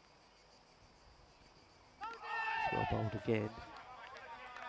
The reason for that is, I mean, you think, I mean, it's warm out there. They've just had that defeat against United, and they're back-to-back matches here again, so they're probably already feeling the heat. And I think if things don't go their way and they don't start to get a few wickets here now, they're going to probably start getting a little bit down. Heads may start to drop, and with that, things could go to pot. So you've got to just stay focused. Need one or two things to go their way. Well, that delivery won't help. The blessing there is, though it will have to be bowled again, it's just a wide. And if he gets a bit more on that, the ball would have flown away. I'm liking the front of those shirts there. Look, just telling you a little bit about the sponsors there. You've got that, the front and back. Looks like a bit of a map thing going on there. Nice shot. Fielder is there. Gets the throw in. And good backing up. But they do get the single. Nicely done by Nandana.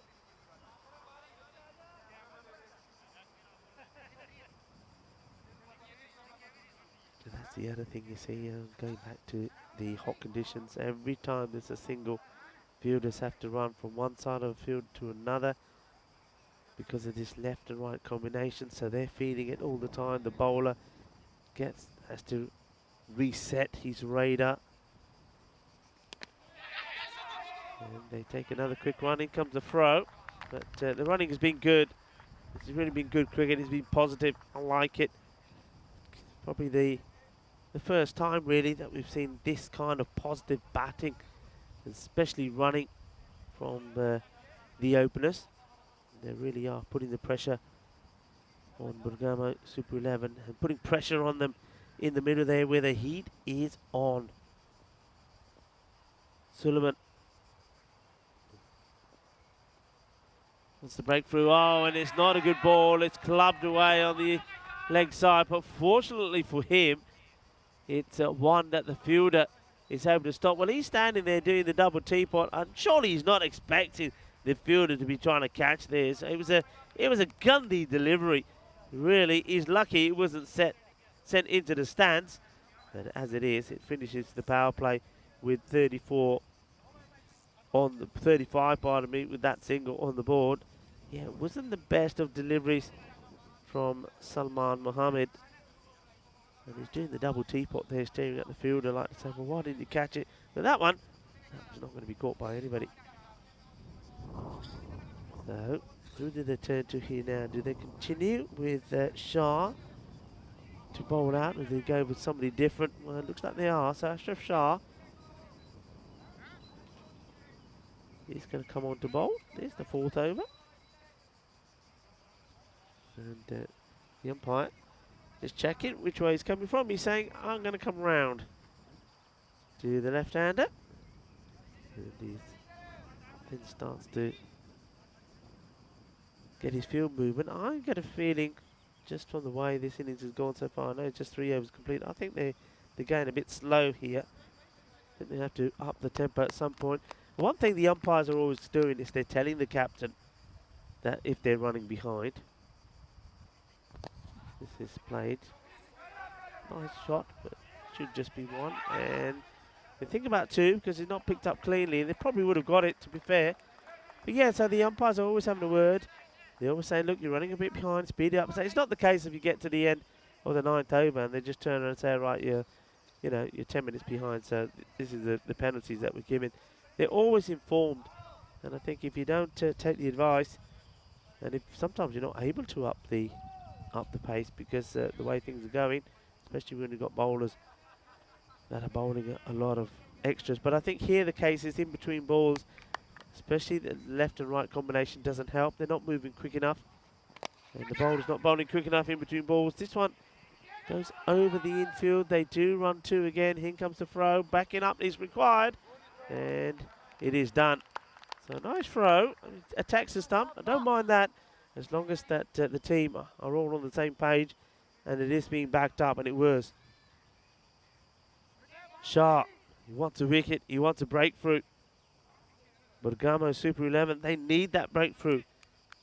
Boliasco, they're going away nicely at the moment, both openers into double figures. Hit very hard, and is this going to be stopped? Yes, it is. Good pick up, good throw. The thing about two, I don't think this time the two is on. It's nice work there from Harpal Singh. Comes across, takes it on the bounce and gets a throw in early. Good shot for one. Still more chat out there. They're just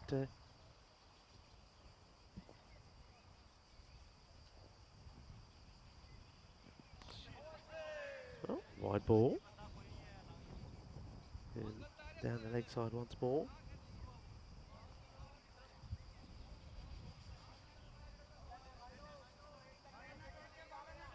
Just having a look at this field here now just to see where those 5 men are. So 2 men straight. Mid on is very wide, mid off is pretty straight. This one straight back to the bowler. So you've sort of got to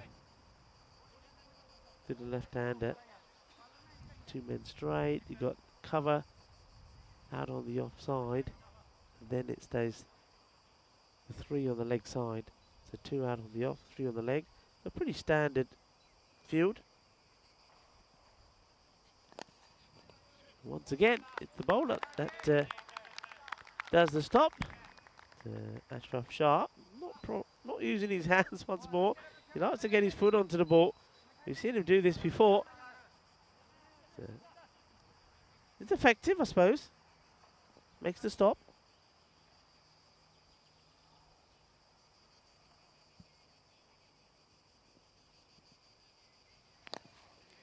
And he does it again. Well, there you go. That's a hat-trick of stops from the bowler.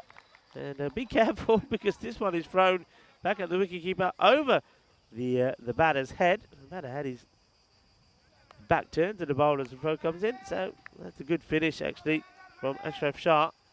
And they finish this with 3 dots. And of course, you know, we've got this long Italian summer. But after Italy, we go to Germany. We're going to have 2 weeks in Dresden. And then the European Cricket Series moves from Dresden to Krefeld before we go to Belgium. Don't quite know the venue in Belgium, but we will be there. And plenty of cricket comes your way. Don't forget, though, the European Cricket Championship then starts on the 12th of September. That is the Euros of European cricket. Certainly looking forward to that. It's going to be a sensational 5 weeks affair, 4 weeks of group matches before the 5th week is finals. And remember, England, well, they will be in finals week because they are the reigning champions, and they'll be joined by 1 team from each group. Only 1 team will qualify from the groups, which will mean that you have 5 that will battle it out in finals week. Back to the action here in Milan. Score 40, so they've a bit of a comeback really, but they haven't got no wickets, but 40. They haven't exactly got away from you, so they're still wanting to keep it tight. And singles won't hurt them. So this is where we say quite often, wickets is not the thing. I mean, they shouldn't be down here thinking, oh, we haven't got any wickets. No, they need to be looking at what the rate is. And at the moment, well, it hasn't got too far away from them. Ali Mubarak, who we've seen already, is, if things are to happen for them, it's to happen with Ali Mubarak. But this one is a beautiful sweep shot. What a lovely shot this is. It just goes down and smashes this over square leg. And that is a lovely shot. Boom! Shaka Lagya. Kidna Sona. Kidna Badda. Well, that one is the other side of the fence. So it will be retrieved. And the ball will come back. But a beautiful shot. And Madu Fernando is starting to look classy here. He's in 2 minds here. I think he wants to first initially come out and take it on the full toss, then decides, no, actually, I'll let it come down, I'll play it for the covers. By the time he's made his mind up, the ball gets past him. Oh, could be in trouble when they're having a bit of a wrestling match. And then the bowler decides he won't have a throw just to give the run away. Right, here we go. Let's watch this. And he says, there we go, Aja, Aja. And the batter says, no, chalo, chal jande, nahi, hun nahi jana. Maine bowler ne phal liya. Kabaddi style. A bit of kabaddi in the middle there. No runs. This time he does work it out to the off. Fielders up to it. And just a single. Yeah, Fernando just seems to be a little bit disappointed after hitting that big 6. He hasn't been able to work work away. Mubarak, but does get the single there now. So Landana, the right-hander now, on strike. So the field must change again. 3 men back on the leg side. Sweeper on the off. Hit hard and gone. Absolutely beautifully done. Well, this is great work. And the catch is taken. And well, he thinks he can get both batters out. But you can't get both out. Come on, Ali Mubarak. Play fair. Well, this is a very good catch. So this is hit straight at him. Look, hit pretty hard. And he says, all right, I'll have you. I'll have him as well. Can I have 2? Is it one of those? Is this a special multi-buy? Get 1, get another free. Well, no, it's not. We don't play that way. And maybe one day that could be another change that we could have in cricket. But well done. That's a good catch. 48. You see, they're not quite getting away. So only 8 of that one, including that wicket. Well bowled to Ali Mubarak. Well, I started saying, didn't I, at the beginning of that over, that he is going to be a key player for them. And with the bat and with the ball, when that one ball was smashed for a big 6. But he did come back well, and he gets the wicket. Caught and bowled. Nandana. So Mubarak, once again, just underlining his importance in the lineup. But it was a good partnership. Almost got to the 50. It 48, those 2 openers put together. And now they've just got to keep things going here. As Azman Ali comes into the attack. Hit pretty well. Not the strongest of arms from the fielder. Sort of an interesting moment of this match, I think. It's all about containment. Halfway through, they're just getting to the 15 now. Halfway through, haven't really piled on the runs. I mean, 25, remember that, 25 was the score at the end of 2 overs. So they've scored 25, or they haven't, not quite there yet, but scored 25 in the next 3 and a bit. So it's a good comeback. And this is where I say, and quite often mention it, that it's not about taking the wickets. If you've got 2 batters in there, that not hurting you, and you're keeping them contained, but sometimes you take that, because if you get the wicket, the next one who comes in may smash the ball all over the place. So at the moment, even though Fernando there is on 27, taking 20 balls to get there. Up in the air, but safe. Well, how about this? He's kicked this away, and the fielder who was there was backing him up, and rather than pass it to him, well, that's a bad pass. And, well, he's trying to play the offside trap here. That's what he's done. Look, he says, I know what I'm doing here. I'm just going to beat the offside trap, play it there, and get it past you, and then get it. And, well, it's not the way to do it. Batters do take 2. Should have only been 1. Now, when he's played this shot really well, it's been effective for him. And this one will just hold up inside the boundary. They'll come back for 2. Yeah, he likes to play that sweep shot. He played one earlier off Mubarak. That went all the way for a big 6. This one, well, again, as we've said, because of that rain, what it has done is it's softened the, if you like, the topsoil. So when the ball goes up in the air and lands, it plugs.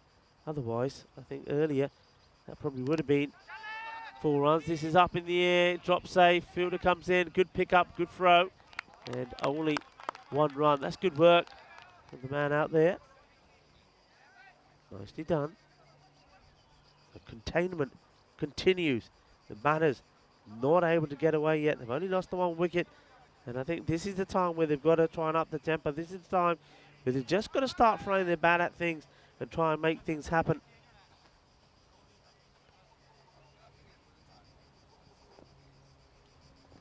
Charita Pereira hits this pretty well. Fielder is out there, and he once again shows good hands, good alertness. A good bit of ground fielding from him. So, end of another over, and it's a good one from Azman Ali. Just 8 runs that come off it. Takes the score to 56. 1 down, and a good time to welcome back to Vinny Sandhu, who's just had a little bit of, well, we're in Italy. What are you going to have for lunch? You're going to have pasta. Well, slightly different this time round. I think instead of being the tomato base, maybe a bit of a creamy pasta, Vinny. Yeah, I quite liked it, actually. Thanks to everyone. It was a bit of a pasta al tonno, some tuna. with the pass. I know you can get stuck in if you like because you've been working really hard. And so the players out there in the middle as we head into over number 7. And yeah, I mean, haven't really blown them away here, Bogliasco. That's the thing. I know that Bergamo Super 11, what we saw from them, they are stronger with the balls and the bat based on what we saw. Although, you know, they had signs with the bat. Once again, they're going to have to chase. So it's one thing to lead with your strong suit, but you still have to try and navigate a chase, and they just lost a lot of wickets quickly in that first game. Right. Gets this one to hit straight to the fielder, but it goes straight through the hands, and this will actually go for 4. Well, originally, that was a bit of a risky shot from Manupa Fernando, who just basically hits that off middle stump, but he hit it to the fielder. It just burst through the hands. The result is 4 runs, so well, you're not helping yourself when you drop a player as good as Manupa Fernando. Ian John saying the tuna pass sounds wonderful. It was. And normally I do come back around the halfway point. May have had seconds. That's why I took an extra over. I don't think I'll have thirds. Stay tuned. This one's hit in the same direction. This time it is over the fielder. That one bounces right off Connie Creek. Well, if he takes that, that might have been close, you know.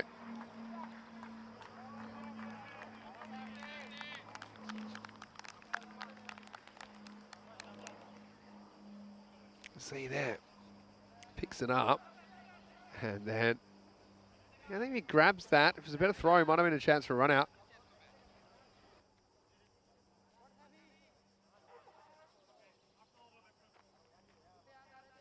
So into the last 3.5 overs here.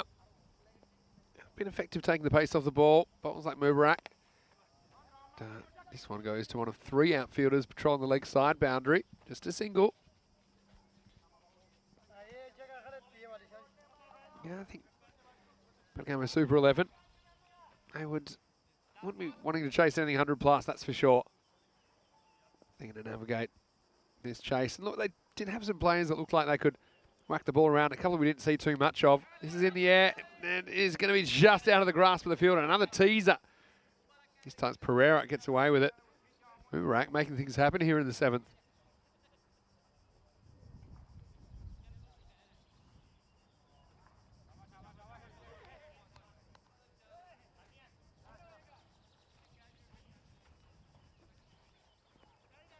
Magical Madupa. I feel like he's ready to launch to another level. Dad, he punches another one, which teases the infielder. Probably look for 2 here. We'll have to hustle. We'll get there in the end. Oh no, we've had a collision. Yeah, well, who'd want to be a keeper? Mohamed Afzal. He's done a pretty good job today, but well, lucky he's got the protection on. There's a bit of American football about this. As Madupa just barges straight through him. Afzal just minding his own business. Madupa, he just made sure he got in. Afzal became collateral damage. End of the over, 67 for 1. If you want to know how we're doing at the moment with this tournament, you can see that, well, potentially, if Bogliasco can win this game, they will go through to the 4th quarterfinal, take on Milan United, and it'll be the other 2 teams here. Bergamo Super 11 and, of course, the team they lost to earlier. That will be in Eliminated D, Pilatella United. And then from tomorrow, we're sudden death. Let's go back to the 8th over. That's a pretty well-struck sweep shot. And this one is well handled out there. Again, there's a few obstacles on that side of the field. So that's an effective strategy, I think, to keep the pace off the ball.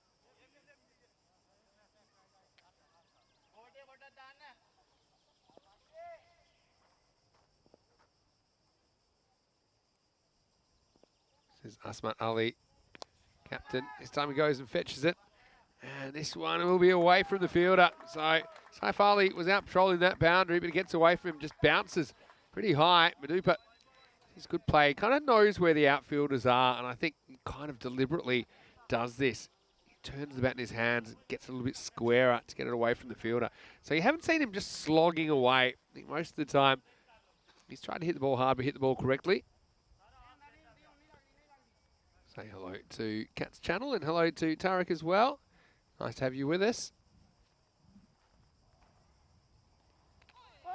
So we get sucked in to trying to go down the ground. Yeah, a little bit of a dance with the foot, but he got it back pretty quickly. This time he does get it, and he gets it much, much better. This is over the longest boundary in the ground, Maximo. And Madupa Fernando goes to 50 with that shot. So his half century of the first half century of the series, bringing it up in 30 balls. And he brings it up with his third big 6. 4 boundaries in there as well. Well batted by the Boliasco captain, not long back from Africa, where he was playing for the Italian national team. Just over 2 overs remaining. How much more damage can he do? This is fired in. It's the thick outside edge. And is kicked away. I think there should be an easy 2 here. There is. So Madupa Fernando is a pretty experienced customer. He cruises along to 53 with that shot. And still a ball to go in the over. Let's see how he approaches this. Last ball, he might be happy to take a single, but if he gets a boundary ball, I think he'll probably go after it.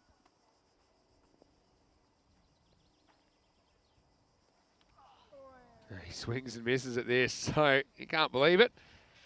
Ali will finish with figures of number 21. Azmat Ali, the score after 8 is 80 for 1. Well, Sundori in the chat was talking a little bit about what some of these players do when they're not playing cricket. And yet quite a lot of them do work night shift.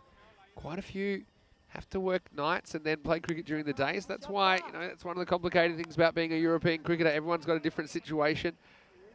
And so we certainly always appreciate the efforts of the players. It's always a bit difficult for them to juggle their work and, of course, participating in a European cricket series. But, you know, most of them, they try and move things around with family commitments, work commitments, travel commitments, so that they can participate. Because obviously, it's a big thrill for the players. It's a big thrill for us to see what's happening at the grassroots of European cricket. That's what we're all about. But yeah, it does happen. Mujibullah, late replacement in this game, comes on to bowl the 9th. Gets driven away, and this one will not be caught. Yeah, just had plenty on it, didn't it? Pereira gets in on the action this time, and that's his first boundary. So not a bad delivery, but just a good shot. You see the fielder couldn't quite get off his feet. Out there, Saman Ishak. So Boliasco move up to 84. Just a tick over at 10 and over now.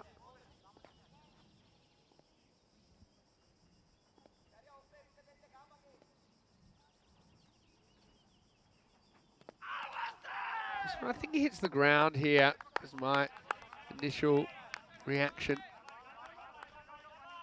Didn't make a bit of a sound. Keeper didn't seem particularly interested. And when the keeper's not interested, you probably don't have too much hope of a decision. Yeah, just brushes the ground with his bat. That's where the sound came from. There was daylight between bat and ball.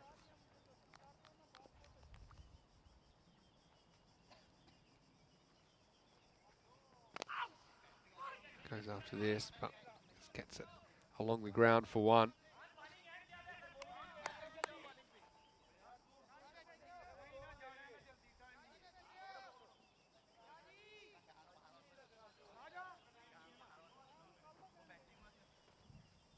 So the thing about this innings from Madupa Fernando, I just don't think he's hit the ball as well as he can.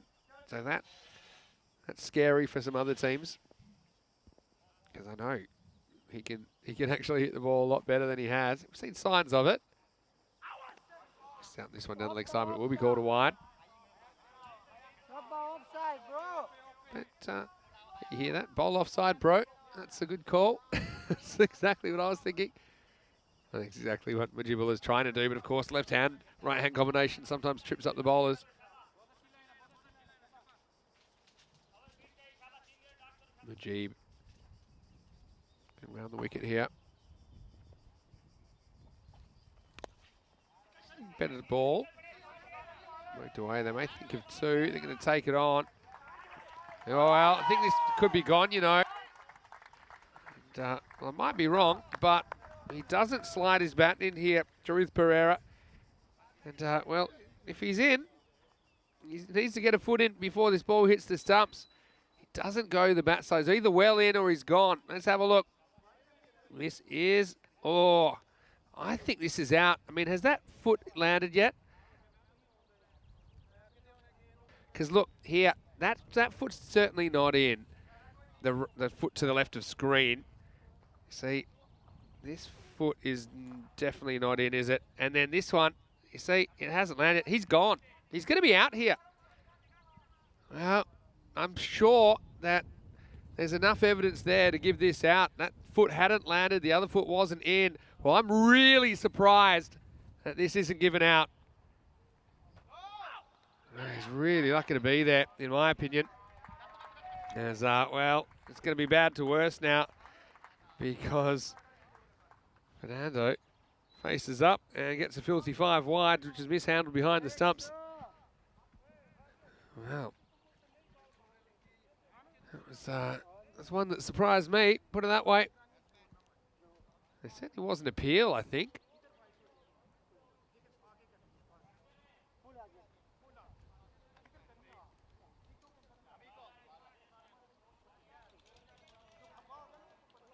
Because the thing is, yeah, it looks like you can't tell if the foot's ground or not, but you know it's not ground because it hasn't landed yet. And that's why I think that was out.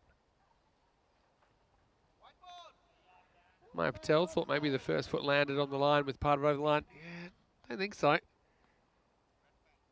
That's the way I saw it. Maybe that's the way they saw it off the field. Maybe benefit of the doubt. I mean, umpire's call, I'm guessing, would have been not out, so you need something conclusive to overturn it. But, yeah, I thought it was gone. What do you think, guys? Am I crazy? I don't have Rico here for a second opinion, so I'm relying on you guys.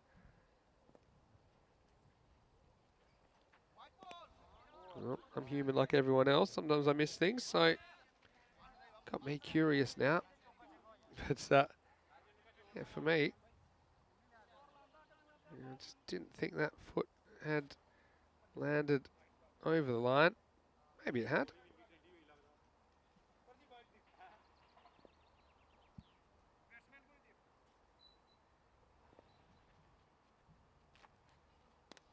Wow, it's not a good ball. It's full toss and whacked away by Fernando. Gets a gift and he cashes it in.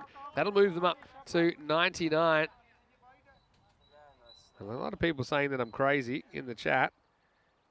Well, that is true. Let's have a look. Oh, yeah. Well, I looked it back and I am crazy. Well, there you go.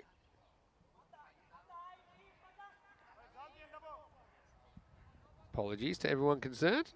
Let's just purge this one from the records. I think after looking back, he does get across the line with that 1 foot, so no cause for concern, I suppose.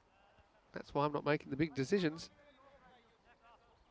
Except for where to eat tonight, of course. That'll be a big decision. Last ball, the over. Oh, dear. Well, backstop coming into play again. Hey, what? Things have changed. I mean, when I was keeping, if you had a backstop to me, I would have told him firmly, what does he think he's doing there? Don't you trust me? I suppose the answer in some ECS cricket would be no. It's also some wayward bowling.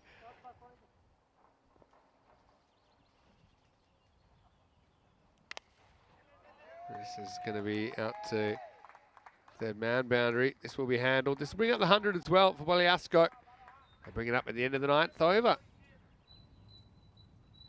In fact, I've got something completely different. Why does Rico leave the cube and leave me with all this stuff going on? So I've actually got the score 100 and...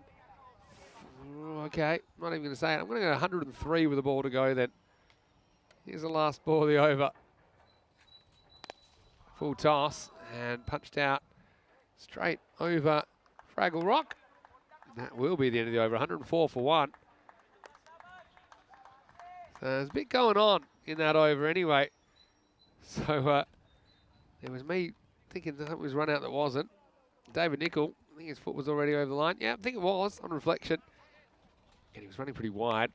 But yeah, I think what we learn out of that is I probably am crazy. But yeah, Emil Vandervolt says back foot was in. Vinny, spec savers. Yeah, probably do need them. Well, it's pretty dusty around here, so it's, you know, can't trust your perception. And Neville saying I should change the subject and start talking about the golden ball. Maybe I will. Thank you to everyone for getting me straightened out on that one. Maya Patel saying, question, with these teams developing youngsters, could we potentially see ECN series for developing cricketers like under 18 ECN series? Well, we love the idea of that. I suppose the issue you've got is it's already a pretty packed schedule. We're struggling to get to as many places as we want to in a year. We're almost going to have like a 2-year schedule to line up. But I know there are initiatives like the Cricket School Project where we are trying really hard to get cricket into youngsters and showing that cricket. That's why often in a lot of these ECS tournaments on finals day, you will see some youngsters out there playing a game or at least being put through their paces. Short, and this is smashed, and that's going to eat him up, and that's going to be over the fence. Well, you have to ask the neighbour for that one back, and this will happen occasionally. Let's see what this hits, actually. This one, well, not really a crocodile rock job, but not far off because there's a little ridge there as well. And the fielder, well, we're just interested in sustaining his own safety there, I think. The ball ends up racing to the boundary. But yeah, thank you, Maya Patel, for your question. And I know there's lots of things we'd love to do. You know, in particular, showing a bit more women's cricket. I think that's something that's on the up and up as well. Probably the grassroots level, not quite there yet, but you know, could see potentially a women's ECC maybe being the first tournament we run that's specifically for women's cricket, but also yeah, women's and juniors, really all cricket. I think it's something that we're very interested in promoting one way or another.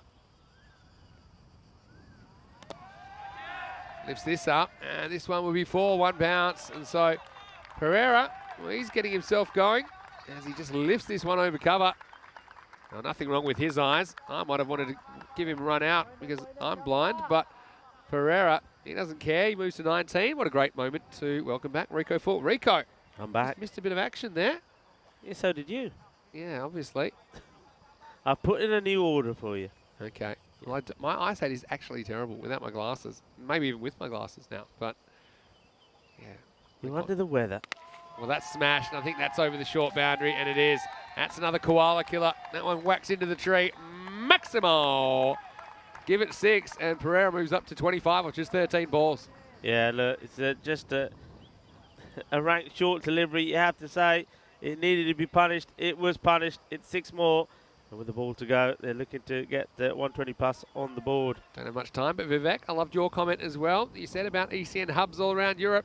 But right now, here's the last ball. Well, probably be running for 2 here, unless they miscounted. They're just going to walk a 1. So it'll make it an even 120. And what a good partnership that was. They only lost 1 wicket along the way. Fell at 48, so they finish with a 72-run partnership. And the other thing was that they really were able to get that acceleration in. They probably didn't bat as well as they wanted in the first half of the innings, although they did have wickets in hand.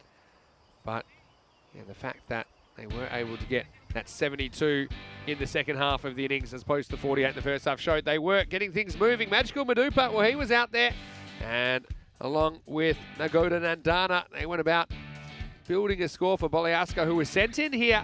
And don't forget, a win for Boliasco will see them safely through to the quarterfinals. And Rico, at the halfway point of this game, they're in a pretty good position. Yeah, very good position. I mean, this was the wicket.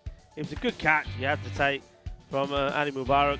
He gets Nandana for 14. When he wanted to get both batters out, he thought maybe he can have both umps. The umpire said no. But then we saw Fernando come into his own. It wasn't a slog. It was a classy innings. He played shots to all parts of the ground. I like the way he swept the ball. I like the way he used his feet. Sometimes he was running towards the ball, and other times he was quite happy just to let the ball go by. But I think this is all about a lot of times when people will talk to me and say, right, you know, how do we go about an innings? How do we go all out attack? And I say, well, you play a normal game, but you play smart cricket. They played smart cricket. I think you see the 2 batters, they didn't go big right at the beginning. I mean, it wasn't electrifying. 48 for 1 it was at the halfway point, 48 of the first 5, then 72 of the last, and it's getting partnerships going. That's what I always say, is about partnerships, and that partnerships was a good one towards the end there. And also, the last 2 overs went for 40 runs. That's the other thing. 8 overs, the score was 80 for 1. The last 2 overs went for 40, and that is all to do with having batters that are in. Madupa Fernando by then was well in, the captain. What a captain's innings it was from him, 61 of 37. And then, Sharath Pereira, he came out there and he blasted 26 of 14 deliveries as well. 120 on the board, and that's that's a very positive start, isn't it, from Boliasco. They made 128 in the first match against United, and now here they've got 120 on the board again. 6 bowlers used in total, only 1 wicket, and that was to Ali Mubarak. And nobody really went for too many, I suppose. Munibullah, the last 2 bowlers there, Munibullah, I think the 9th over of his, it was that went for 20, and Apal Singh trying to just slow things down in the last, he went for 16. And but other than that, it was pretty tidy. I mean, you can't be disgraced by that bowling performance at all. I think Salman Mohammed, he was probably a little bit unlucky not to pick up a wicket. Ashraf Shah also bowled very well, and Asmit Ali, he went for 2 for 21 of his 2 overs. But it was just about the timing, it was just about the partnerships. The partnerships came at the right time. 2 good partnerships, all sort of built around that man who was not out right from the opening. First partnership he put together was with Nandan, that was good, and then Pereira put another one. So all good work. It just means that we're going to see once again, we need to see something super from Bergamo Super 11 if they are to win this one. If they're not, well, it all depends how things look at the end of it. But it looks like unless they can get a win here and then get Netrot right into play, it looks like we're already looking at the 2 teams that will be playing in that eliminator later on. But this is all about being in good form for that eliminator. That's what I say sometimes in these matches. Okay, you know you're probably not going to win this match, but you know you've got a very important match coming up next. That is like your final. You're going to have a bit of time to build for it as well. Go out there, be positive, get the runs on the board, set yourself little targets, and you never know, if somebody like Madupa Fernando did there gets going, you could even cause a bit of an upset. Well, join me, Rico Full, and Mr. Maximo, as we come back with the conclusion of this match in under 10 minutes time. Volvemos en más o menos 10 minutos.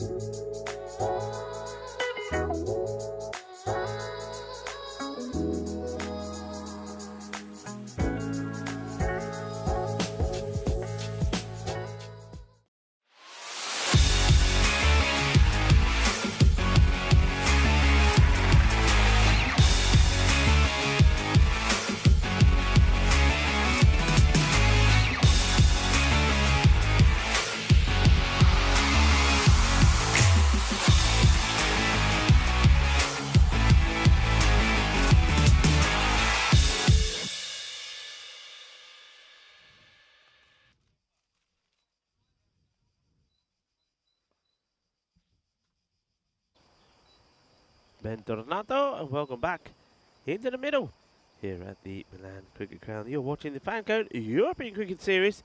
We are in Italy, in Milan, and well, it's getting hot, and it's getting hot under the collar for Bergamo Super 11 as well in their second match, and they're against a team that have made a good start here. Poliesco, they know a victory here, and they make it 2 out of 2, and they will take their place in the quarterfinals tomorrow. And what that means is that it's going to be a very difficult encounter for Bergamo Super 11 when they take on the team that they weren't able to beat the first time round, and that was Piatello United again. And that means it's going to be another hot match out there in the middle for them. Poliasco, they know if they can defend 120, they got a chance to relax and come back tomorrow in the quarterfinals. So everything to play for here. Well, they've got the runs on the board, courtesy of their captain, Madupa Fernando. Becomes only the fifth player to score a half century in the series. The first ball gets bowled and gives this a bit of width. And, well, asking the question, they're going to go upstairs for this. The wide has been called. And now let's just keep an eye on this. Now, does he keep his foot down? I think this is the question. Does the foot go up in the air and stay up, or does it stay down? Let's have a side view of this. So here, it's on the line here. I think he's in trouble. Is there enough of that behind the line? I think it's hard to tell from here. Is there any part of that foot, or that toe, you have to say, that's behind the line, or is it on the line? On the line is not good enough. It's got to be behind. Well, I don't know. I mean, remember, you can't see the line properly there. What do you reckon here? Maybe he'll just get the benefit of the doubt. The umpires are in consultation with the third umpire, Stefan Gooch. And you can see that the square leg gets a good long time to have a look at it. And of course, the foot doesn't move from the batter. It's not one of those where the batter then quickly gets back in the crease. He stays there for a while. So it's a good time to have a look at it. He's been looked at by the third umpire as well, Stefan Gooch, and I think he just gets or keeps a little bit off the foot behind the line, so it'll be all right. Well, Ali Mubarak, he was pretty confident. He was quite happy to leave his foot there and say, well, there you go. I'm not moving it. You can see I'm in. This time, good delivery. Gets this one to go the other way. Madupa certainly turning on the style. The captain falling on from his 61 not out. This one is up in the air. Fielders will see it go over it, but I think the ball will slow down as it hits the deck, and they do between them get the stop in. It's an okay shot to play. I think when you know that the players are inside the 30-yard circle, you can go for it. On another day, this would have just rolled on and gone over the boundary rope. Barak, he's off and running. They need something good from him. They're just quite happy just to play this down. And he was the only batter really for Bergamo Super 11 who got any runs in that contest against United. He got 25 of 21, so he we know can bat, but is he gonna get some support? This is hit pretty well. There is a man mid-wicket who comes across and makes a stop. And remember, it all went wrong for Bergamo Super 11 in the middle order when we saw those 3 wickets fall in just 1 over against Piatello United. So really, we don't know too much about those 3 batters. Was it just one of those things that happens? This one gets play. I mean, they need to run. It's a bit of a hesitant run there from Mubarak. They do get there, and leg byes are signalled, so a bit of pad on this. Just try to paddle it down past fine leg. The third man is able to do the fielding.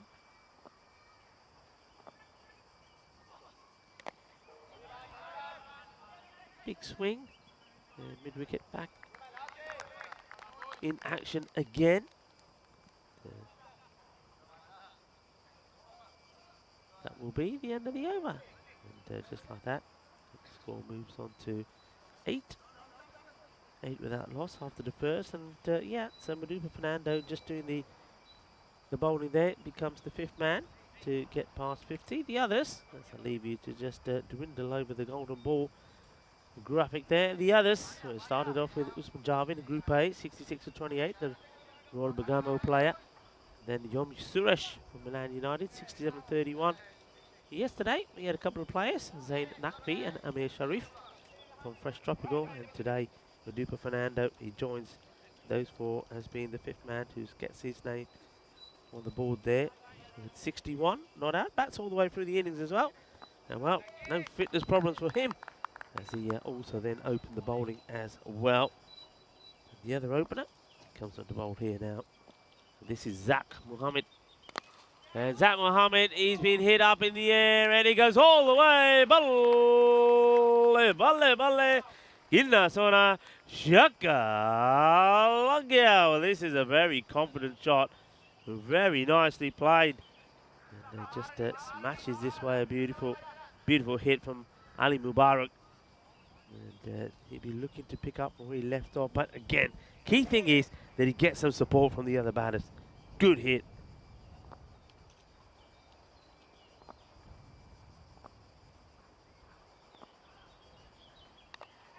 Gets the toe end of the bat. Fielder makes the stop. Keeps it to 1. Take the single.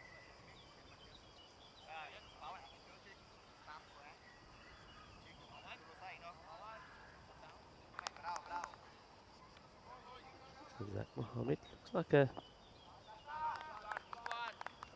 young up-and-coming bowler. Getting good support from his teammates. Yeah, he could get a wicket straight away here, and he does. Well, that's the kind of support that he needs. He needs the catches to be taken. And Sanka Pereira is certainly not going to mess that one up. A soft dismissal. So, well, Ali Mubarak is probably thinking, well, here we go again.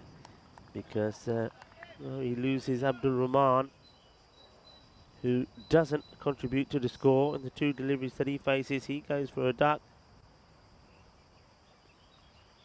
And just hoping that somebody can stay there with him from somewhere. And Rahman, well, he's, well, 2 ducks for him. It's been that sort of day. Lasted just 1 ball last time. This time he lost 2 balls. But it's another duck. In he goes into the lake. So, issues with the bat. And this is the point where wickets really did start to tumble. And last time round, it was the LBWs that was getting them problems. They were playing with the pad rather than the bat.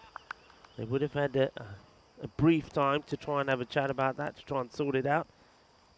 And Sufyan, he gets himself off the mark straight away.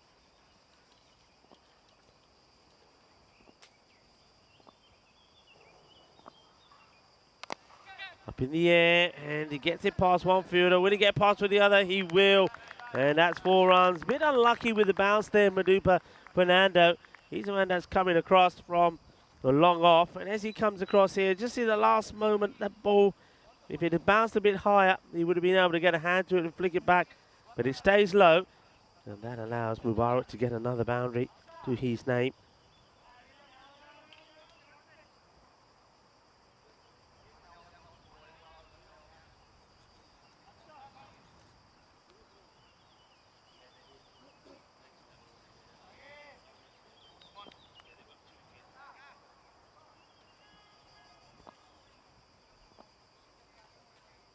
Zak.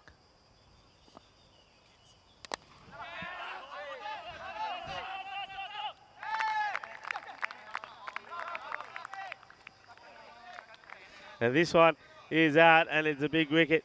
It's Mubarak. Well, show us your shirt is what the umpires are saying, so we can read the number. And, well, yeah, take a look at those shirts. They're the only team that we know in European Cricket Series history that have got 2 kits. K-I-T-S. Yes, kits. That's what I'm saying. I just caught the end of that.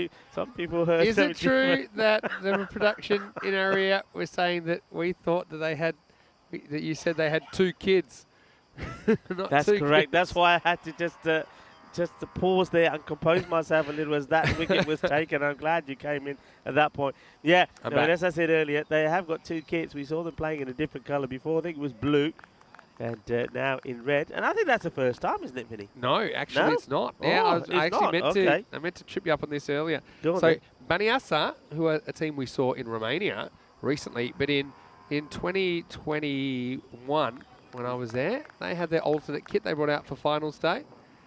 Okay. And the other one that springs to mind, yes, that was a very different colour. It was a very pink number that they trotted out. And then the other one was Brothers 11 Portugal. I know you went in Portugal with me, Corey was there, but they had a special ECN kit that they designed for themselves, but didn't come till day 2.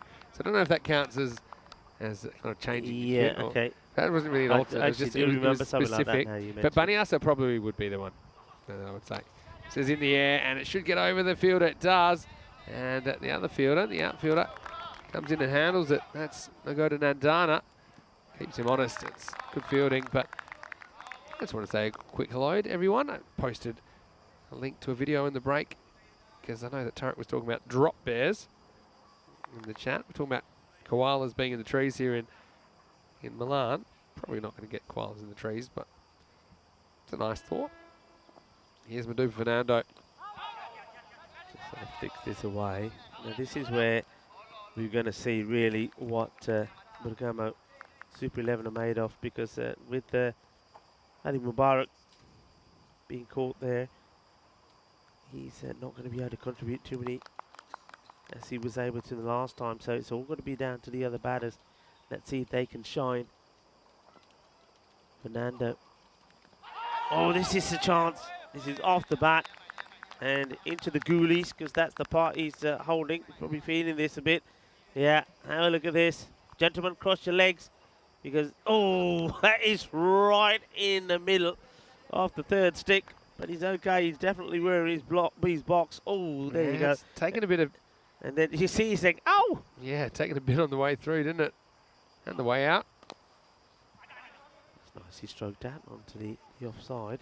Partnerships. That's what they need here now. Partnerships. And the 2 Alis. Well, Safi Ali and Asmat Ali are the men out there that are required to do it.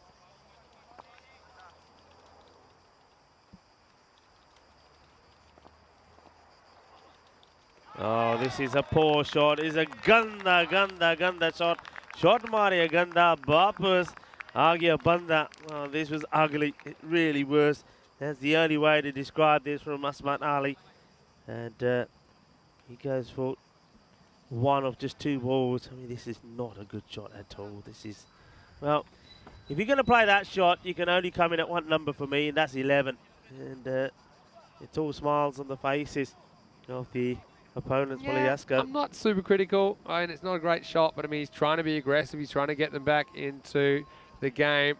But Madu Fernando does what he does best. He hits the stumps, keeps it pretty straight. So you can see the acceleration. It was a bit of a step ladder, wasn't it? From overs 6, 7, 8, and 9, and still a decent 10th. So right now, it does seem to me that Polyaska very close to booking a place in the quarterfinals.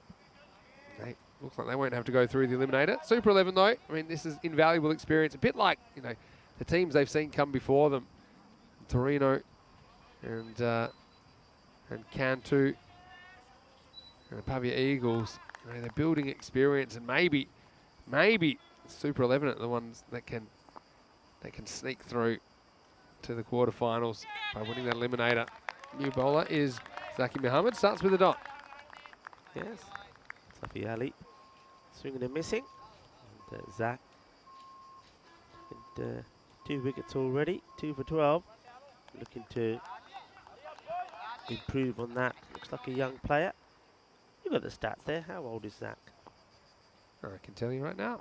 Yeah, look it up for me. I think he looks like one of their under-19s for sure. This is hit pretty well. And I heard that you're having a conversation with 1 or 2 of the viewers. And take the second, yeah, that's good. In comes the throw. This needs backing up. We're going to take 3. Well, there you go. Come on, one more time. Triple overthrows. Well, just from nowhere, 1 becomes 3. And, Double overthrows is the coolest thing I've ever seen. And before I came to Europe, I never ever saw it.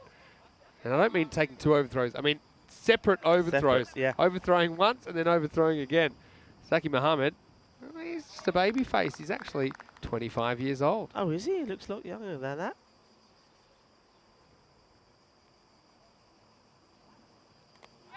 Up in the air.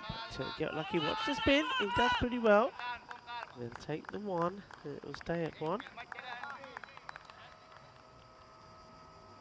Yeah, I mean, going back to that, people were asking me questions about, you know, any plans maybe in the future for these sort of series, but involving, you know, juniors. I think that will come. You know, it's cricket, as we keep saying, as we've said here in Italy, is growing all the time. New teams coming on board all the time, and in time, we're going to get the next generation that's coming up. I mean, cricket is going into schools now a lot all over Europe. This one is hit with aggression out onto the next side, and he'll chase it, but chase it in vain. 4 runs, and that's the way you got to be. You got to be positive. And as you do, Fernando Borges get the Perlankia Joka. Nicely played. But yeah, so there will be the time, and of course the other thing is we're at the moment, I think, that most countries, European countries, may have 1 or 2 under 19 sides. I know that in Spain it's growing quite a bit all the time. We probably have 4 or 5. So when you get to that point where you start to get European countries with those sort of numbers, then yeah, there's no reason why it can't happen, and I look forward to those days. Yeah, I couldn't agree more. Generational generational change is what we're trying to do. We're not going to do it in a year or 2. That's why we need everyone's support out there to help us keep building and growing European cricket.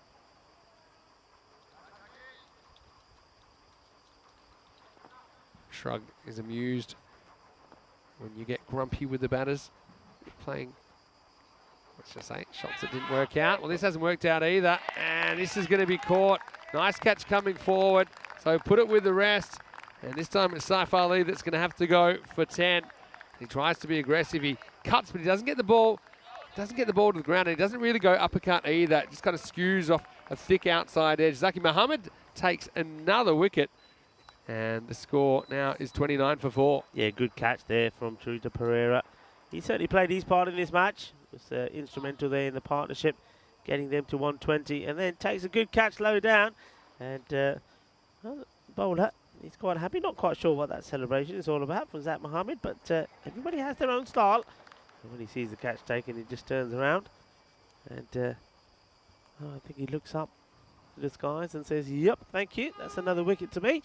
And hey, he's had a good day, because that takes him to 3 wickets. He's got a ball to go. Maybe we can have another 4 for here. Yeah, sneaky 4 for maybe. Zaki Muhammad last ball of the over.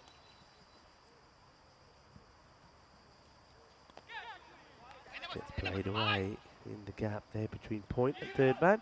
They tell, well, this could be trouble. This is trouble. Oh, this is, all right.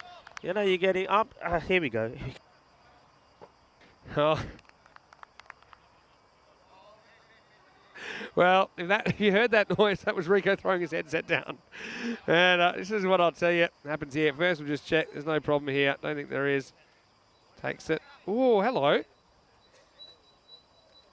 Well, I tell you what. I saw this the first time.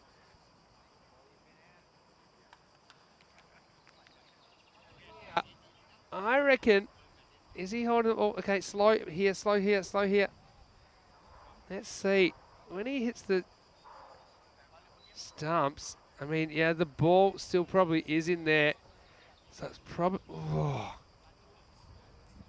Well, I know what you're trying to see. Yeah, Which glove was the ball in? I think that it's in the left glove, but it just pops out. So, well, it wasn't the straightforward one. What was that running about?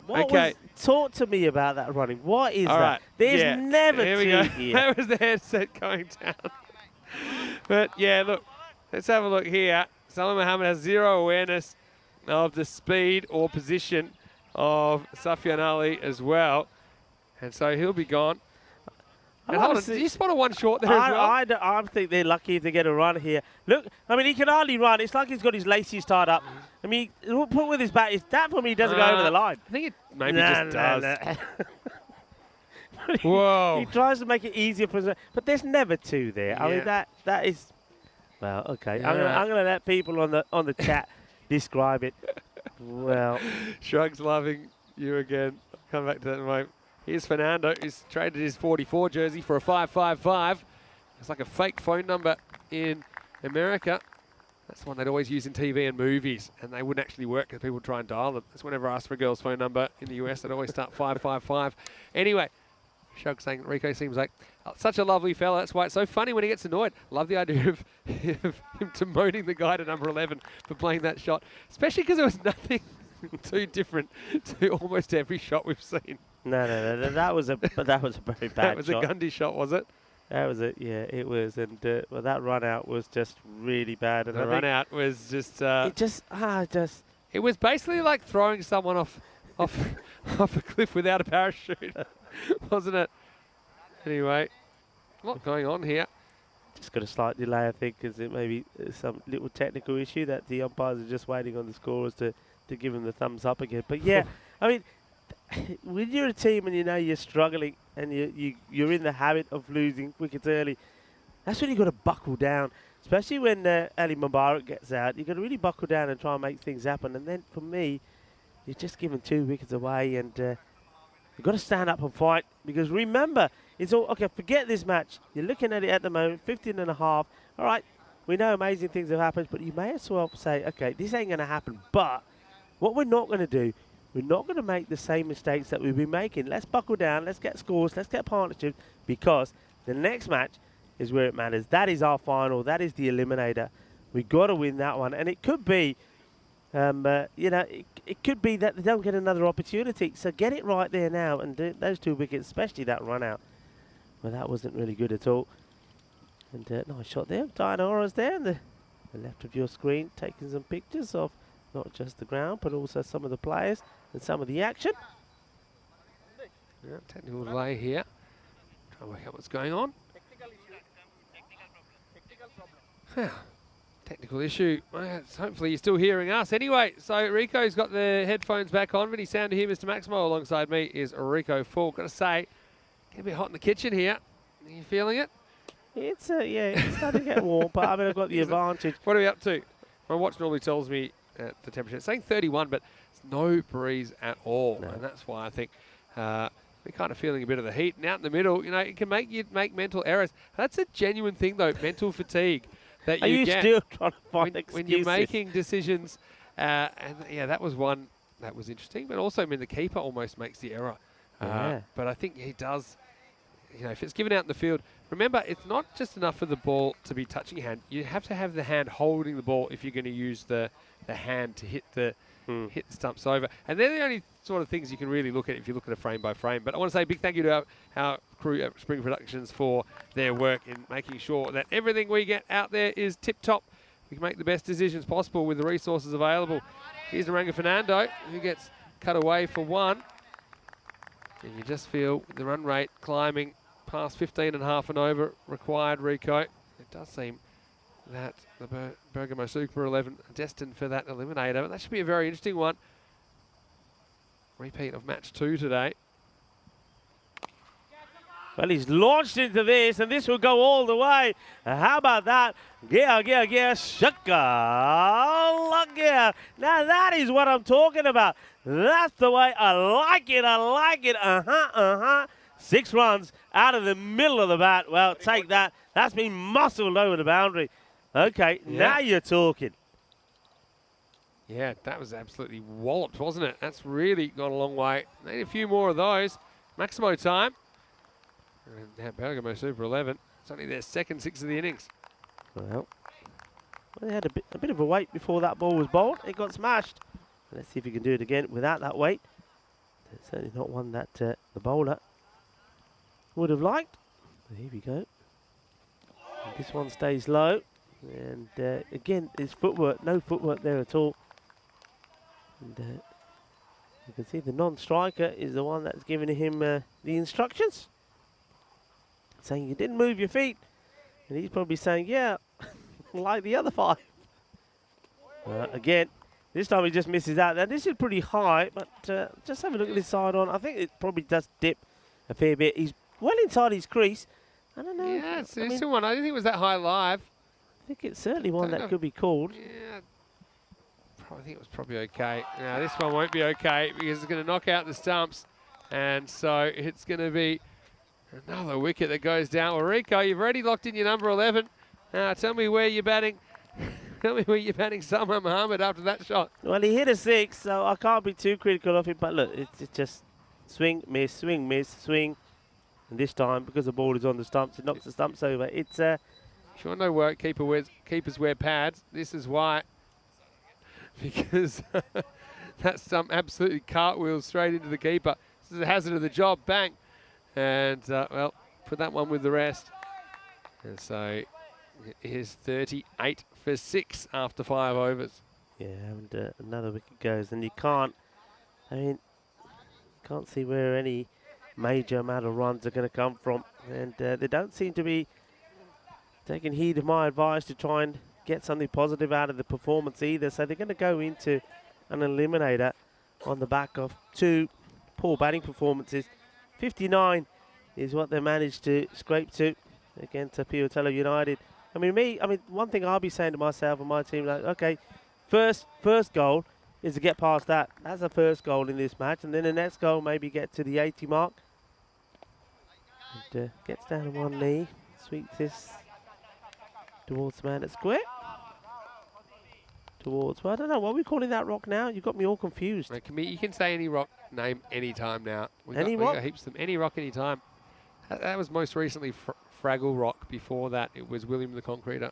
Okay. Sometimes it's Concrete now. Another single. So look, I don't mind this. I'd rather see this than batters swinging blind and just missing straight balls and getting out. Just get some sort of partnership together. Go for your personal best high score. Get into some sort of form going into that, well, what's now going to be a crunch match. The eliminator. Pereira with the ball. Yes, that little pause, doesn't he? There's something that we're seeing more and more bowlers do, yeah, right? at all levels.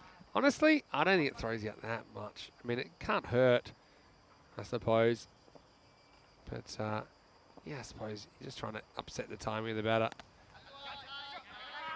Something's crept into a few different sports. Baseball pitchers will do that a bit more now as well.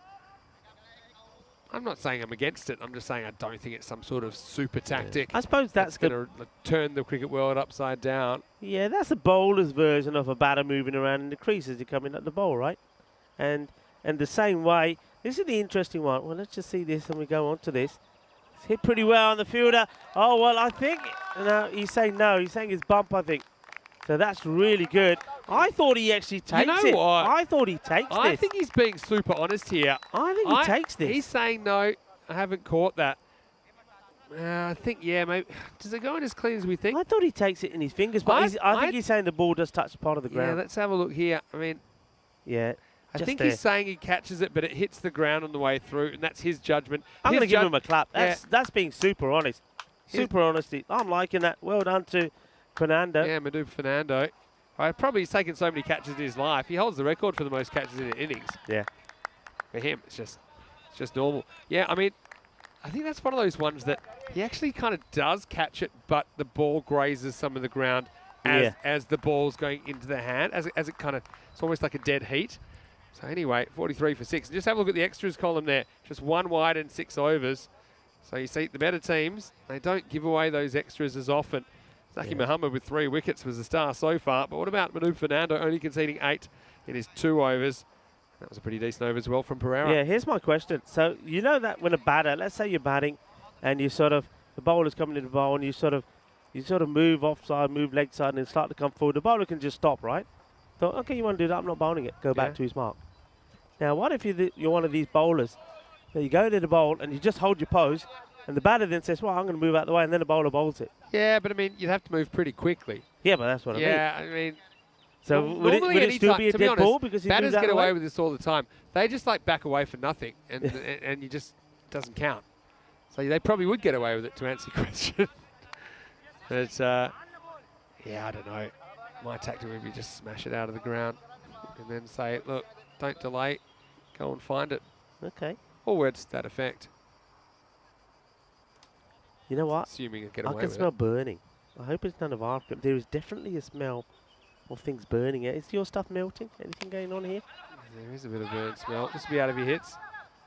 Oh, very close. It would have been good. It's been well backed up. There is a bit of a burning smell here. I'm going to take a little tour as far as my wire is going to allow me to go. But there's something. There's something that's on. There's something ablaze somewhere.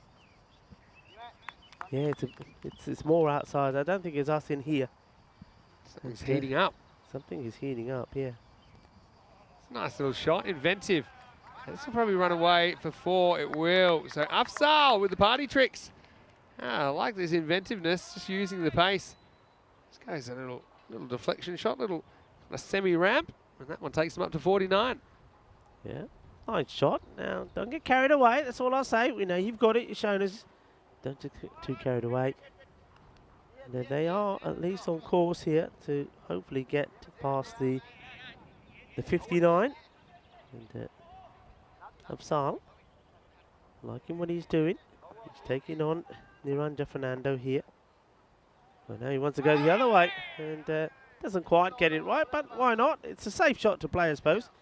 As long as he gets the pad behind it, it's outside the line. Yeah, Afzal putting the party tricks on. Batting at number 7. And batting it better than 100 strike rate. Not many of his teammates can say that. Salman Ishaq plays that quite well, gets a single as well. A few people in the chat, or one in particular, Pista Bite, saying that Afzal a bit of a Rico look-alike. I don't know. Is that yours kind of set up there?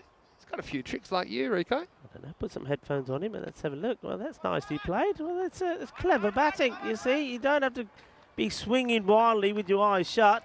You do it Rico style and just play the ball around to parts of the ground. Nicely played. It just helps that away. I think this could be your long-lost brother out there, Rico, at the moment. Isn't Afzal. You say he looks a bit like me. He's a bit of a Prakash Mishra look about this batting style as well. And look, just like that, you see, without doing anything crazy, playing smart, clever cricket, the 50s on the board, 55 for 6 after 7. Yeah, so let's have a look at what's coming up. We can tell you now, Piatello United versus Bergamo Super 11 in the Group D Eliminator, starting about an hour and a half's time, right here on the European Cricket Network. The toss will come straight after this game, so stay tuned. One of those teams will be out of the tournament. The other one will be through to quarter-finals Friday tomorrow.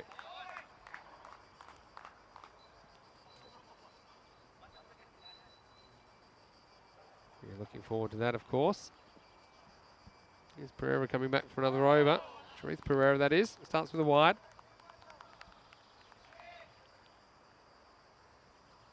Yeah, just playing about with the lines there. Good work, though, from Matsanka.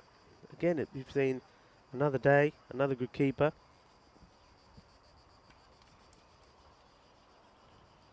Oh, this one will be out. Yep. And, I think that's going to be the game upstairs, but I'm sure he's out here. This is all part of the plan. And Pereira says, here you go, Umps, have the ball back. I know he's out, don't worry. Yeah, he got away with the ball before, but this time, look, he comes out. He's a long way out of his crease. And, yeah, the bat doesn't come down quick enough. So he does go. So it's going to be a unfortunate departure for Salman Ishaq. He still wants to wait around to see what the third umpire's to say. I don't think there's going to be much doubt about it, to be honest. I think this was just the umpire wanting to make sure a couple of things. The main thing was the take okay. I think the gloves are fine. And then does the bat come around in time? Well, I think this clearly shows that it does not. Yeah, so it's gone. It's adios. Yeah, fairly clear one. And so there's the decision given now. So another wicket. That's smart. And sometimes people say, well, deserve to get something off a wide. Well, I mean, a wide's not as bad a sin as a no ball. No ball has something illegal about it, and that's why a bowler can't take a wicket off. A wide is just a slightly misdirected delivery, but if you can still fool a batter with a slightly misdirected delivery, whether it's for height or whether it's for width, and that's why you can get stumped and you can get hit wicket off a wide as well, whereas you can't off no ball. Yeah. As it is now, the score is 56 for 7. 57 for 7 make that with the wide, and this will bring Harpal Singh to the crease. I suppose if you didn't have that rule for the wide, then batters would be charging down the wicket all the time, and it would be even more an advantage to the batters. Yeah, exactly. As a keeper, I fully support that law. One bounce, stop, it should be. It is. No mistakes from the captain. Fernando there. He's had a very good day, hasn't he? Madupa Fernando. I'm surprised he's not a little bit jet lag, really. Yeah, I think he must have gotten back yesterday, I think. Day or two ago. Slightly quicker delivery this time from Chari Pereira. Fires that one through. Always nice to see players out there bearing a big smile and enjoying themselves. And Chari seems to be, and one or two of the others out there from Poliasco do as well. But this one, he has no idea where this is gone. And he goes with a sweep shot, doesn't get it, and Afzal goes against the top of the bat. And a straightforward, comfortable catch taken there by Pavan Kadiri. And another one bites the dust. We saw some nice shots from Afzal, but he wasn't able to do too much with this. The 11th, he went for the funky sweep, gets the top edge, up in the air it goes, and no mistakes there from Pavan. Takes a good catch. And there we go, comfortably done. Well, I say comfortably done. I think it rolls down his arm. And, well, he's still smiling. He's He's comfortable. Give him a little bit of a massage. Just a little bit of ball massage. Here's Mujibullah, who's the last minute replacement in this side due to an injury to Kulveer Singh. He's coming out number 10. And now one thing that's interesting, Rico, I think you might have been asking, there's been a lot of maidens this tournament. I know a few people have mentioned to me a lot of maidens. No maiden Waters. She's always interested. A lot of maidens and a lot of wicket maidens as well. Yeah. Don't forget we had a 3-wicket maiden today. Waits for this, drops back and plays it out on the off. Takes another single. Yeah, so this is a little stat we put together. Almost at the top of the tree. Portugal had the most maidens, 8, and so did Stockholm. But they were both 2-week series, remember? And this is just a 1-week series, and we're only into day 4. Yeah. Well, I think this is going to be another one that may be out. And the umpire hasn't given a decision yet. No, he says let's go to camera. I think might he's as out, well, yeah. because this is gone. I can tell you that straight away. And I might have cooked one earlier, but this time I just think direct hit, he's always going to be gone here. Picked up, thrown, and gone. And he's not even really close, to be honest. So what a good piece of keeping that is, recovering. And I've got to say, Asanka Pereira, big fan of his keeping, showing he's got a bit of an arm on him too. Knocks the stump out of the ground. Things going from bad to worse. I'll make that 59 for 9.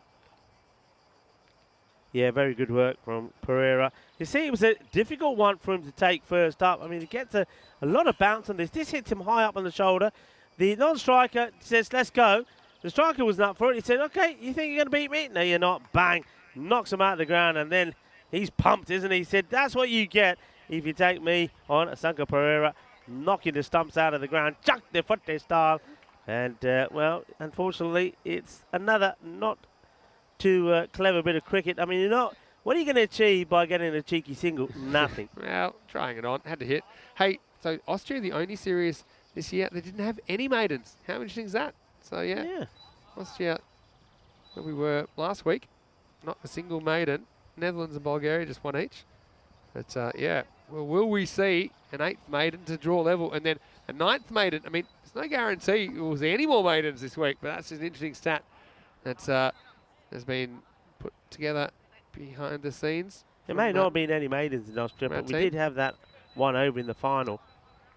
Oh, yeah, we saw from Didar. I think it was 4-1. Yeah, 4-1. 4 wickets in the over, which was quite sensational. And the one was he was in wide. a hat-trick twice, and the one was a wide. Yeah, You're right. that's right. It was his very first ball. So if you want to take that out, then it suppose it was a maiden in the next 6 balls. Sanaj Kumar is finding this match a little bit slow, so we'd like a bit more energy from you, Rico. You want some ballet mode, Rico. Well, you might not get a chance because this is the last batter at the crease now. And Ashraf Shah, not a bad shot for a number 11. You were trying to kick him out of that number 11 position, trying to say everyone else should be batting 11. Elevate him. You see, he gets him a highlight. He gets him the highest score in the day. They do go past 59. And the question is, and the big question is, can they go on and bat out another 12 deliveries? I'm going to say no. That's just my opinion. This worm, well, it knows it's cooler underground. That's why it hasn't been going anywhere, just flatlining in the 8th with 3 wickets. Yeah. I think we need to find something else for the worm. It doesn't really tell you too much, that worm, does it? You sound In like the Corey. contest. You've been listening to Corey. Yeah, yeah, me and Corey had words yesterday, and he said, Rico, slate the worm for me, will you? I said, okay, we'll do. Working it. I mean, I'd like to see the heart rate graph. The heart rate graph shows you the run rate during the innings, and that can go up and down. Yeah, but even... That's good, because if you need to go to a certain amount to win the game, you can see if you're ahead or behind. That's a good one, trust me.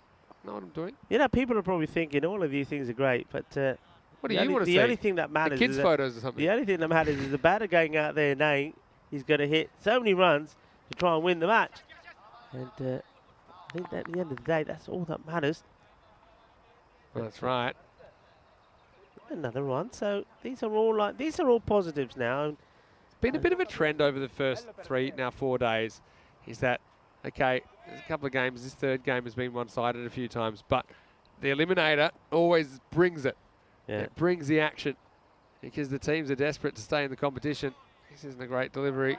As Kadiri loses it down leg side. Nice keeping once again by Asanka Pereira. But yeah, we'll have 2 teams fighting for survival, and Piotello United, remember their win over the Super 11. They had to fight pretty hard for it, and that was their first win in ECN cricket. And Super 11 yet to register one. They would love to get on the board in the eliminator and continue their ECN journey. Well, has a go and misses. If he hit, it would have been curtains. And the 2 batters decide, you know what, let's not take another chance. That would have been siesta time if that had hit Rico. Had the hammock out. I was ready to go. Could pick up and release, but Kadiri just couldn't find the target. He was gone by 3 steps. I like the way there, as soon as he throws it, he knows he's missing.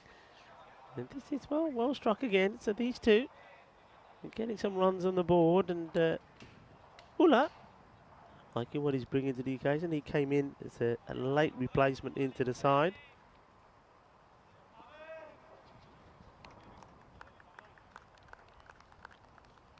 Couple to come here in the 9th. Oh, it's an interesting shot. It was almost like a tennis forehand. Gets it past the keeper, sort of flat bats this past him, takes another single. Yeah, so smart batting, just picking up runs where they can. Just getting a bit more TV time. Kadiri hasn't gone for too many, just the 5 off the over. Last ball of it coming up here. And once again, bat onto ball. Goes to mid-wicket. No real change from the field as well. I mean, they know that they can't lose the game, but they've just kept the field out where it was. You could say they could just bring the people up and really put a real squeeze on, but they're quite happy with the way things are. I think they're expecting the batters still to try and have a go. So 9 completed. So these 2, like final 2 batters, do manage to survive one of those overs left to go. They came together at the end of the 8th. So they've negotiated 6 balls. Can they negotiate 6 more and get just a few more on the ball? Maybe get themselves to 70. We shall wait and see. 66 for 9 at the end of the night. Yeah, well, maybe they will bat out the 10 the way things are going. Looks like we're going to have a new bowler out there now, and yeah, it's a good time just to try a few different options, isn't it? So Poliasco, I think we know that they'll be going through.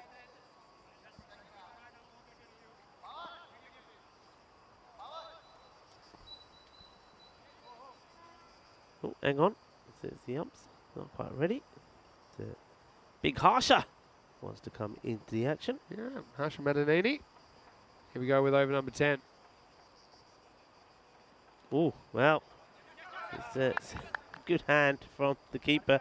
Just slows it down. They have got the backstop in, so I think they're expecting this one from Madanini not to be the best of ones. Madanini is something I'd expect to find on the menu here in Italy. He's got that sort of swag about it. Madanini.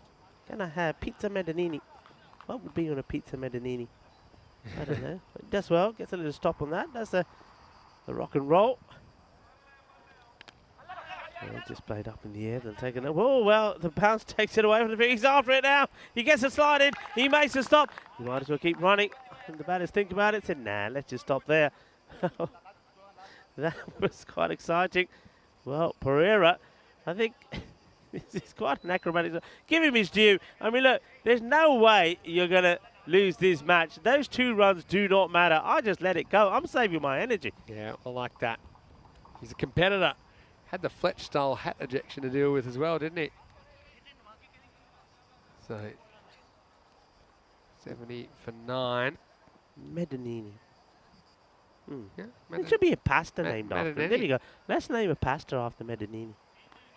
This one. What sort of pasta would it be? It's got a circular feel to it. So it's a round stuff, you know, maybe pasta balls or something. Medanini alla pelota. What's balls in? Alla pelota. La pelota. Yeah, round. Rondo. Okay. There you go. Medanini alla rondo. He's now a delicacy. Doesn't that sound nice? 4 to come. 3 to come. We'll say this. We do so many cricket games, and we love what we do. You're going to get see some that are going to be big finishes. You're going to see some that are just going to peter out. This is the latter. But, you know, when that eliminator comes, strap yourself in. There'll be 2 teams arriving, only 1 surviving. When that begins in around about an hour and 20 minutes time from now. Chance to catch it up in the air, and the catch has been successfully taken. So, with a couple of balls to go, it's the end of the innings. They get to 70. So there is, I guess, some positiveness there, which is that they've scored more runs than they did in their first match against the Piotella United. But well, Pasta al Ronda, Menonini, he does get a wicket. Good catch there taken, and their work is done, and it's a very comfortable victory to win by 50 runs. So congratulations to Poliasco. They will book their place in the quarterfinals tomorrow, and that means that we've got a interesting and nervy eliminator coming up. Bergamo Super 11, they will be more nervous than any, because they have not found any form with the bat, and they take on Piotella United, who beat them by 26 runs in the first one. But I will say they did have them under the hammer in the field. So it's all a question of whether they can put the same performance in the field, but just find a way to just, I don't know, get 30 to 35 more runs on the board. It may be enough to give them that victory. So remember, that group eliminator will be coming up in around about an hour 15 time. Yeah, that's but, right. Let's have a look at these highlights to start off with. It started off brightly, didn't it? Because Mubasher, he did play some nice shots, but then he was caught. And once he had to go, and nothing else much happened. It was also not a good start for Abdul Rahman. He was another one that had to go. He had well, it's 3 ducks, or 2 ducks it is, from him on the trot. He'd be hoping to avoid the 3rd, of course, in the eliminator.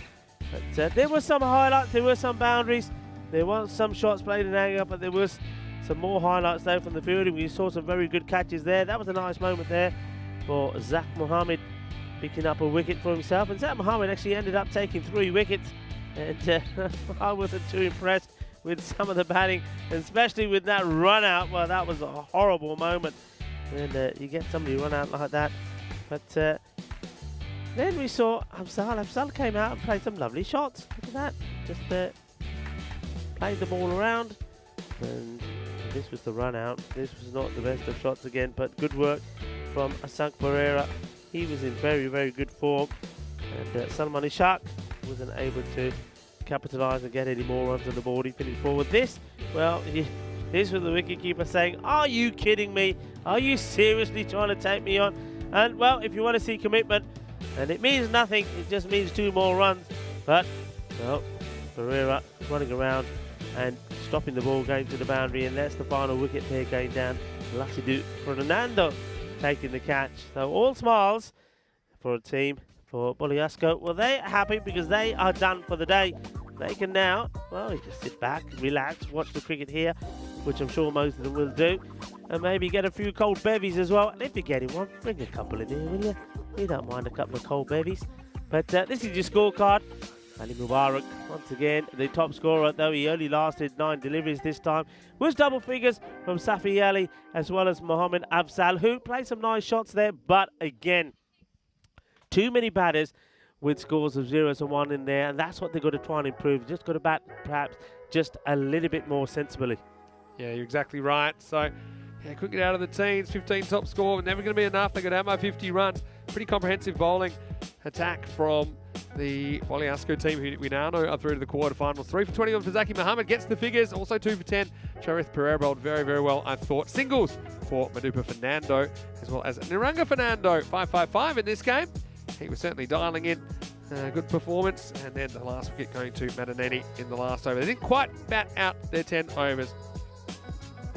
Now, once again, just a reminder where we're at in the day. We have about an hour and 10 minutes before we come back with the Eliminator. Of course, just 2 teams have survived now to this point in the day, because we know that the first team, Boliasco, with that win, they go straight through to quarterfinals tomorrow. They'll play in the 4th quarterfinal. In fact, we can show you exactly where we're at in the tournament. Boliasco, we now know they will play Milan United in the 4th quarterfinal. And then in the bottom left-hand corner, you can see Piotella United and the Bergamo Super 11. They will play. And whoever wins, they're going to have their hands full tomorrow, because they're going to have to take on Fresh Tropical in the 3rd quarterfinal. Yeah, I mean, it's already starting out to picture out to be an exciting day tomorrow. I mean, you look at those top teams, and already at the top of my head, I can think of some individual performances in all of those lineups that we've got. I'm certainly looking forward to it. It's going to be exciting stuff. And like I say, we started off seeing the graph of the scores of the day and the average runs, and I do believe that after tomorrow, they are going to really rock it up. Yeah, for sure. Well, once again, just want to thank you for joining us. Hopefully you enjoyed the break. We will. In the meantime, you can go to our website, europeancricket.com, check out the scores and the fixtures. You can even look ahead to next week, where we'll have 6 teams competing in Brescia. And also, don't forget to keep the chat coming in the live chat, ECN European Cricket Network. We'll see you in about an hour and 10 minutes. But until then, stay tuned for more cricket action. Enjoy what you're doing, and see you shortly for more FanCode European Cricket Series.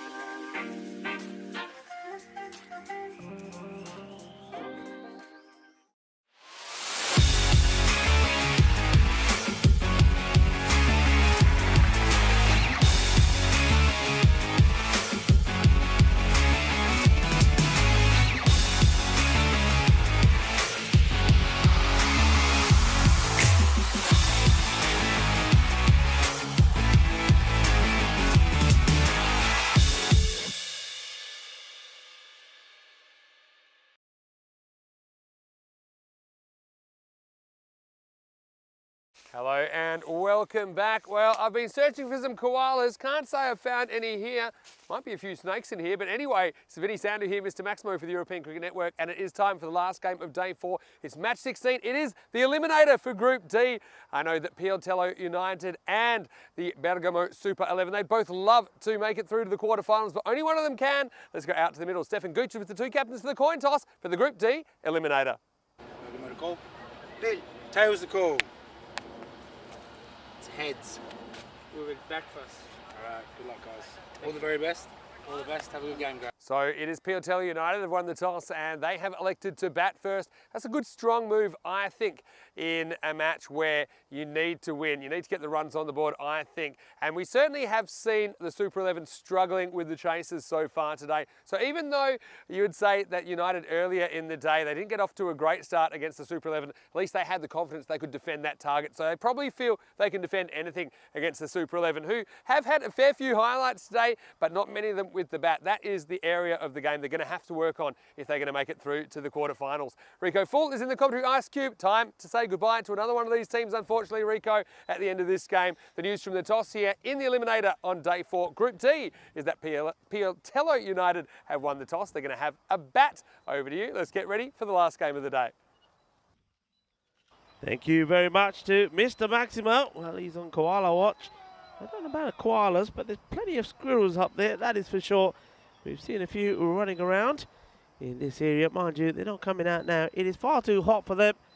They'll be out a bit later. Nice shot here off the ground. And also some of the background, the city, the very famous city of Milan. And known for his wonderful historic architecture, of course. And also for the Milan Cathedral. Is the 3rd largest Catholic church in Europe. The amazing building took 579 years to construct. It was only completed back in 1965. We are in Milan.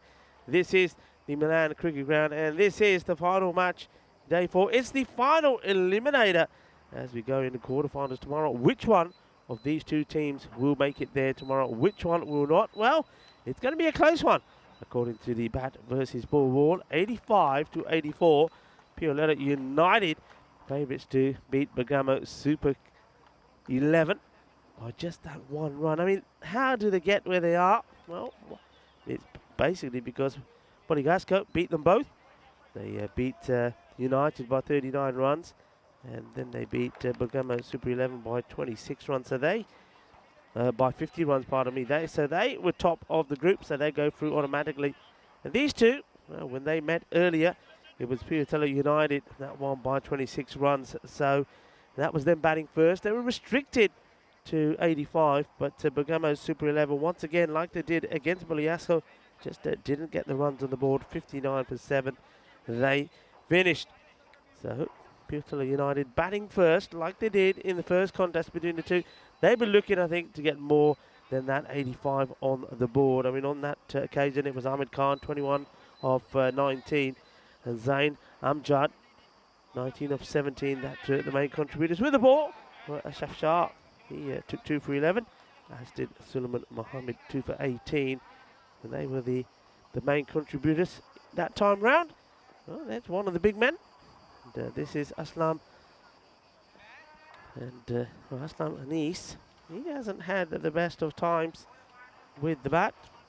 And if my memory serves me right, the last 2 times that we've seen him, he hasn't been able to get runs on the board. He waits at the non-striker's end. It's going to be Mohammed who's going to be on strike. And it is Salman Mohammed that's going to bowl the first ball of this eliminator. He's bowling to Ahmed. The umpires say, let's go. The action starts at the end. That umpire Silvio's on. It's in the air. But fielder's got to chase this down now. Should stop it. And he will. He gets the throw in. And, well, they take 2 and get there.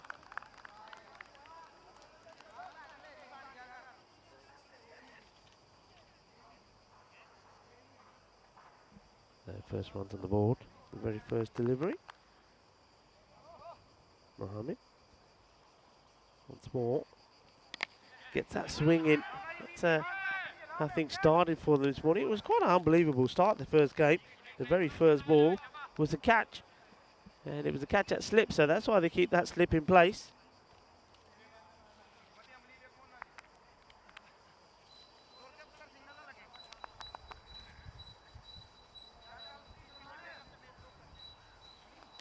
The sun just giving us a bit of a breather here at the moment. Just getting a lovely, beautiful breeze across the ground while that sun just goes behind a bit of cloud somewhere. This one is whacked away out on the onside. It gets fielded. Welcome back to everybody. Hope you had a nice break and a nice bit of lunch or dinner, depending on what time it is, wherever you are. I'm glad that you could join us back again. And certainly has been a very eventful session this morning. A lot of activity on the chat as well. So a big hello to everybody on the YouTube chat watching via our ECN YouTube channel. Remember to like. Remember to subscribe as well. As we see an LBW appeal. The umpire just has a little shake of the head that's going down the leg side. And a very big hello, namaste, to anyone that is tuned in the sub-Indian continent watching via FanCode. It's lovely to have you all with us. It's a European cricket family with, well, our family is a global family around the world. So many of you tuning in and enjoying the cricket. I hope you can enjoy the final match here today. And big nick here is there. Well, they're wanting it. The umpire is not moved and they're going all over the place. And one says, no, let's try the other. But let's see this again. Well, I tell you what, one man who's not moving is Aslam Anis. He's certain there's nothing on this. Let's have a look if we can pick anything up here. Don't see anything on that one, really. It's a big appeal. And I don't think there is anything there. And, well, he's already celebrating chuck the foot style. And the umpire says, well, you can take your foot there right back because that's not out. And he can't believe it. And, oh, well, give him a hug. He's sure he's had his man there. And, you know, he likes to celebrate. Salman Mohammed with one tip is wait till the umpire puts his finger up. Now Anis just steps away. I'm pretty sure a few words have been said to him by wicketkeepers. They do that sort of thing. This one has been belted, and that is out of here. That is big. Balle, balle, balle. And this is the turn for the batters to say, well, this is out. This is out of here. There you go. Take that, he says. You think you're going to get by wicket? Well, no, you're not. It's bang, smash, boom. 6 runs, 11 off the first over. 11 without loss. And, well, a spicy start here. And a man that likes it spicy, Mr. Maximo, is back in the booth. Yeah, that's the way to answer it, isn't it? Yeah, I'm not sure if there was an edge on that or not. I mean, there's sufficient doubt to justify the not-out decision at least. But, yeah, Nice goes large.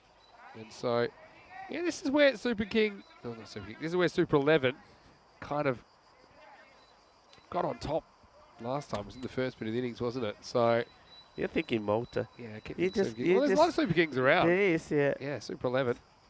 Always love the Roman numerals. I don't mind the old XI with the Roman numerals. Use it for golden balls too. Anyway, here's over number 2, Ashraf Shah. And the ball. Now this is poked up in the air. This should be caught, but it won't be caught. No. And well, there's a total traffic jam going on there. Then there's the throw at the stumps. Well, let's work out what happened here because they've got the slip in place. And it probably went over the keeper. And I think he ended up just sticking a hand out. All right, let's have a look. Oh, Rico, he's muted himself. And here we go. It's the old king of the pack as well. Oh, well, what can you say about that? I don't really know what to say about that. That's why you tune in. You don't want to miss an over.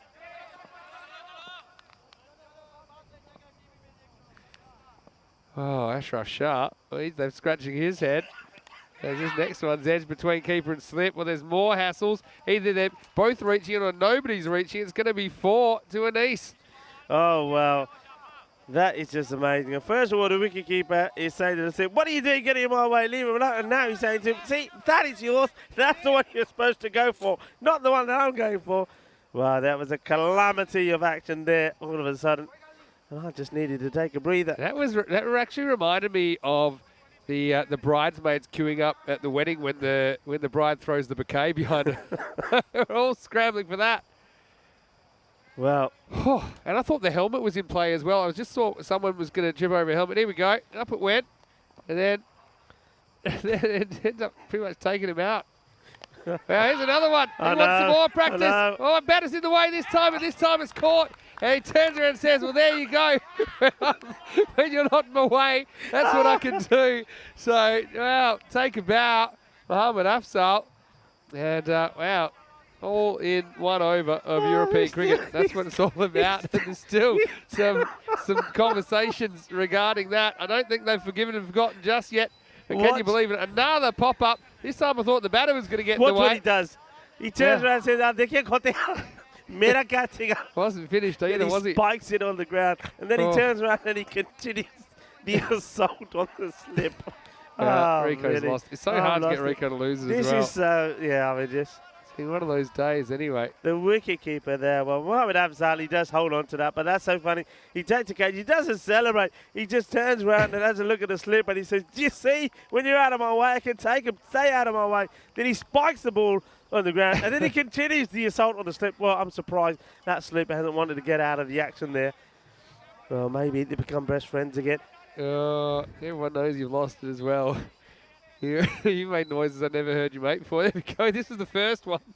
And then second time, he said, well, you better get out of my way. I'm surprised he didn't have the rear view mirror in effect. And he says, well, there you go. That's what I could have done if you hadn't gone out of the way. Never mind the fact he only got one hand to it the first time. Now the next one is driven away. They run. And they go to the wrong end here, I think, because non-striker backed up a long way. Oh, dear. It's going to be one of those, Vin. It is going to be one of those. Imagine if you dropped the second one, though. That would have been something else. So after all that action, it is Slum, and he's that was the man that was out. He was the one who they thought they had him, and then he hit a big six, and then eventually they do get him. Which way the leg side this time? It'll be Krumshazad. It's off the mark. Anyway, long story short, it's a pretty even start. I mean, what's a good score here? I mean, how many can the Super 11 chase? That's the question. Yeah. 70 to 75? I mean, they could do more than that, but just based on their current form, which is their only form, you know, they have struggled with the stick. See a miss this time, I think. And, wow, umpire having a good think about it. I just thought that maybe he just wagged his finger to say, no, it's not out. That's a very dangerous strategy. Let's just have a look. I just thought this was fresh air. Let's have a look what happens here. Yeah, we'll definitely never know. Touch. We don't get a great view. A few like encore appeals there where people just joining in. I think for me, again, sufficient doubt. Bowler was sure though. Yeah, well, at least he didn't do the tuck the fatte this time. Into the over. 17 for 1 and a highly entertaining start to this game, as you'd expect. Yeah, it's all happening out there. We always say it's a frenzy of action, entertainment, drama, and maybe sometimes a little bit of comedy that has us all over the floor, rolling around. And let us know if you've been running around on the floor, or if anybody on the YouTube chat that wants to share just what emotions they went through during that little phase of play between the wicketkeeper and the slip, getting into a little bit of an argy-bargy. Anyway, I think they're best of friends now again. Good chance to have a look at the field set here at the moment. You can see that on the offside, everybody seems to be inside. Classic slip in the backstop here for Ali Mubarak. And yeah, they haven't been afraid to bring a few in today, have they? Carmo Super 11.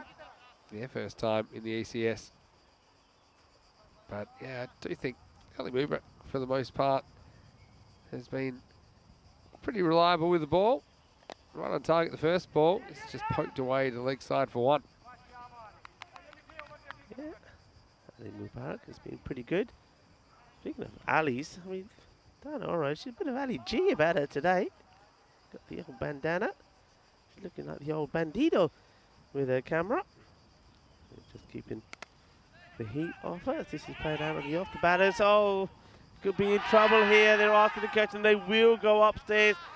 Well, does he get back in time or doesn't? Well, Afzal does the work again, and he's all friendly this time. He doesn't spike it. He's all for social distancing, Afzal. He says, okay, just give me my space. I have a feeling he might be in trouble here, you know. Good pick up on the half volley. Look at that. And this is gone. You watch this. You are out. So how about that? Nice bit of wicket keeping. All jokes aside, that wasn't an easy take on the half volley. You see, it comes in pretty firmly. And I think it comes in from Abdul Rahman. And he picks it up, knocks middle stump out of the ground. And the batter's going to have to go here. So yeah, he's got the message now. So Ahmed Mohammed has run out now for 5.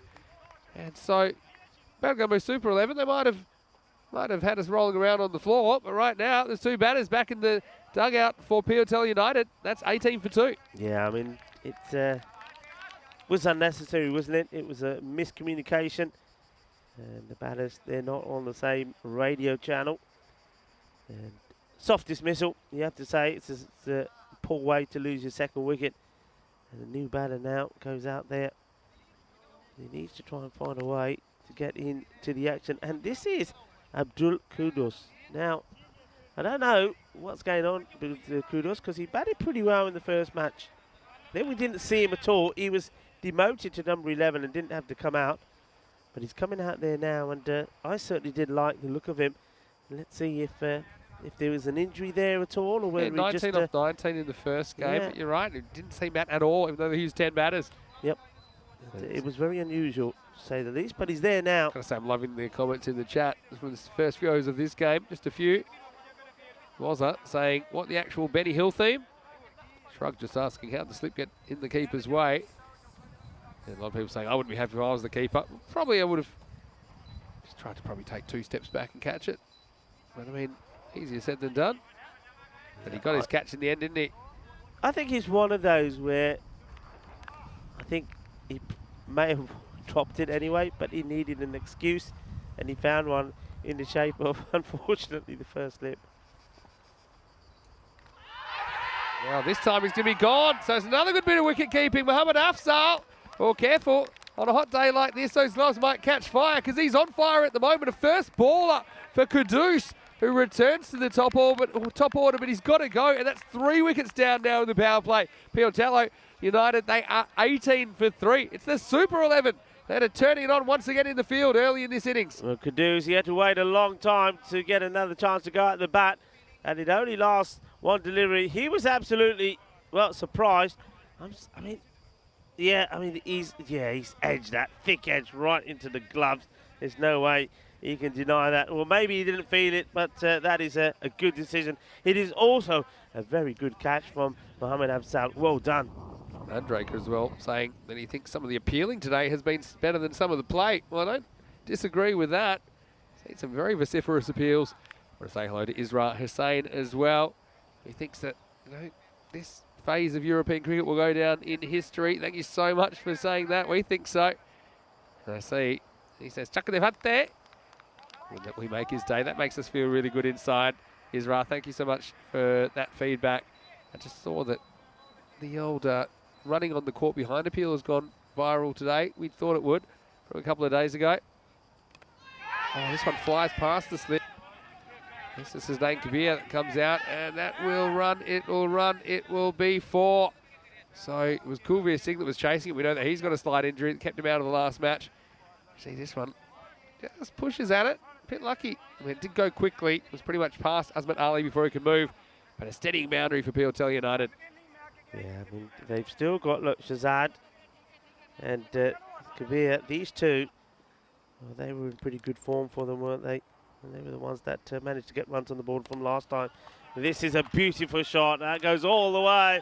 Balle, balle, balle, Kinasona, Shaka, again, just like that. Well, this is what I was going to say. When you remember in that first match, it was Karam Shazad, 24 of 14, and Hussain Kabir, 26 of 13. That really did get the runs on the board for them. And then they changed the batting order when they saw them again. And these two came up to open the batting, and it didn't work. I think they've done the right thing here. They've just kept them down. They're in now, an important phase. And really, these are the 2 wickets you have to get. These are the 2 batters that can get this score to a point which is going to leave Bergamo Super 11 struggling. Yeah, look, the run rate's fine as well. They're going at 99 pace. Got to keep it going forward. Ali Mubarak again. This is on target, so just blocked out. by Kabir. It's the end of the third over, end of the power play, and it's 28 for 3. Yeah, 3 wickets that have gone down, but like I say, the ones that have gone, I mean, okay, Abdul Qudus, he did bat well when we did see him once, but then we didn't see him again, so I mean, that's the problem. If he is fit, he should have batted, because if he had batted, well, if he had got his blip in that second match, it wouldn't have mattered. This is one where it matters. This is where you need him to perform, but still, you've got 2 very capable batters out there at the moment, and I think if they don't bowl well to them, they could take this score away from you. But like you said, the rate isn't that bad. Yeah. Oh, look. So it's been an interesting day of cricket for sure. But yeah, runs on the board. I like their move to bat first. I mean, Super 11 haven't looked likely chasing so far today, so why change it? Ashraf Shah coming into bowl over number 4 into the power play.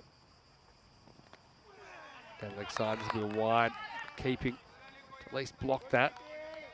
So, yeah, I mean, I actually think Mohammad Afzal's kept pretty well. I mean, we had a kind of comical moment where we've gotten a bit of a tangle with his slip fielder, but apart from that, he's featured a couple of dismissals and done a pretty good job back there. Super 11 just love 2 quick wickets. And another good bit of keeping up to the stumps. This time it's a dot. Yeah, he's not had a bad day. I mean, behind the stumps as well, and also he was one of the main contributors in the second match with the bat as well. So he's a handy player to have. Bit lucky to get away with that, maybe. Play through the offside. It's a long chase for the deep point, but he does well. Handles it, keeps it to 1. Good fielding. He does really well. Had a long way to come, doesn't he, on the ball. And sometimes it's not the easiest to ground field on here. He does, picks it up cleanly, and the good thing he does is get the throw in straight away, which means that the batter's only take 1. It was a nice shot. Well, Shrug has a question for you, Rico. I'll ask you in a sec. After this ball from Ashraf Shah, was pitched up and played pretty nicely down the field, but it'll only be 1. He wants to know, did the Super 11 consult you on their batting order during the interval, saying you had your ideas that one of them in particular should go down to number 11? And then, no, I mean, we get on very well with the players, don't we? We've had a great day with them, meeting a few new faces as well. Worked around the corner. This should just be 1. Yeah, no, there was no advice given during the break, but like Vinny says, it's always a delight to speak to them. We're really excited. I mean, the fact we're seeing more teams, we talked about this a little bit yesterday, we're seeing more teams getting involved, more teams kind of being put to the test, being put under pressure in this kind of environment. I think it does wonders for their cricket and for the depth of cricket in the country. Pretty well bowled, and we'll just get past the bowler, so we'll get a single. He makes a big effort, doesn't he, to go really wide and angle the ball in. It really does. I mean, this did take some doing, you know, and I know it was one thing that I really struggled to do. I'll be honest, I used to, when I bowled very close to the stumps, I could go a little bit wider, but I could never bowl at this sort of angle to try and get this sort of angle created. Look, it goes really wide and darts it in. I think it's just natural to him. But this one has worked away at leg side. Good clean pickups here at the moment. And that one go across Crocodile Rock. Thought it might have. Not far from it, you know. Yeah, well, it's on the replay. There she goes. And there's a nice shot of both the rocks there, actually. Yeah, just missed the Crocodile. Anyway, it's the end of the 4th over. The score is 35 for 3. Yeah, today we haven't quite had the high scores we had yesterday, but still, you know, it's 9.2 today. This is Group D matches. That tells you that, you know, something around the 90 mark I think is pretty competitive. Remember, Super 11 haven't chased successfully. Overall, all time here in Milan, including last year, it's 9.7. This year it's 8.8. I think that'll rise. I think, you know, we will end up probably over the 10 mark when you factor in the finals, which start tomorrow. And this is Azmat Ali, the captain, who comes on to bowl the first ball of his 5th over, I should say. I like those trousers as well with the Italian flag up the side. Driven, but 3 fielders guard the leg side. There's 2 of them. Able to cut that off. So yeah, just kind of plodding along at the moment. Signs of a partnership building here for PL United. Yeah, I think United know that this is a key phase for them. These two have to stay together. In the air, and don't think anyone's going to catch this. Going to fall safely. Nobody in front of square in the infield there. That's the danger. And what Kabir does there, just because he's playing safe, he just gets it all wrong. I think he's playing his normal game. He's smashing that away. And that's the danger, I think, if you're thinking in your mind, got to stay here, got to stay here, got to stay here. Then you play shots like that. I think you still got to play your normal game. Goes after this. I really like the way he fielded that last one, went back and bowled straight away. I think that's a tactic we don't see enough of. Just don't let the batter get set. Try and rush them. Often, if you rush them, it'll force a mistake. This is hit down the ground. This isn't a mistake. This one's out of the ground. Maximal! Kabir smacks that one, and Fletch does the fielding. Well, I think he even took that one cleanly. It's a shame that the camera didn't pick that up, but may or may not have thrown it back in. Regardless, it is 6 runs. It will be a handy 6 runs. I've got the end of the 5th over now. 43 for 3 at the halfway point. Tarek Sandhu's asking, best cricket nation in Asia? There's a lot of Asian-based questions from Tarek, but I'd say outside of the big 4, which are India, Pakistan, Bangladesh, Afghanistan, probably Nepal would be next, actually. Tell me if I'm right. Maybe UAE, Oman, a few little names. But, you know, we're always interested in cricket growing all around the world, not just in Europe. Maybe one day we will see that we'll have an ECS abroad somewhere, maybe outside the continent. Short, this is a gift, and it's cashed in. There's a koala killer, Maximal. Watch out for the drop bears and the drop kookaburras, because that one's out of here, 6 runs. It was too short, and it was punished. Yeah, this is a really powerful shot. The timing on this is absolutely fantastic, and no mistakes this time. And that's where he's at his best, Kabir. And I think he needs to keep saying that to himself.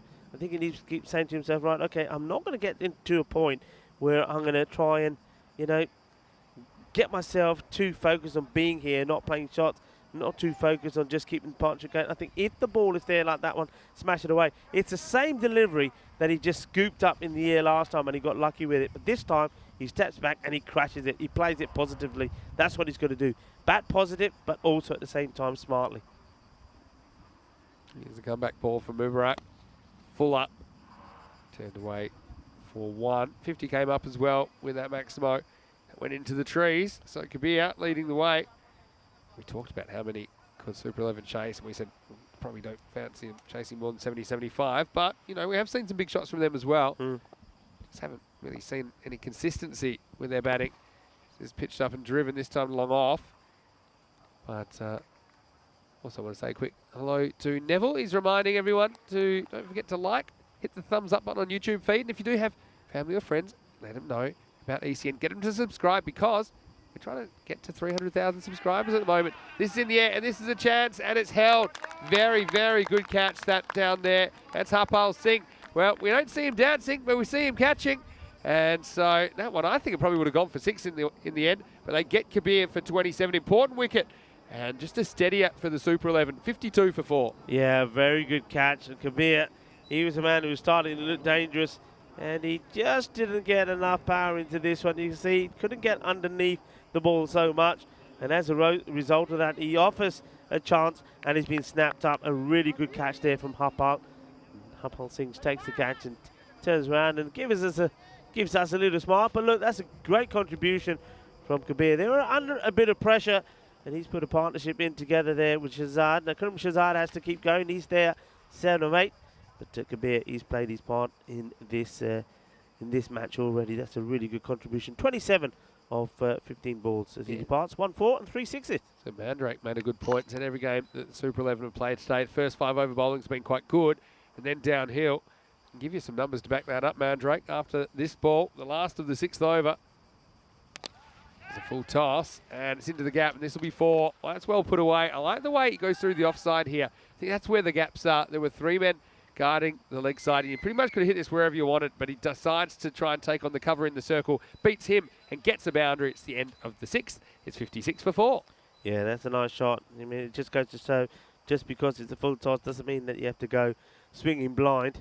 But he's placed this and timed it very well. Goes to the boundary. So it's all about Shahzad now, and he's hoping that Ahmed Khan can give him a bit of support as well. So let me give you these first half, second halves. This is when the Super Kings have, this is when the Super 11, I should say, I put a euro in a jar every time I say that now. This is short, and this will be 4 as well. So not a good delivery to start the over from Azmat Ali. As this one gets turned around the corner for 4. It's just short, just asking to be hit. That's exactly what happens.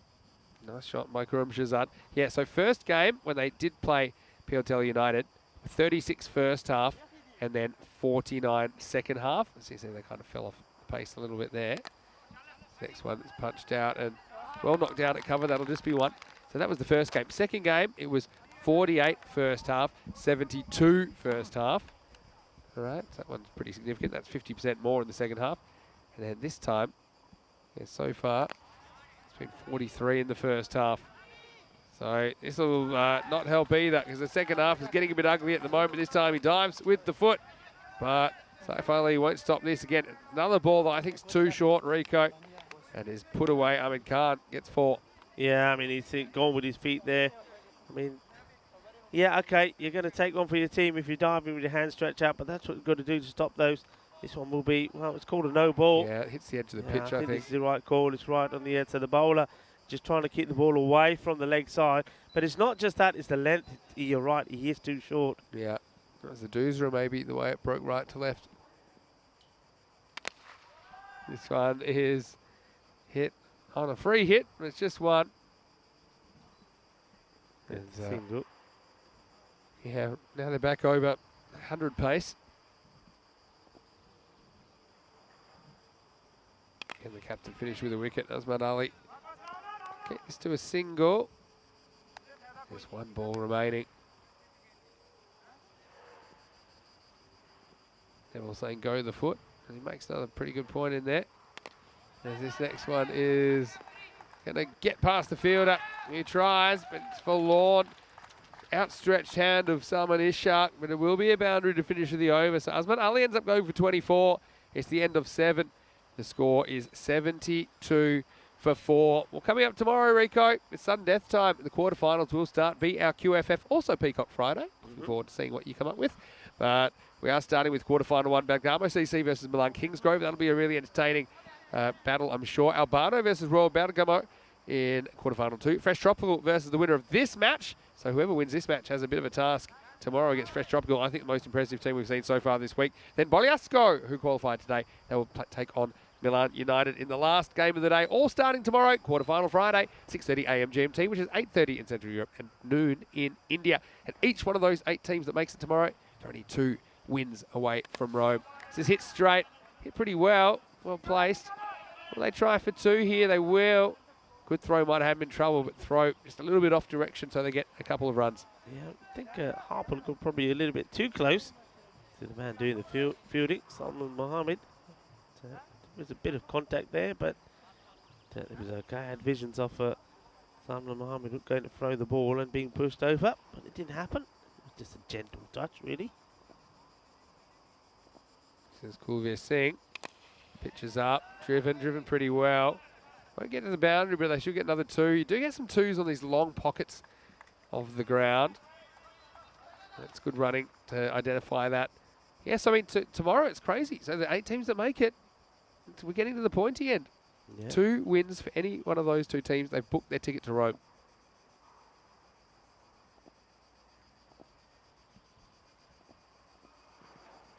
Gone.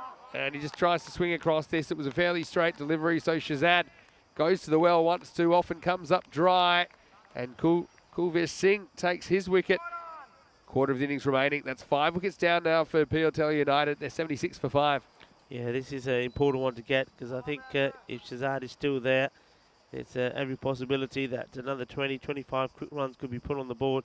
You see he's going for the shot here, but once again he just gets his foot in the wrong place, and the head goes up in the air. He's trying to go for the big one. So he departs. It'll be interesting here now how this goes. I mean, Ahmed Khan, he's already put a good contribution in today when they played in the earlier match. He scored 21 of 19, so we know that he's more than capable. But he needs a bit of support here now from some of the tail enders to just give him the support and see if they can take that score up to sort of between the 90 and 100. Exactly right. So what can they do here? I mean, you can somehow keep it below 100. then some of your hitters get going. Super 11, we have seen signs of it, and maybe they could chase these down. Yeah, the issue just has been with the bat, where they haven't been able to put anything together. Pretty firm, straight drive this time. A lot of work for the fielder. He does well. He gets down. They try two. Good throw has him in trouble here. At least if that had hit, it might have been out. Really good fielding. Now they're thinking of a third, but it's never there. Good work there from the fielder. I mean, first of all, gets the stop on and gets the throw. I'm just wondering if the bowler takes this cleanly. If he was and a chance, yeah, I think if the bowler takes this and gets it onto the stumps, he probably would have had it. Might have been close. I'm not so sure he would have had time to get back. But yeah, direct hit certainly would have been. That was really, really good fielding there.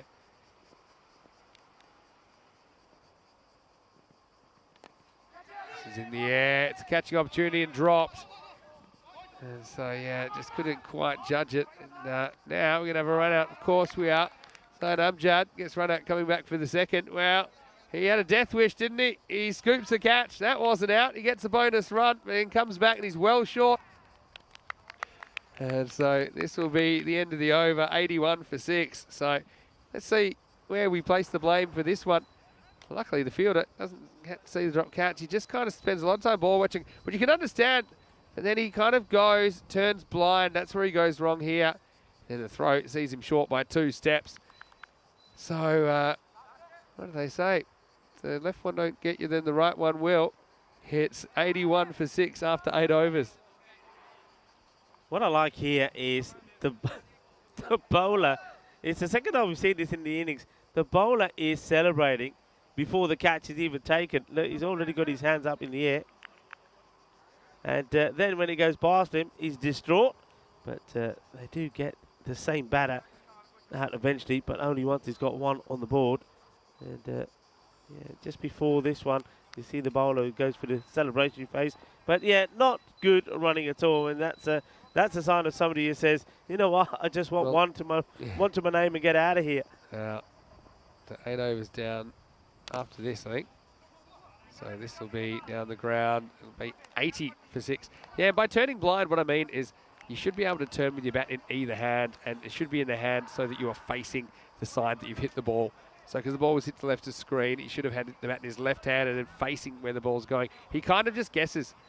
He puts his bat in his right hand, which is probably his preferred hand, but he's not facing the play. Now, some people, even professionals, will say they'll do that deliberately if they make up their mind they want to go for 2 because they feel they can turn faster. But I just feel, that, me personally anyway, I felt I was equally able to turn either way. I just think if you learn from a young age, then you shouldn't be any faster. I mean, when you have to turn left at the traffic lights, you don't panic, do you? Just because you're right hand.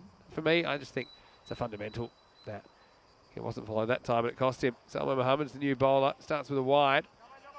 They're still on the way to 100 potentially. Going at that 10 and over, just above now. Salman Muhammad, he's been a good tidy bowler. He's bowled pretty well. He was the one who couldn't believe he didn't get a knees caught behind earlier. And then he was pumped for a big 6. So he's still after a wicket to his name. Firmly struck. The 2 fielders between them should stop this. They do. Nice pick up. And just take the single. Get the batting today. POTL United have scored 89 and 85. Look like they might outdo that this time. Malgamo Super 11 have scored 59 and 70. So, ready for them to chase this. They'd be going into uncharted territory. But normally we do see improvement in these teams throughout the day, especially the ones that haven't played before in ECN. This one's full and wide, but too wide. Yeah, just going a little bit too wide. It's Salman here at the moment, Salman Muhammad. What he's not doing is, and probably that's why these balls go wide, he's not getting that swing, Vinny. That ball is not swinging in. Yeah, it's true. He was swinging it in big before, it's just not happening for him. See if he can get it right this time. It's in the air, it's in the gap as well. So, something we'll think of it too. It's good secondary backing up from Ahmed Khan. This is something that I like to see, especially in this form of the game. Just look at Ahmed Khan who hits the ball. He hits it, and when he sees the throw's not coming to his end, he's actually looking for it. So he actually gets almost halfway down, and that way if there's a fumble, then he can quickly get to that end safely. Yeah, that's very good. Yeah, do like to see secondary that. backup a call that. He did it very well that time. Big swing and a miss this time though. As Ali Amjad tries to launch this one into the trees and misses. Just staying focused. Salman Mohammed just wants to finish this off. And 15 off his spell so far. If he can get 3 tidy deliveries in here, I think he'd be more than satisfied with his job that he's done. Of course, he would love a wicket. Hit pretty hard, hit straight at fielder down there. That's Harpal, that will grab it. Make sure that it's only one. So 8 balls remaining up to 85.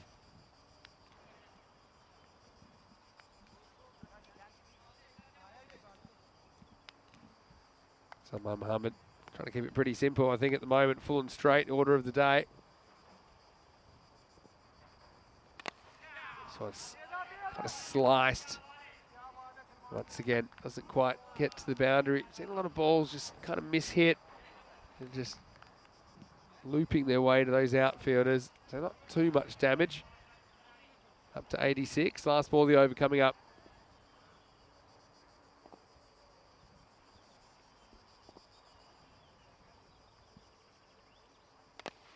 Goes straight and gets a bit of it.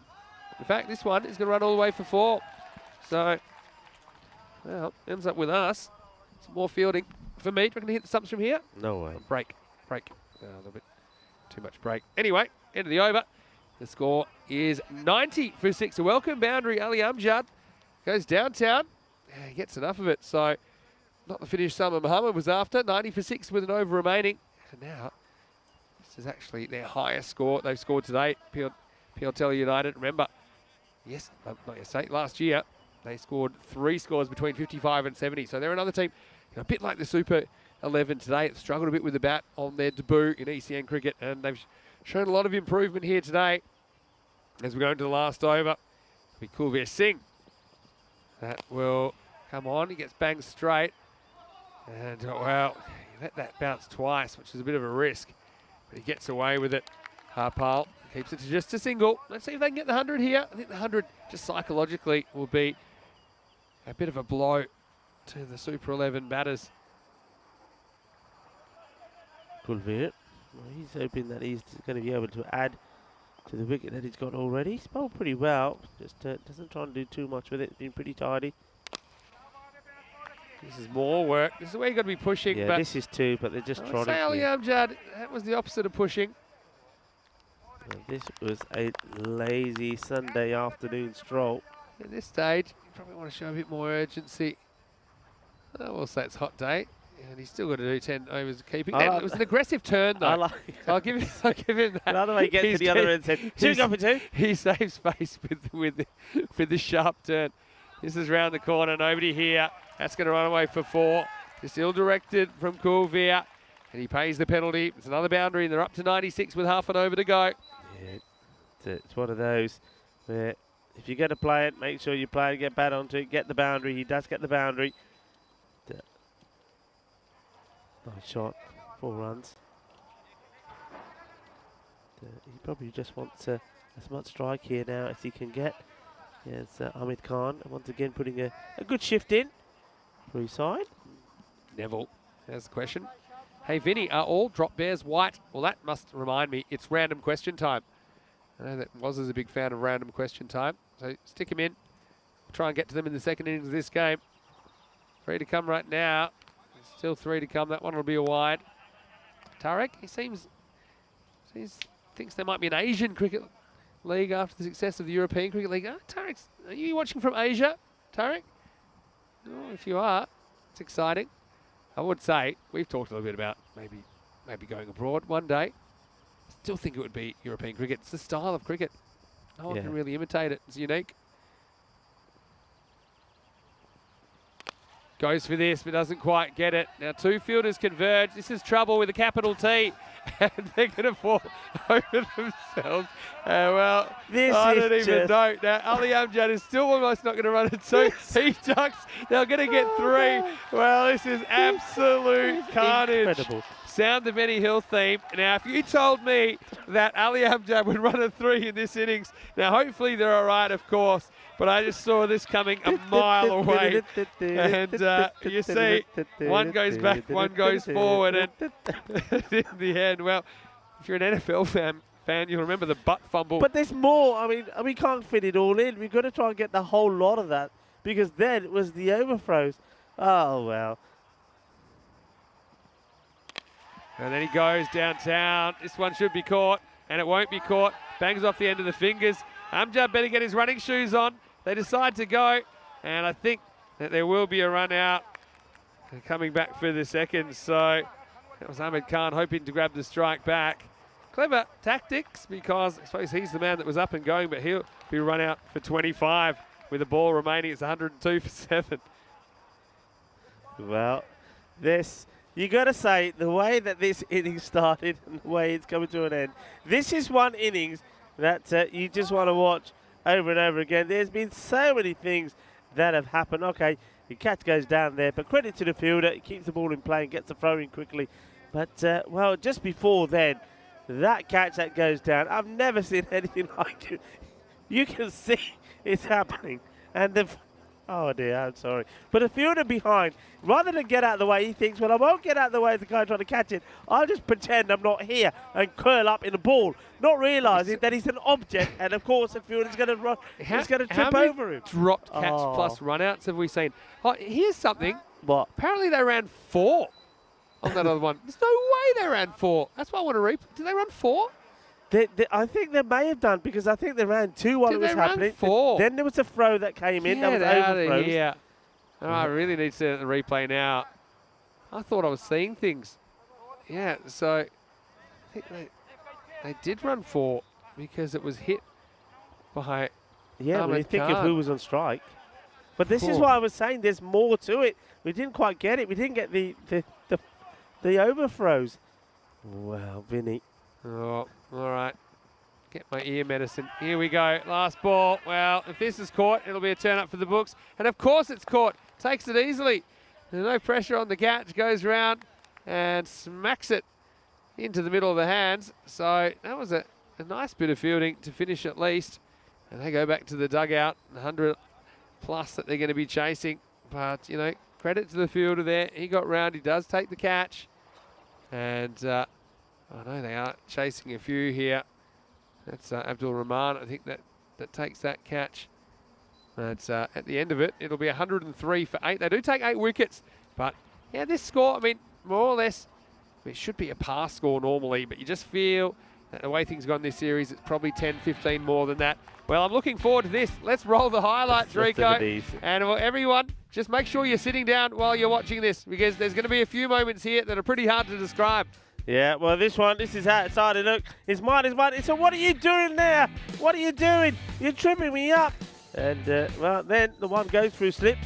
This one goes at the end. Now, look, I don't know if he got all of this. He finally takes the catch and he looks around and says, you see, stay out of my way. I can take it when you're out of my way. Oh, Vinny, it's just all happening. And, well, this was a run out. That was a good throw there. It's nicely done.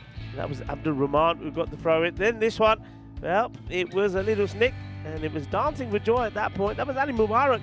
But they did get a couple of wickets early on. But then we knew that the likes of Kabir and Shazad were going to be the ones that they had to try and get. Both of them made good contributions. I mean, they did bowl a little bit too short, especially to Kabir. But Kabir was taken by a good catch there from Harpal Singh. He really did crack that pretty well. But as soon as he went, then that was the key for Shazad to start playing. He shot once again a little bit too short to him, a little bit too leg-sided. There was a few errors in the field, and those errors did continue. There were times when they made good stops and did good things, but there were other times when it was ugly, and that was a wicket. And a good one, well-deserved one for Kulveer Singh. He bowled pretty well, but then again, it was a field that let him down again at the end. Well, it was a drop, catch and run out. We'll get used to that. There'll be plenty more where that comes from. Ali Amjad muscled this one into the commentary ice cube, and Ahmed Khan came away. And now this is the moment. They probably get 2, then they go for 3, and they get 1 extra overthrow. So that was 4. So yeah, here we go. And then late on, another catch and run out combo, of course. That time it was Ahmed Khan trying to steal the strike back. And last ball, Asib Hamid, unluckiest guy in Italy. He skies one and it gets caught. So congratulations to Piatello United because they do bring up the 100 for the first time in European Cricket Series cricket. And they do finish 103 for 8 as we peruse the scorecard. And you can see a bit of a team effort. It was Kabir and Ahmed Khan after a bit of a shaky start that steadied the ship. 27 and 25 respectively. We did have 3 run-outs innings as well, but a couple of those were off-drop catches. Look, one thing I will say is there weren't too many extras. That was one thing you could say, just the 6 wides and no ball in that total of 103. Kuram Shazad also played a couple of nice shots for 17, and Anis, well, he went early on, but made a pretty brisk 11 off 5 balls. Let's have a look at the bowling figures. You can see that Ashraf Shah, for me, he was the best of the bowlers. Took the 1 wicket, went for 13. 2 wickets apiece for Ali Mubarak and Kulveer Singh, who bowled at the death. So no one really getting the treatment. But despite that, they are chasing triple digits. Well, the Super 11, well, hopefully one of their superpowers is the ability to shapeshift. And they're going to have to shift into a good chasing team if they're going to get into the next round.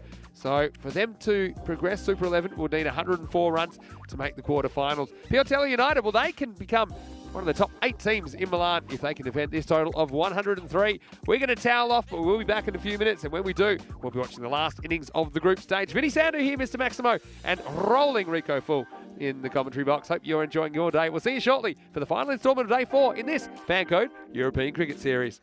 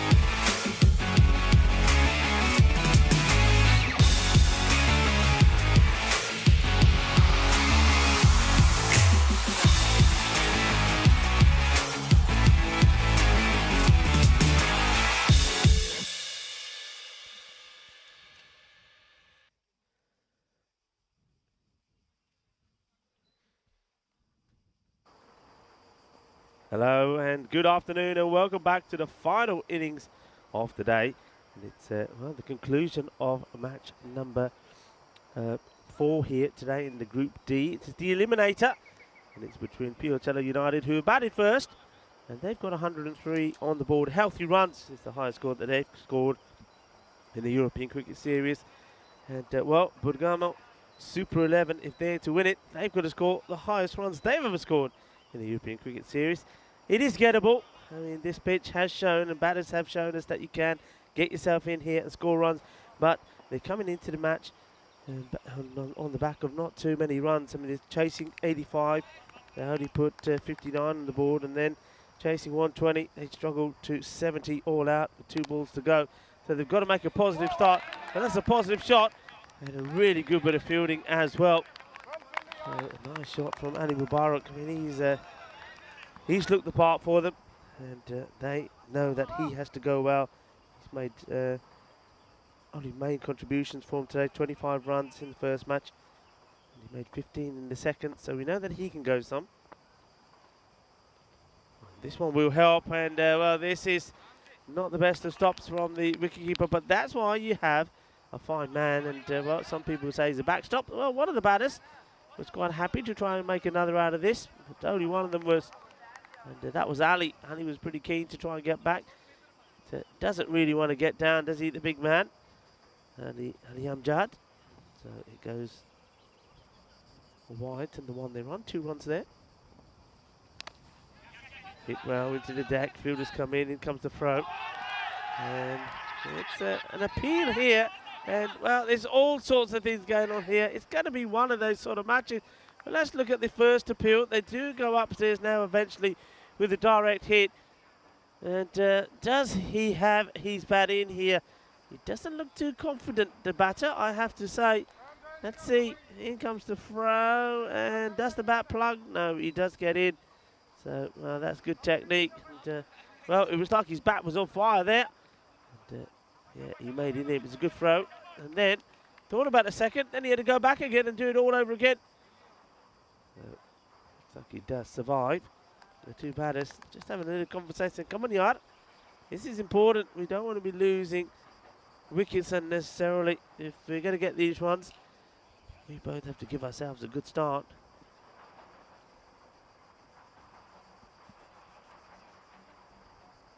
Mubarak and Safi Ali are the openers. Kabir is doing the bowling.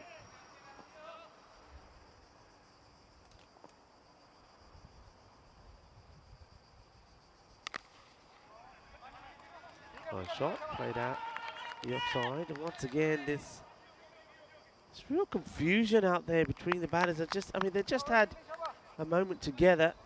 And you would have thought that they would have ironed this out, but I mean, it's always a run there, of course. You've got to take these.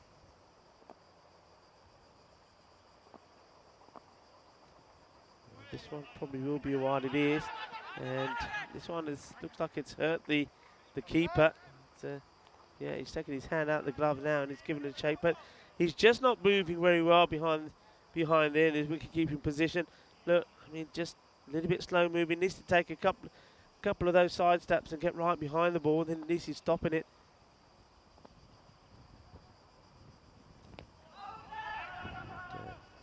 Going down the leg side. The batters will come through and take the leg byes. They're keeping the score ticking. Runs whichever way they come, whether they're off the bat, off the pads, they'll take them. They need them. It will be a historic chase for them if they're to do this. It's well bowled and well dug up as well. It's been a good performer, hasn't he, for them, as Husnain Kabir.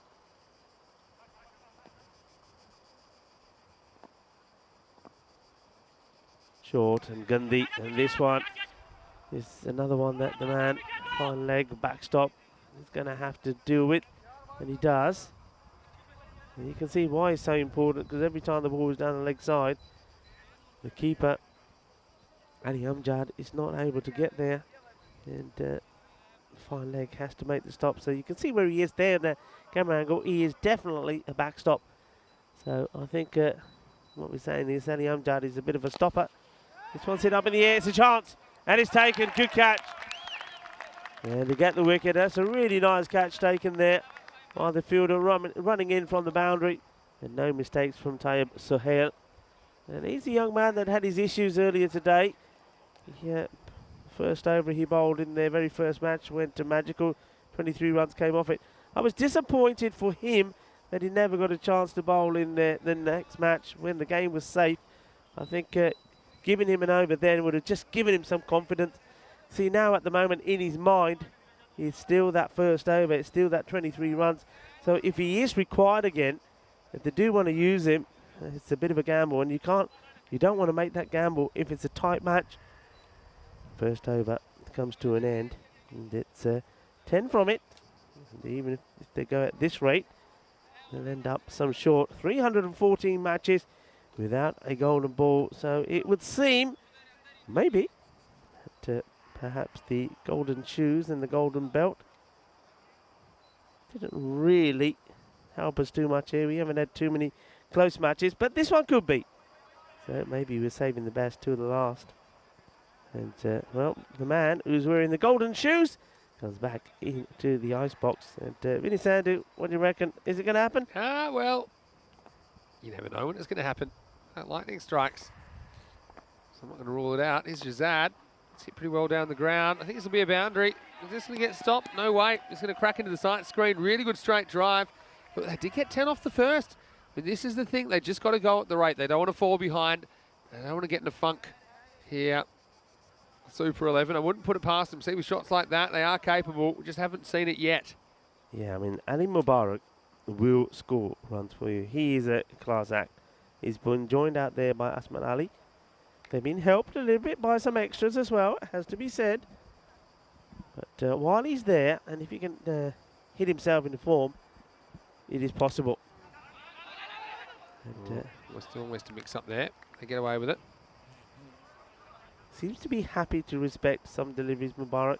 He doesn't seem to be pressured to playing at every ball. He knows the ones that he's going to go after.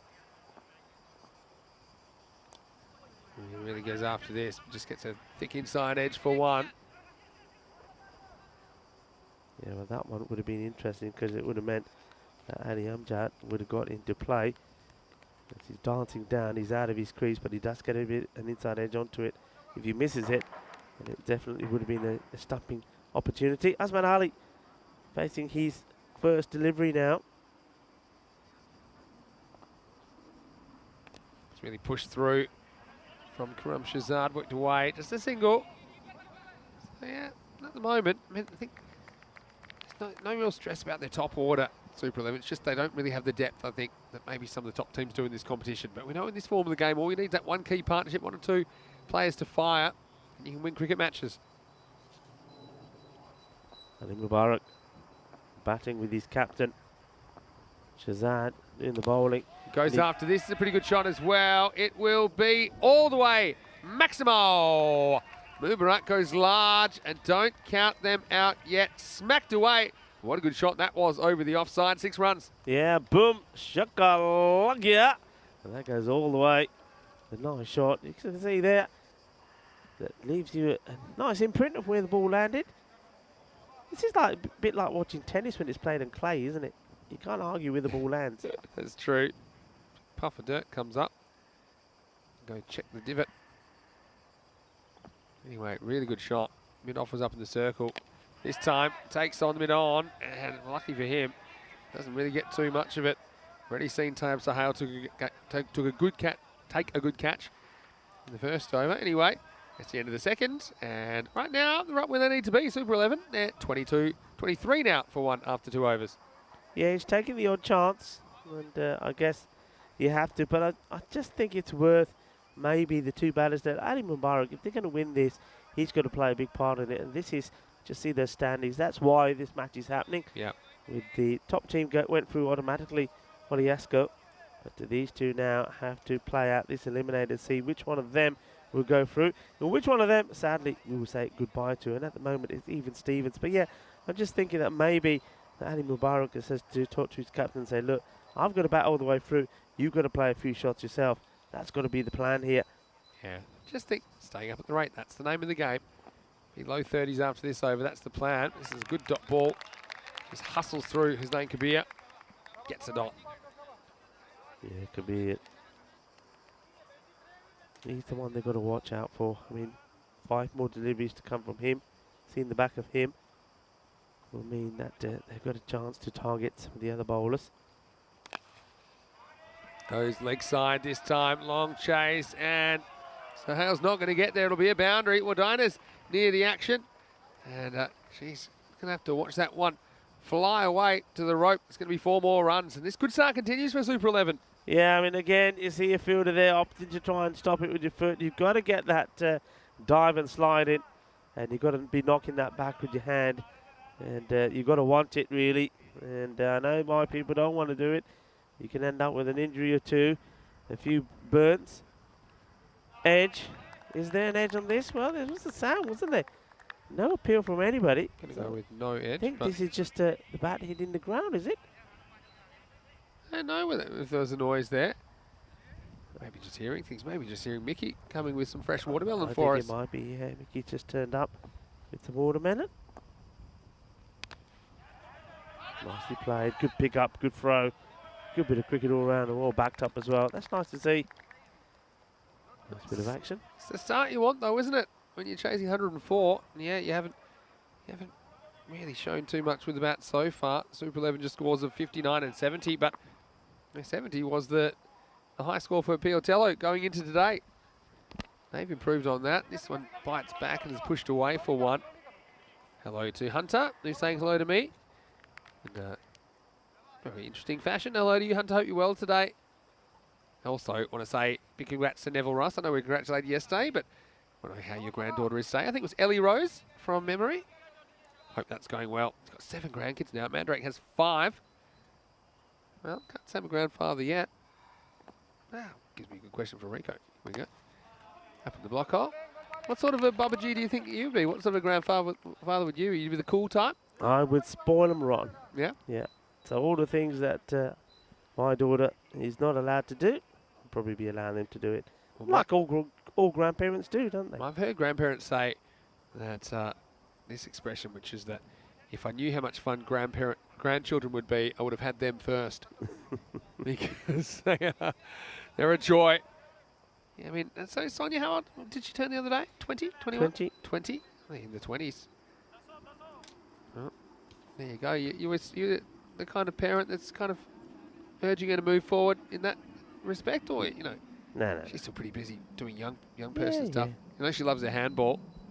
Yeah, still at uni, still got a uni to do, and loves to handball. And, when it happens, it will happen. All right, here we go. And this is a pretty good shot as well. It just goes with. This is 4 more. Well, guess what? Super 11. I'm waiting for them to, like, rip their shirts open and show the capes underneath. Right now, this is a really good start. And the 4th over starts with a boundary. Yeah, I mean, it's an interesting field. I mean, they've got that fielder who goes back here now. They've had a fielder out there all the time, and as soon as he gets deployed to a different part, the ball gets smashed into that area. So they get 4 runs, and now that field needs to change again. Yeah, I mean, you've got to have your long off and long on back, really, if you're going to be bowling this line and this length. And they've made that change here now.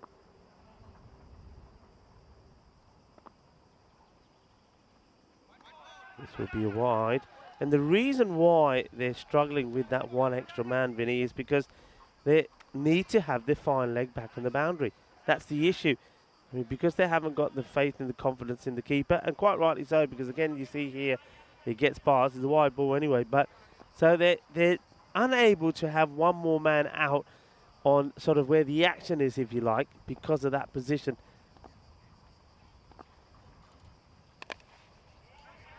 It's nicely played, gets to the pitch of this, plays it down on the off. So this is turning out to be a very important partnership led by Ali Mubarak. Has to be said, all right, he's lived a bit of a chance life. He's hit the ball up in the air a few times, he's landed in spaces, but that's what one batter has to do if they're to stay on board here. And this one will race away. And that man at fine is, well, he does very well to stop it. And gets the throw in. Well, he's been worth his weight in gold, as he at fine. He's made a lot of stops. And certainly keeping those ones to 1s and 2s as opposed to, well, 4s, what they would normally be. Asman Ali, the captain, looking to play the captain's innings, looking to get his team into tomorrow's quarterfinals. It's this pretty well up in the air. There's nobody at mid-wicket, so 4 more runs. And there are holes and gaps in this field. The players where you expect them to be are not there. And this one, well, once it goes over the 30-yard circle, it goes into a vacant space. And that's 4 more runs, and they're very much on board here. And with Gama's Super Kings, as Vinny would call them, the Super 11, they're going well. They're getting good guns here.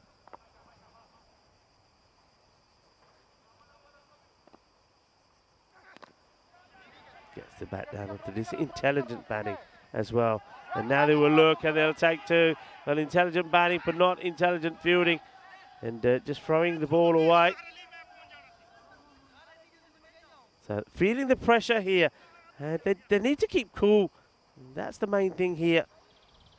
I think United need to keep cool. They need to be saying to themselves, look, guys, we just need 1 wicket. That's what we need.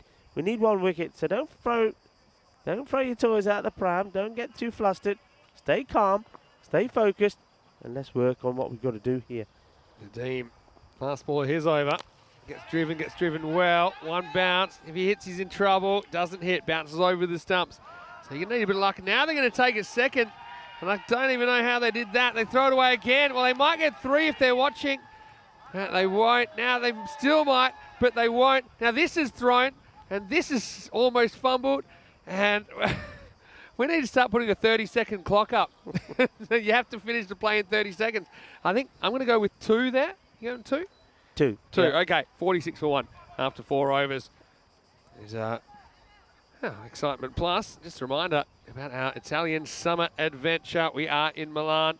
We have 2 qualifiers this week. The reason there's 2 in Milan and 1 in the other places because there's more teams in Milan. So we're going for about a 1-in-6 ratio, 1-in-6 to 8 ratio. So 2 teams from Milan will make it through the Super Series.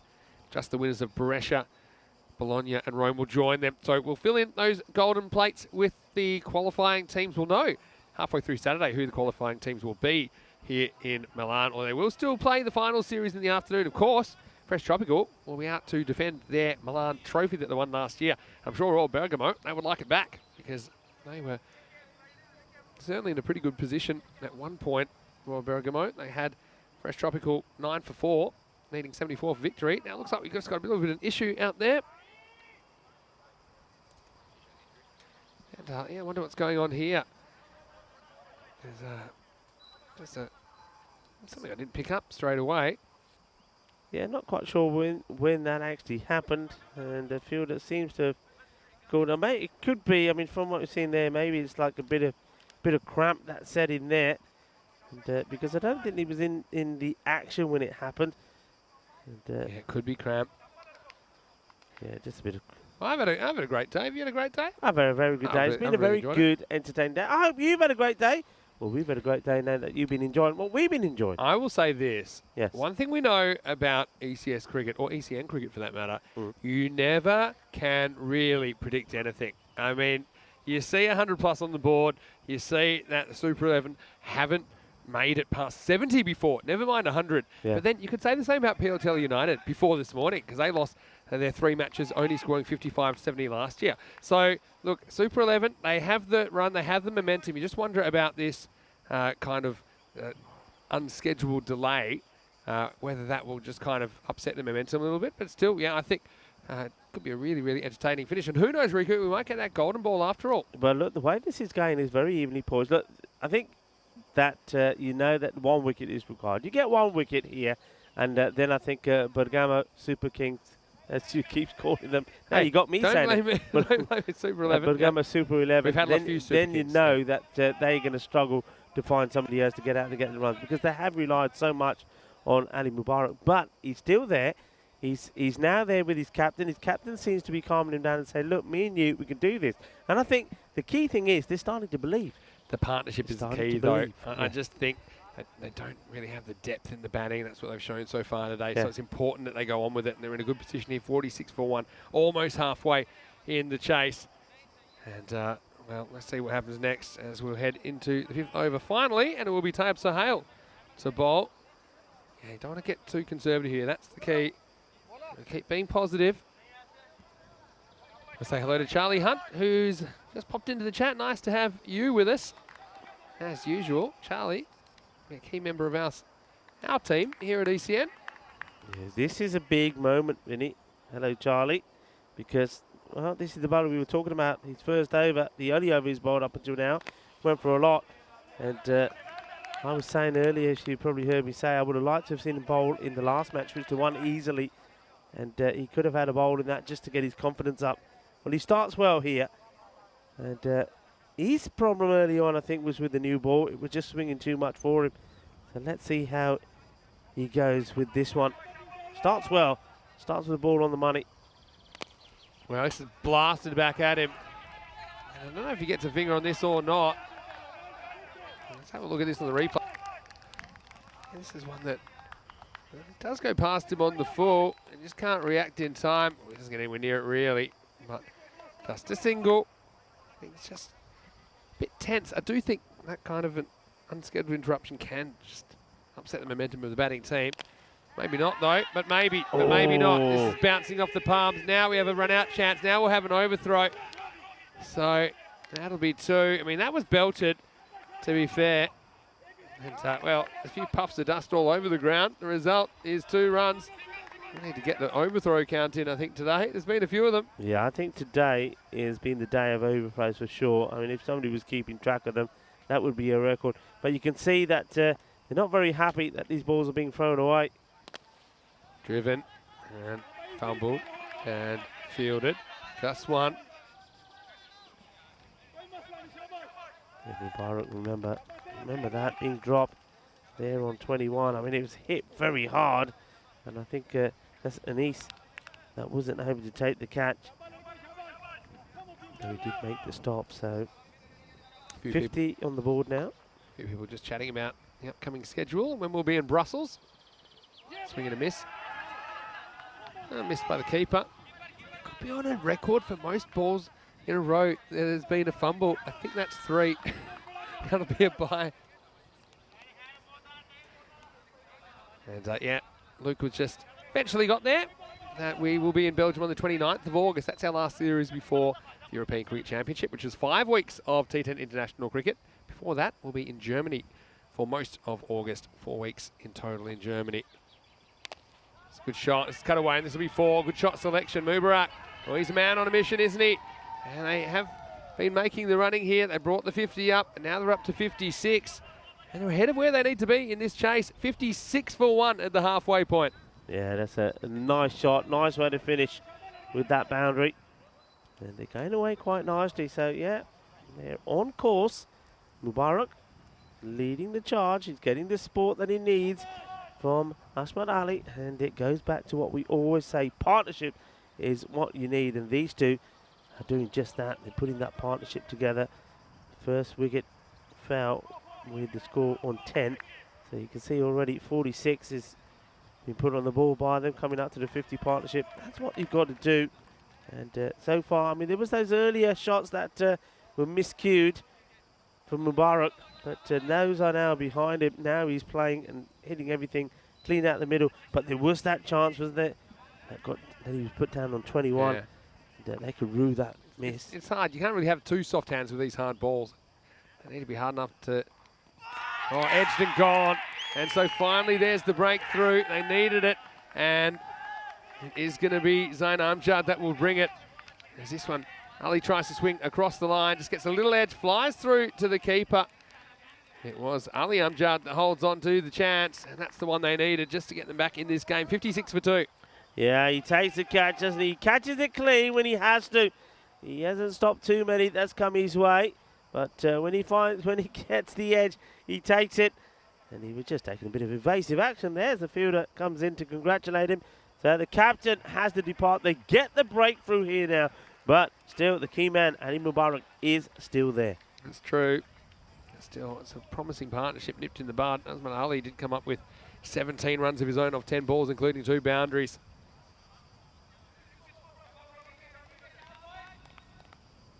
So Zain Amjad is the one who gets the wicket. And the new batter strolling out there. It looks like it's Harpal Singh. He's quite a tall guy. It is Harpal Singh, yeah.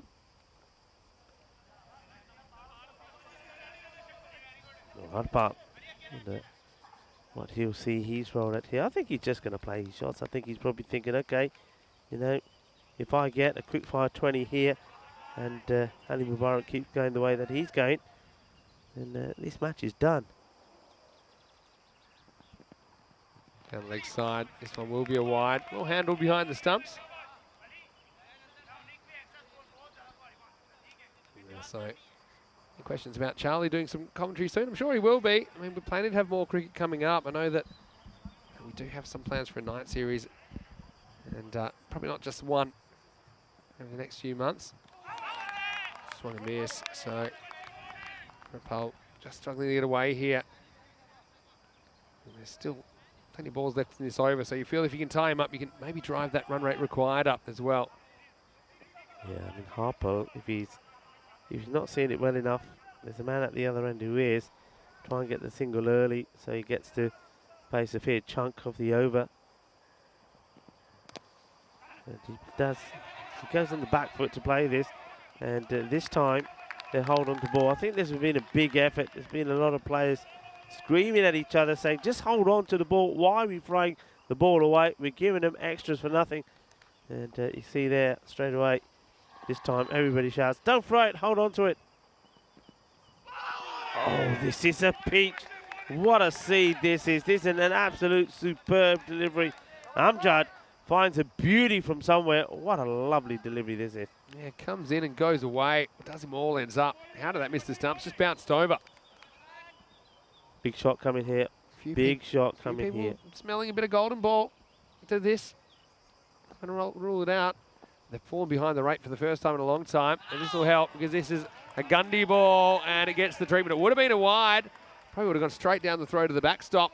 But instead, it does go for 4. Gets a fair bit of bat on this. Helps it around the corner. Another 4 to Ali Mubarak. Yeah, lets himself down a little bit here, the bowler. He's bowled very well as Zain. But then on this occasion, he just goes down the leg side. And yeah, you're right, it could have been a wide and bowled again, but he's backed himself to clobber this to the boundary. Important shot, and this still is an important delivery. 6 of the over, another boundary will keep them right where they want to be. Oh, this one could be close, but it's going down the leg side. Picks it up, thinks to throw, then doesn't. And I would have considered that only because he's Mubarak. Because I think if he throws and hits, probably would have been out. It's not a bad shot. He's mid-line, but I think he's so far down that by the time it reaches the stumps, it's probably missing. Yeah. So I think it's good umpiring. Mubarak gets away with it, keeps the strike as well. 63 for 2 after 6 overs. Yeah, it's a good over, isn't it? I mean, it just means that the rate just climbs slightly. But look, it's still very much in their grasp. They've still got plenty of wickets in hand. I mean, Harper, he has to play his role, and his role has to be to try and get the strike to the main batter, Ali Mubarak, and not chew up any deliveries. That's what any batter's got to do when they come out there. But at the same time, if it's there, then you crank it, but you don't want to be swinging and missing. 63 for 2, 6 overs gone. And, looks like that they're going for Shazad here to bowl. Yeah, Karim Shazad, big over this. Slots it, hits it straight to the fielder, decides he doesn't want to run. Mubarak, I think, gets that he needs to face most of these balls if they're going to win. Yeah. Not all, but most. I mean, he's going to need some help from Harpal Singh, but Harpal hasn't been that convincing yet. I think he likes this matchup and he wants to get a boundary or 2 this over. Plays this and doesn't run either. So this is the other thing when you're not taking the runs, which I can understand. You're not going to take the marginal ones here. It does build pressure to get that boundary. It's wrong though. Yeah, I mean Harper's only had 2 balls, He's your number 4 bat. How can you not That's have why, confidence in because him? he can smack this, and he will. We get 4. So we've seen it before. Mubarak, uber confident that he could deal with this. I think it's just he fancies Shahzad's bowling. That's why he was annoyed a couple of times. He didn't get it past the infield. That time he does, and the outfield, 4 runs. Yeah, okay, fine enough. That's 4 or 3 balls, though. And that one was a little bit too short. Let's see what the reply is going to be from Shahzad. Yeah, needs to keep going. Needs to get on a bit of a run of boundaries, I think, to get him back in this. Goes for this. This time he will have to take the run and handled. That's the other thing. If you hit to the outfield, you know, you often can get 2 on a fumble if you hit it into a gap. It has some kind of longer pockets of the ground around deep cover, deep mid-wicket here at the European MCG.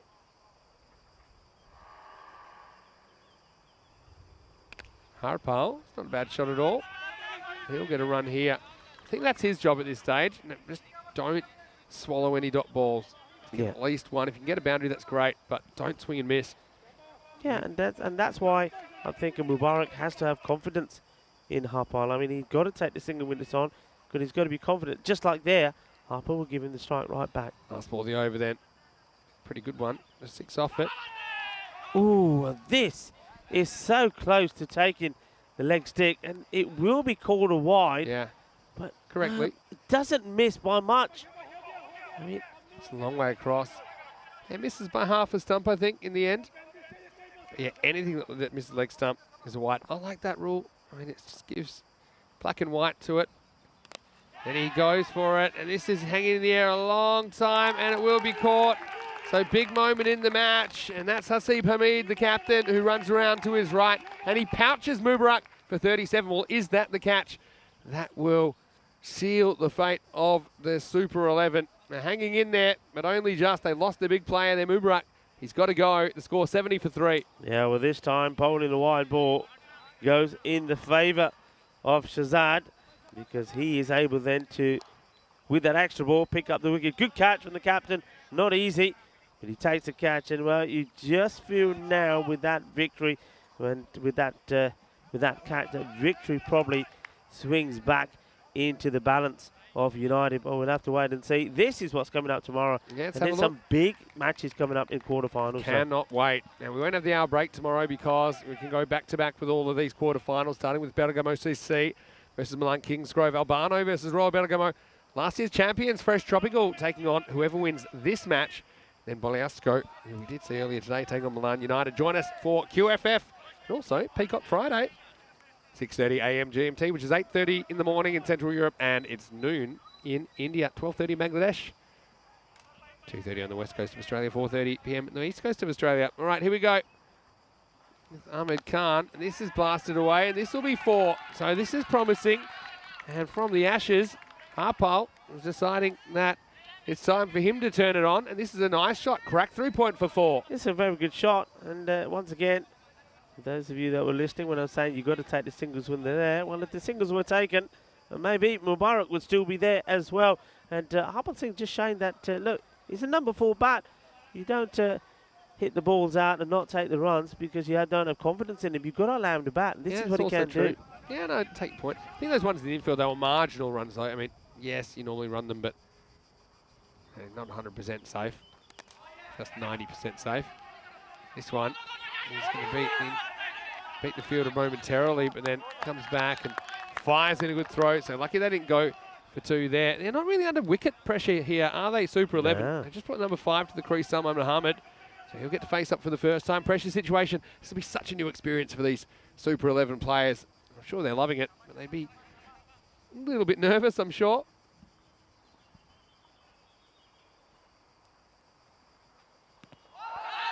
Nope. We'll scramble through for a leg by, which is important. Yeah, the umpire signalling straight away. It's going down the leg side. Just see, look where it pitches as well. Pitches. That could well hit the stumps. stumps. That's probably hitting him in line and hitting the stumps. But as soon as that ball bounces to the right of the leg stump, cannot be given out LBW. I should say, shouldn't be given out LBW. Yep. Good umpiring. What a game this is. Pretty well bowled, but also nice shot. Mid-off's up. I like that. And just trying to maybe induce him to hit over the top. Got the square boundaries covered well there, the shorter ones. The long off, take mid-wicket. Not a good ball. This is going to go to the boundary. So take that, and Salman Muhammad, he's off the mark in style. What a good shot that is. Wasn't a good ball though, Rico. It was short, it was down the leg side, and it got what it deserved, 4 runs. Yeah, Gundy ball. It goes all the way to the boundary. And well, the fielder's got to get in there amongst the snakes to get that one. And they're calling him back. They said, don't worry about it. It's too dangerous in there. Come on back. It wasn't a good ball. And he's let himself down once more. You see, as long as they can keep picking up this boundary or boundary or two every over, I mean, they're there or thereabout. We're going to have a really good finish to this match. It is going to go down to the last. Question is, how many will be required? Yeah, we don't know yet. Here's Ahmed Khan. Last ball of his over. Better one. Full, straight, but probably just missing the leg stump. Straight-ish, I suppose. Oh, I don't know. I mean, the umpires, there's not a big appeal, so maybe it is going to miss, but it's really full. Yeah, it is full. Hits him on the back foot, does it? Yeah, it is see, missing. gets a good look at all 3 stumps there, so it's a good decision. 82 for 3 off 8. 22 runs required off the last 12 balls. It's, yeah, could we have the blockbuster that we've been waiting for? 314 matches without a golden ball, Rico. Do you think we might have one here? Wouldn't bet against it at the moment. Well, the Worms have come together. And you got the The golden old double shoes. helix to that. Have Tell the me. golden shoes brought you the luck. Golden shoes, golden belt today, just saying. Doing what I can, doing my bit. But this is such an important over now here. So, Neville said if the batter doesn't play a shot, they've been given out. Well, actually not to all that pitches outside leg stump. So even if he was to not play a shot there, he'd be safe. So you can't be given out under any circumstances. I think what you're thinking of is if you get hit outside the line of off stump, then you can still be given out if you're not playing a shot. Don't see it very often. Sago Reddy liked the worm graph. Well, the worm's been a bit hit and miss today. Rico doesn't like the worm either. Zain Amjad. If we get enough of a petition, we'll replace the worm. Right, here we go. Well, here we don't go. Well, Vivek is asking me if I've got golden ball alarm bells. I mean, I'm not the only one that's waiting for it. I think everyone knows that we're due. 31st of March. Jeez, it's a long time ago now. Apul Singh, man on a mission. Goes up in the air again in that area. Where's this going to go? Is the fielder going to be able to stop this or not? And, well, he does. I think he gets more luck than anything else in doing it. They will take 2. And, well, it's got to be stopped. Yeah. There is somebody backing up. They thought about a third there, but they decided it was a bit too risky. I suppose this way you keep Harple on strike, because he does kick it, then he has to go back and get it. He had no help out there. Just the 2. Apple, that's the area he's been hitting at the moment there. Got the field well set to him. Got that sweeper in place. Oh, the tension. You can feel the tension. Oh, yeah, I can feel it. Slower ball, picked, hit. This one, I'm guessing, goes pretty close to Crocodile Rock, but just the one. So, what's that? 18 off 9. Still need 2 or 3 boundaries here, I think, in these 10 balls if you're going to get there. That's no problem, Neville. I think I knew what you were getting at. Another dead ball. What do you think about this? One team stays, one team goes. These two knocking each other out. Fresh Tropical probably enjoying watching these two. We needed a Spend a lot of close one energy. today, didn't we? We needed a close one, and we got one. Goes for it. Not a good shot, though. He's going to be gone here, and he is. So, Muhammad goes for 5. More importantly, it's a dot ball. Zain Amjad does the trick again. He's got 2 for 10. 4th wicket falls, 86 for 4. And that makes it 18 off 8. New batter will be facing up. Yeah, I mean, it's, you can see what he's trying to do. He's trying to get this lofted all the way out there over the fielders, out on the off, but he's not got enough on it. It goes up in the air. And the fielder has to just keep his calm, keep his nerves, keep his cool, and he does. He takes the catch. And another batter goes. So now it's time for Kulveer Singh to come out. Tonight, I'm already thinking ahead. How many do you want to go for last over? I mean, yeah, you're not probably super confident getting more than 15. 18 off 8, so you got 2 to come this over. Coolvier, does he just swing away twice? If he gets a 1, then you kind of got Harpole wanting to get a 1-2. Having said that, you know, he's the number 6 bat. He's not a tail ender. Coolvier coming in here. Let's see what he can deliver. It's just decently. They'll get 1. Will they think of a second? Well, there's a slight fumble, but it's gathered pretty quickly. And well, they do just get the 1. Yeah. So now this is where I think Harpole is thinking, look, I want minimum 1. I don't want to necessarily swing and miss wildly. If I get a really bad ball, of course, I want to put it to the boundary or over. But I think he does want the strike in the last over. 17 off 7 required now. Goes after it, and this might be caught as well. It is. So once again, a nice bit of catching. Well, he's been hot down there, Ahmed Mohammed. And Amjad does it again. Zain Amjad takes a 3rd wicket.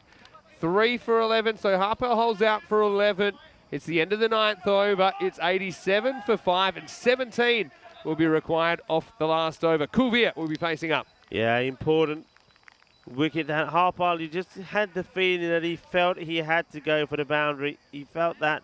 He felt the need to go big. He tries, and that's 2 batters trying to go over the field on the offside, not getting it right, and the catch taken by the same man. The man who stays cool, he stays calm, and he stays collective. He takes the catch, and Harpole has to depart, and he's made a good contribution.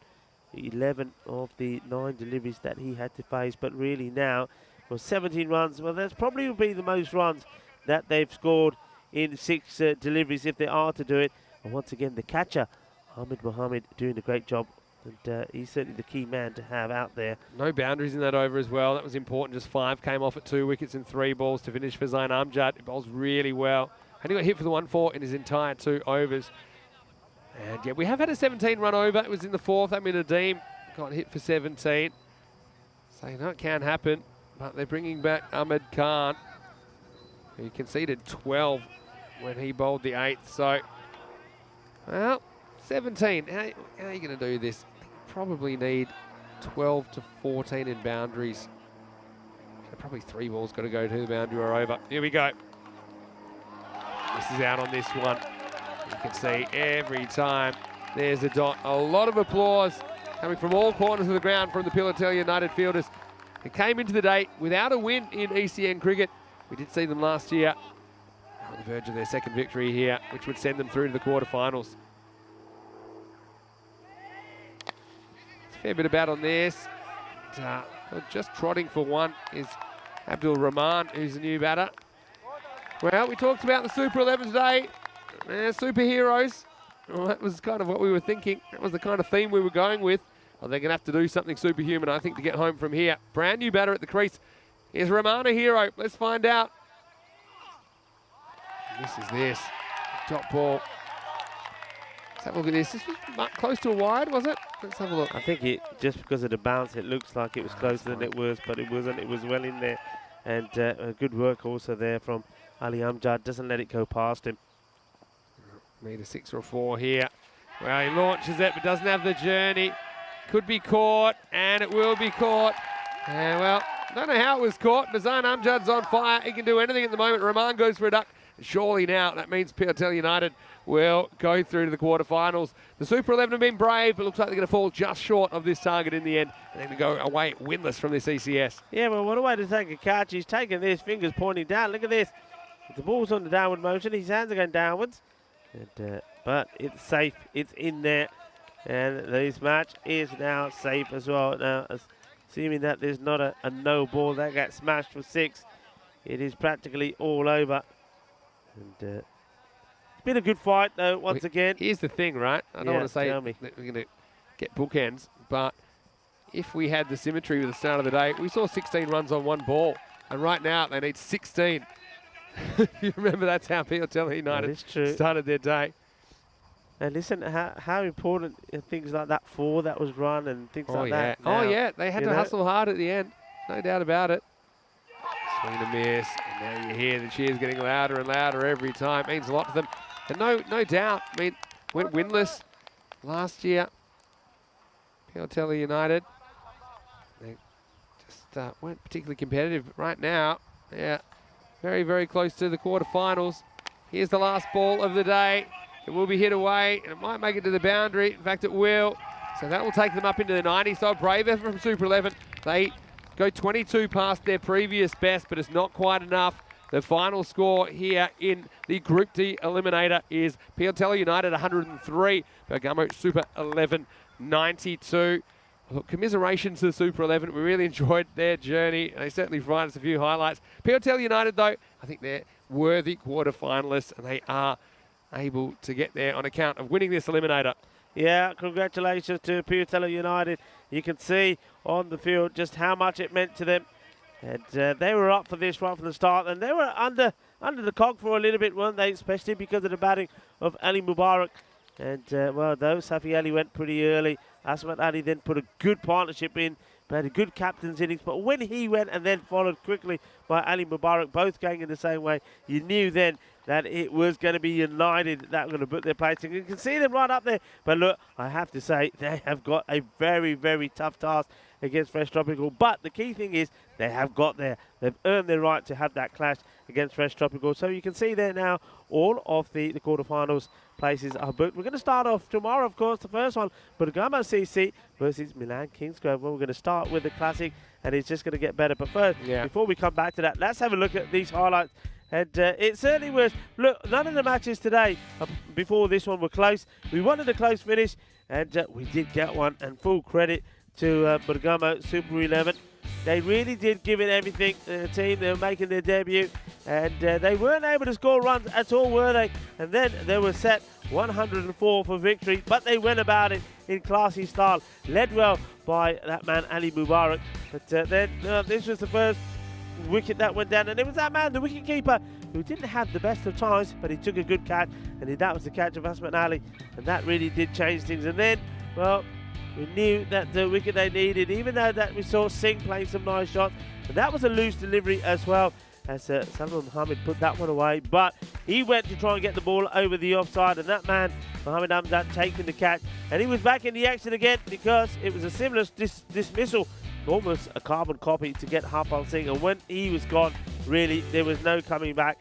And they were on a high, they were pumped because they knew at this point they are on their way to the quarterfinals. And though this ball did go to the boundary, which did get to Bergamo Super 11 into the 90s, 92 for 6 they finished, but they're not able to book their place in the quarterfinals. We have to sadly say goodbye to them. Thank you for all the entertainment and all the memories that they've given us. There's some of those we will cherish for a long time. Some of them have gone viral as well, I can tell you that now. But this is what we got coming up tomorrow. Quarterfinal 1, Bergamo CC versus Milan Kingsgrove. That is going to be a classy one. Albano, they're coming back against the Royal Bergamo. Well, that one also is going to be hot and spicy. Fresh Tropical against the Piatella United. Well, Fresh Tropical would probably be fancied to win that one. But then the last one, quarter-final 4, well, Poliesco against Milan United. That is another one that's very evenly balanced. So I think we're going to see 4 very good matches tomorrow. And I also do believe that from tomorrow, the runs are going to go through the roof. Yeah, really looking forward to that. Join us, quarterfinals Friday tomorrow, 6:30 a.m. GMT, which is 8:30 in Central Europe, and noon in India. Also Peacock Friday. So if you're watching, watch in your best Peacock shirt. We'd love to have your company tomorrow. And it really gets down to the business. I mean, all teams, even Piatella United, they are just 2 matches away from Rome. They can win both their matches from here. Yep. Then they will join us again in the Super Series. We'll get to see them again in week 5 of our Italian Summer Adventure. Ali Mubarak batted really well for 37 off 26. When he fell, you just knew it was going to be tough from there. Asmat Ali stuck around for a while, 17 off 10. Harpal Singh batted pretty well as well for 11, but it was just too much to do in the end. Salman Mohammed hit a good boundary in there. Ishak got one off the last ball. 10 wides, so that probably helped him out a little bit as well. 15 extras in total. 92 for 6, just falling just perilously short of the target. A dozen less than what they needed if they were to go through to the quarterfinals. Looking at the bowling figures, well, Zain Amjad, I thought he was very good. 3 for 11 for Piatella United.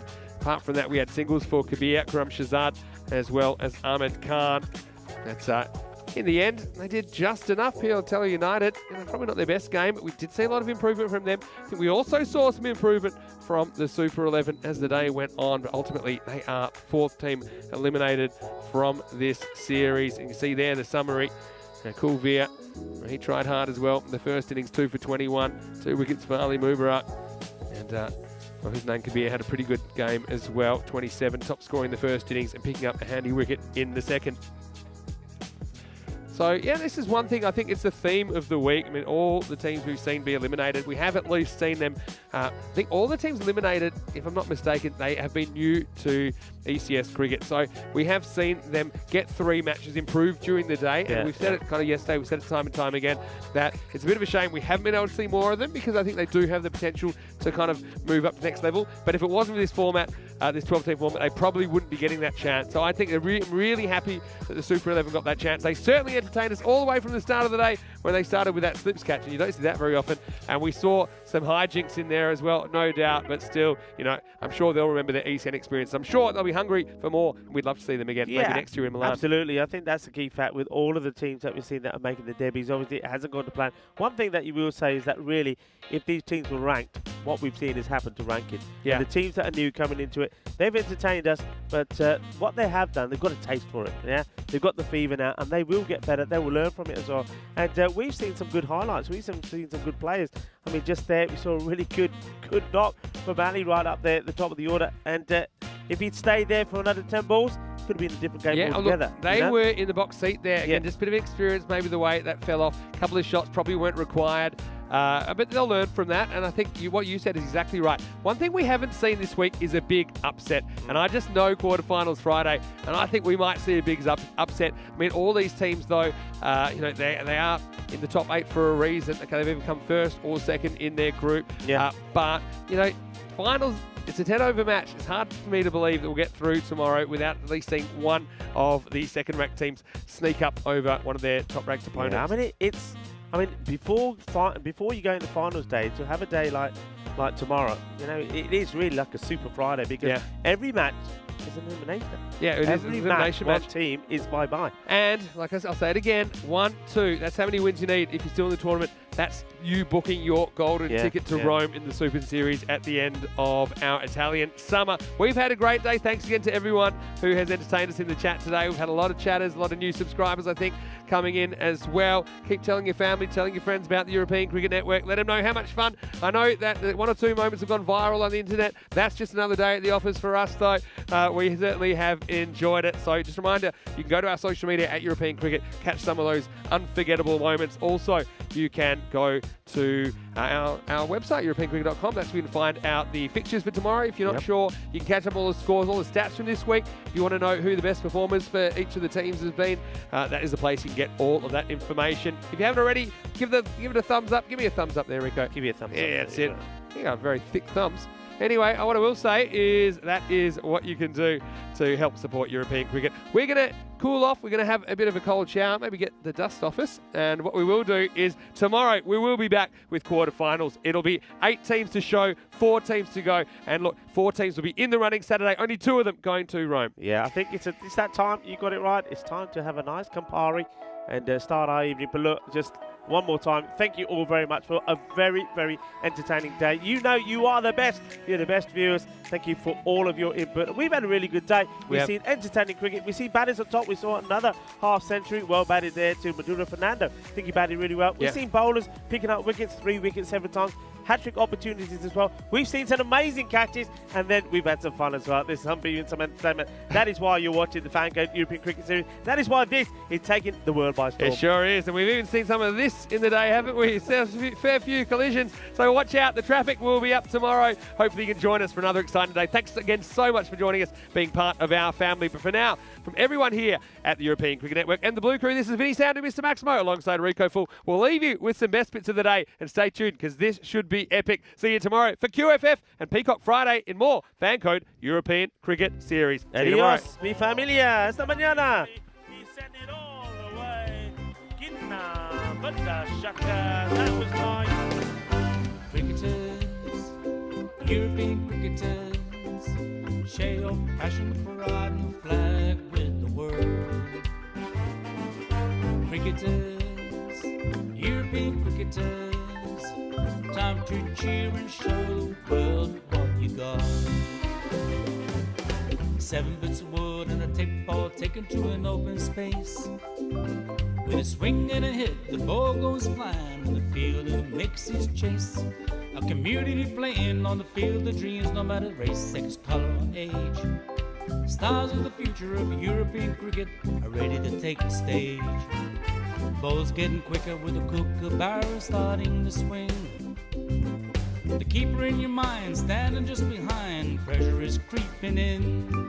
Some give it flight and some give it grip as the ball really starts to spin.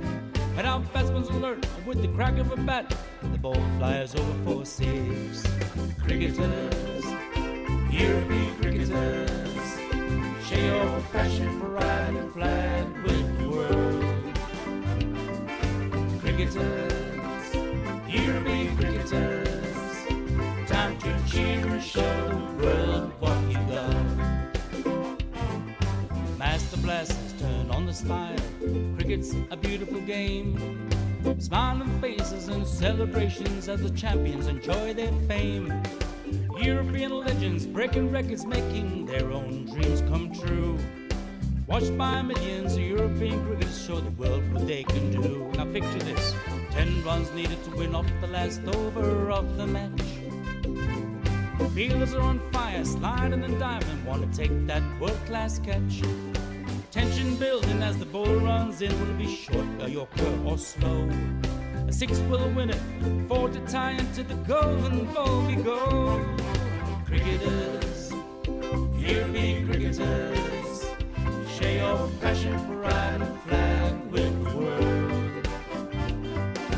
Cricketers, European cricketers, time to cheer and show the world what you got.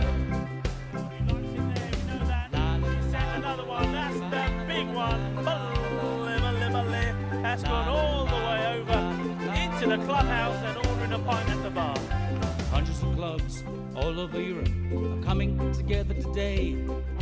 Thousands of cricketers want to be stars, show their talents when they play. We've got commentary, action-packed cricket frenzy. You're hooked, you can't deny. Worldwide audience watching to see which team will lift the cup up high. Oh, cricketers, European cricketers, share your passion for riding flag with the world. Cricketers, European cricketers, time to cheer and show the world what you got. La la la la la la la. There he goes, he sent that pack in but the shaka, 6 more. Oh, cricketers, European cricketers, share your passion for riding flag with the world. Cricketers, European cricketers, time to cheer and show the world what you got. Time to cheer and show the world what you got. Time to cheer and show the world what you Mentioned got. turbo earlier, that's supercharged. 6 runs, that's gone into orbit. It's another kookaburra ball that's going to be circling our planet for years to come.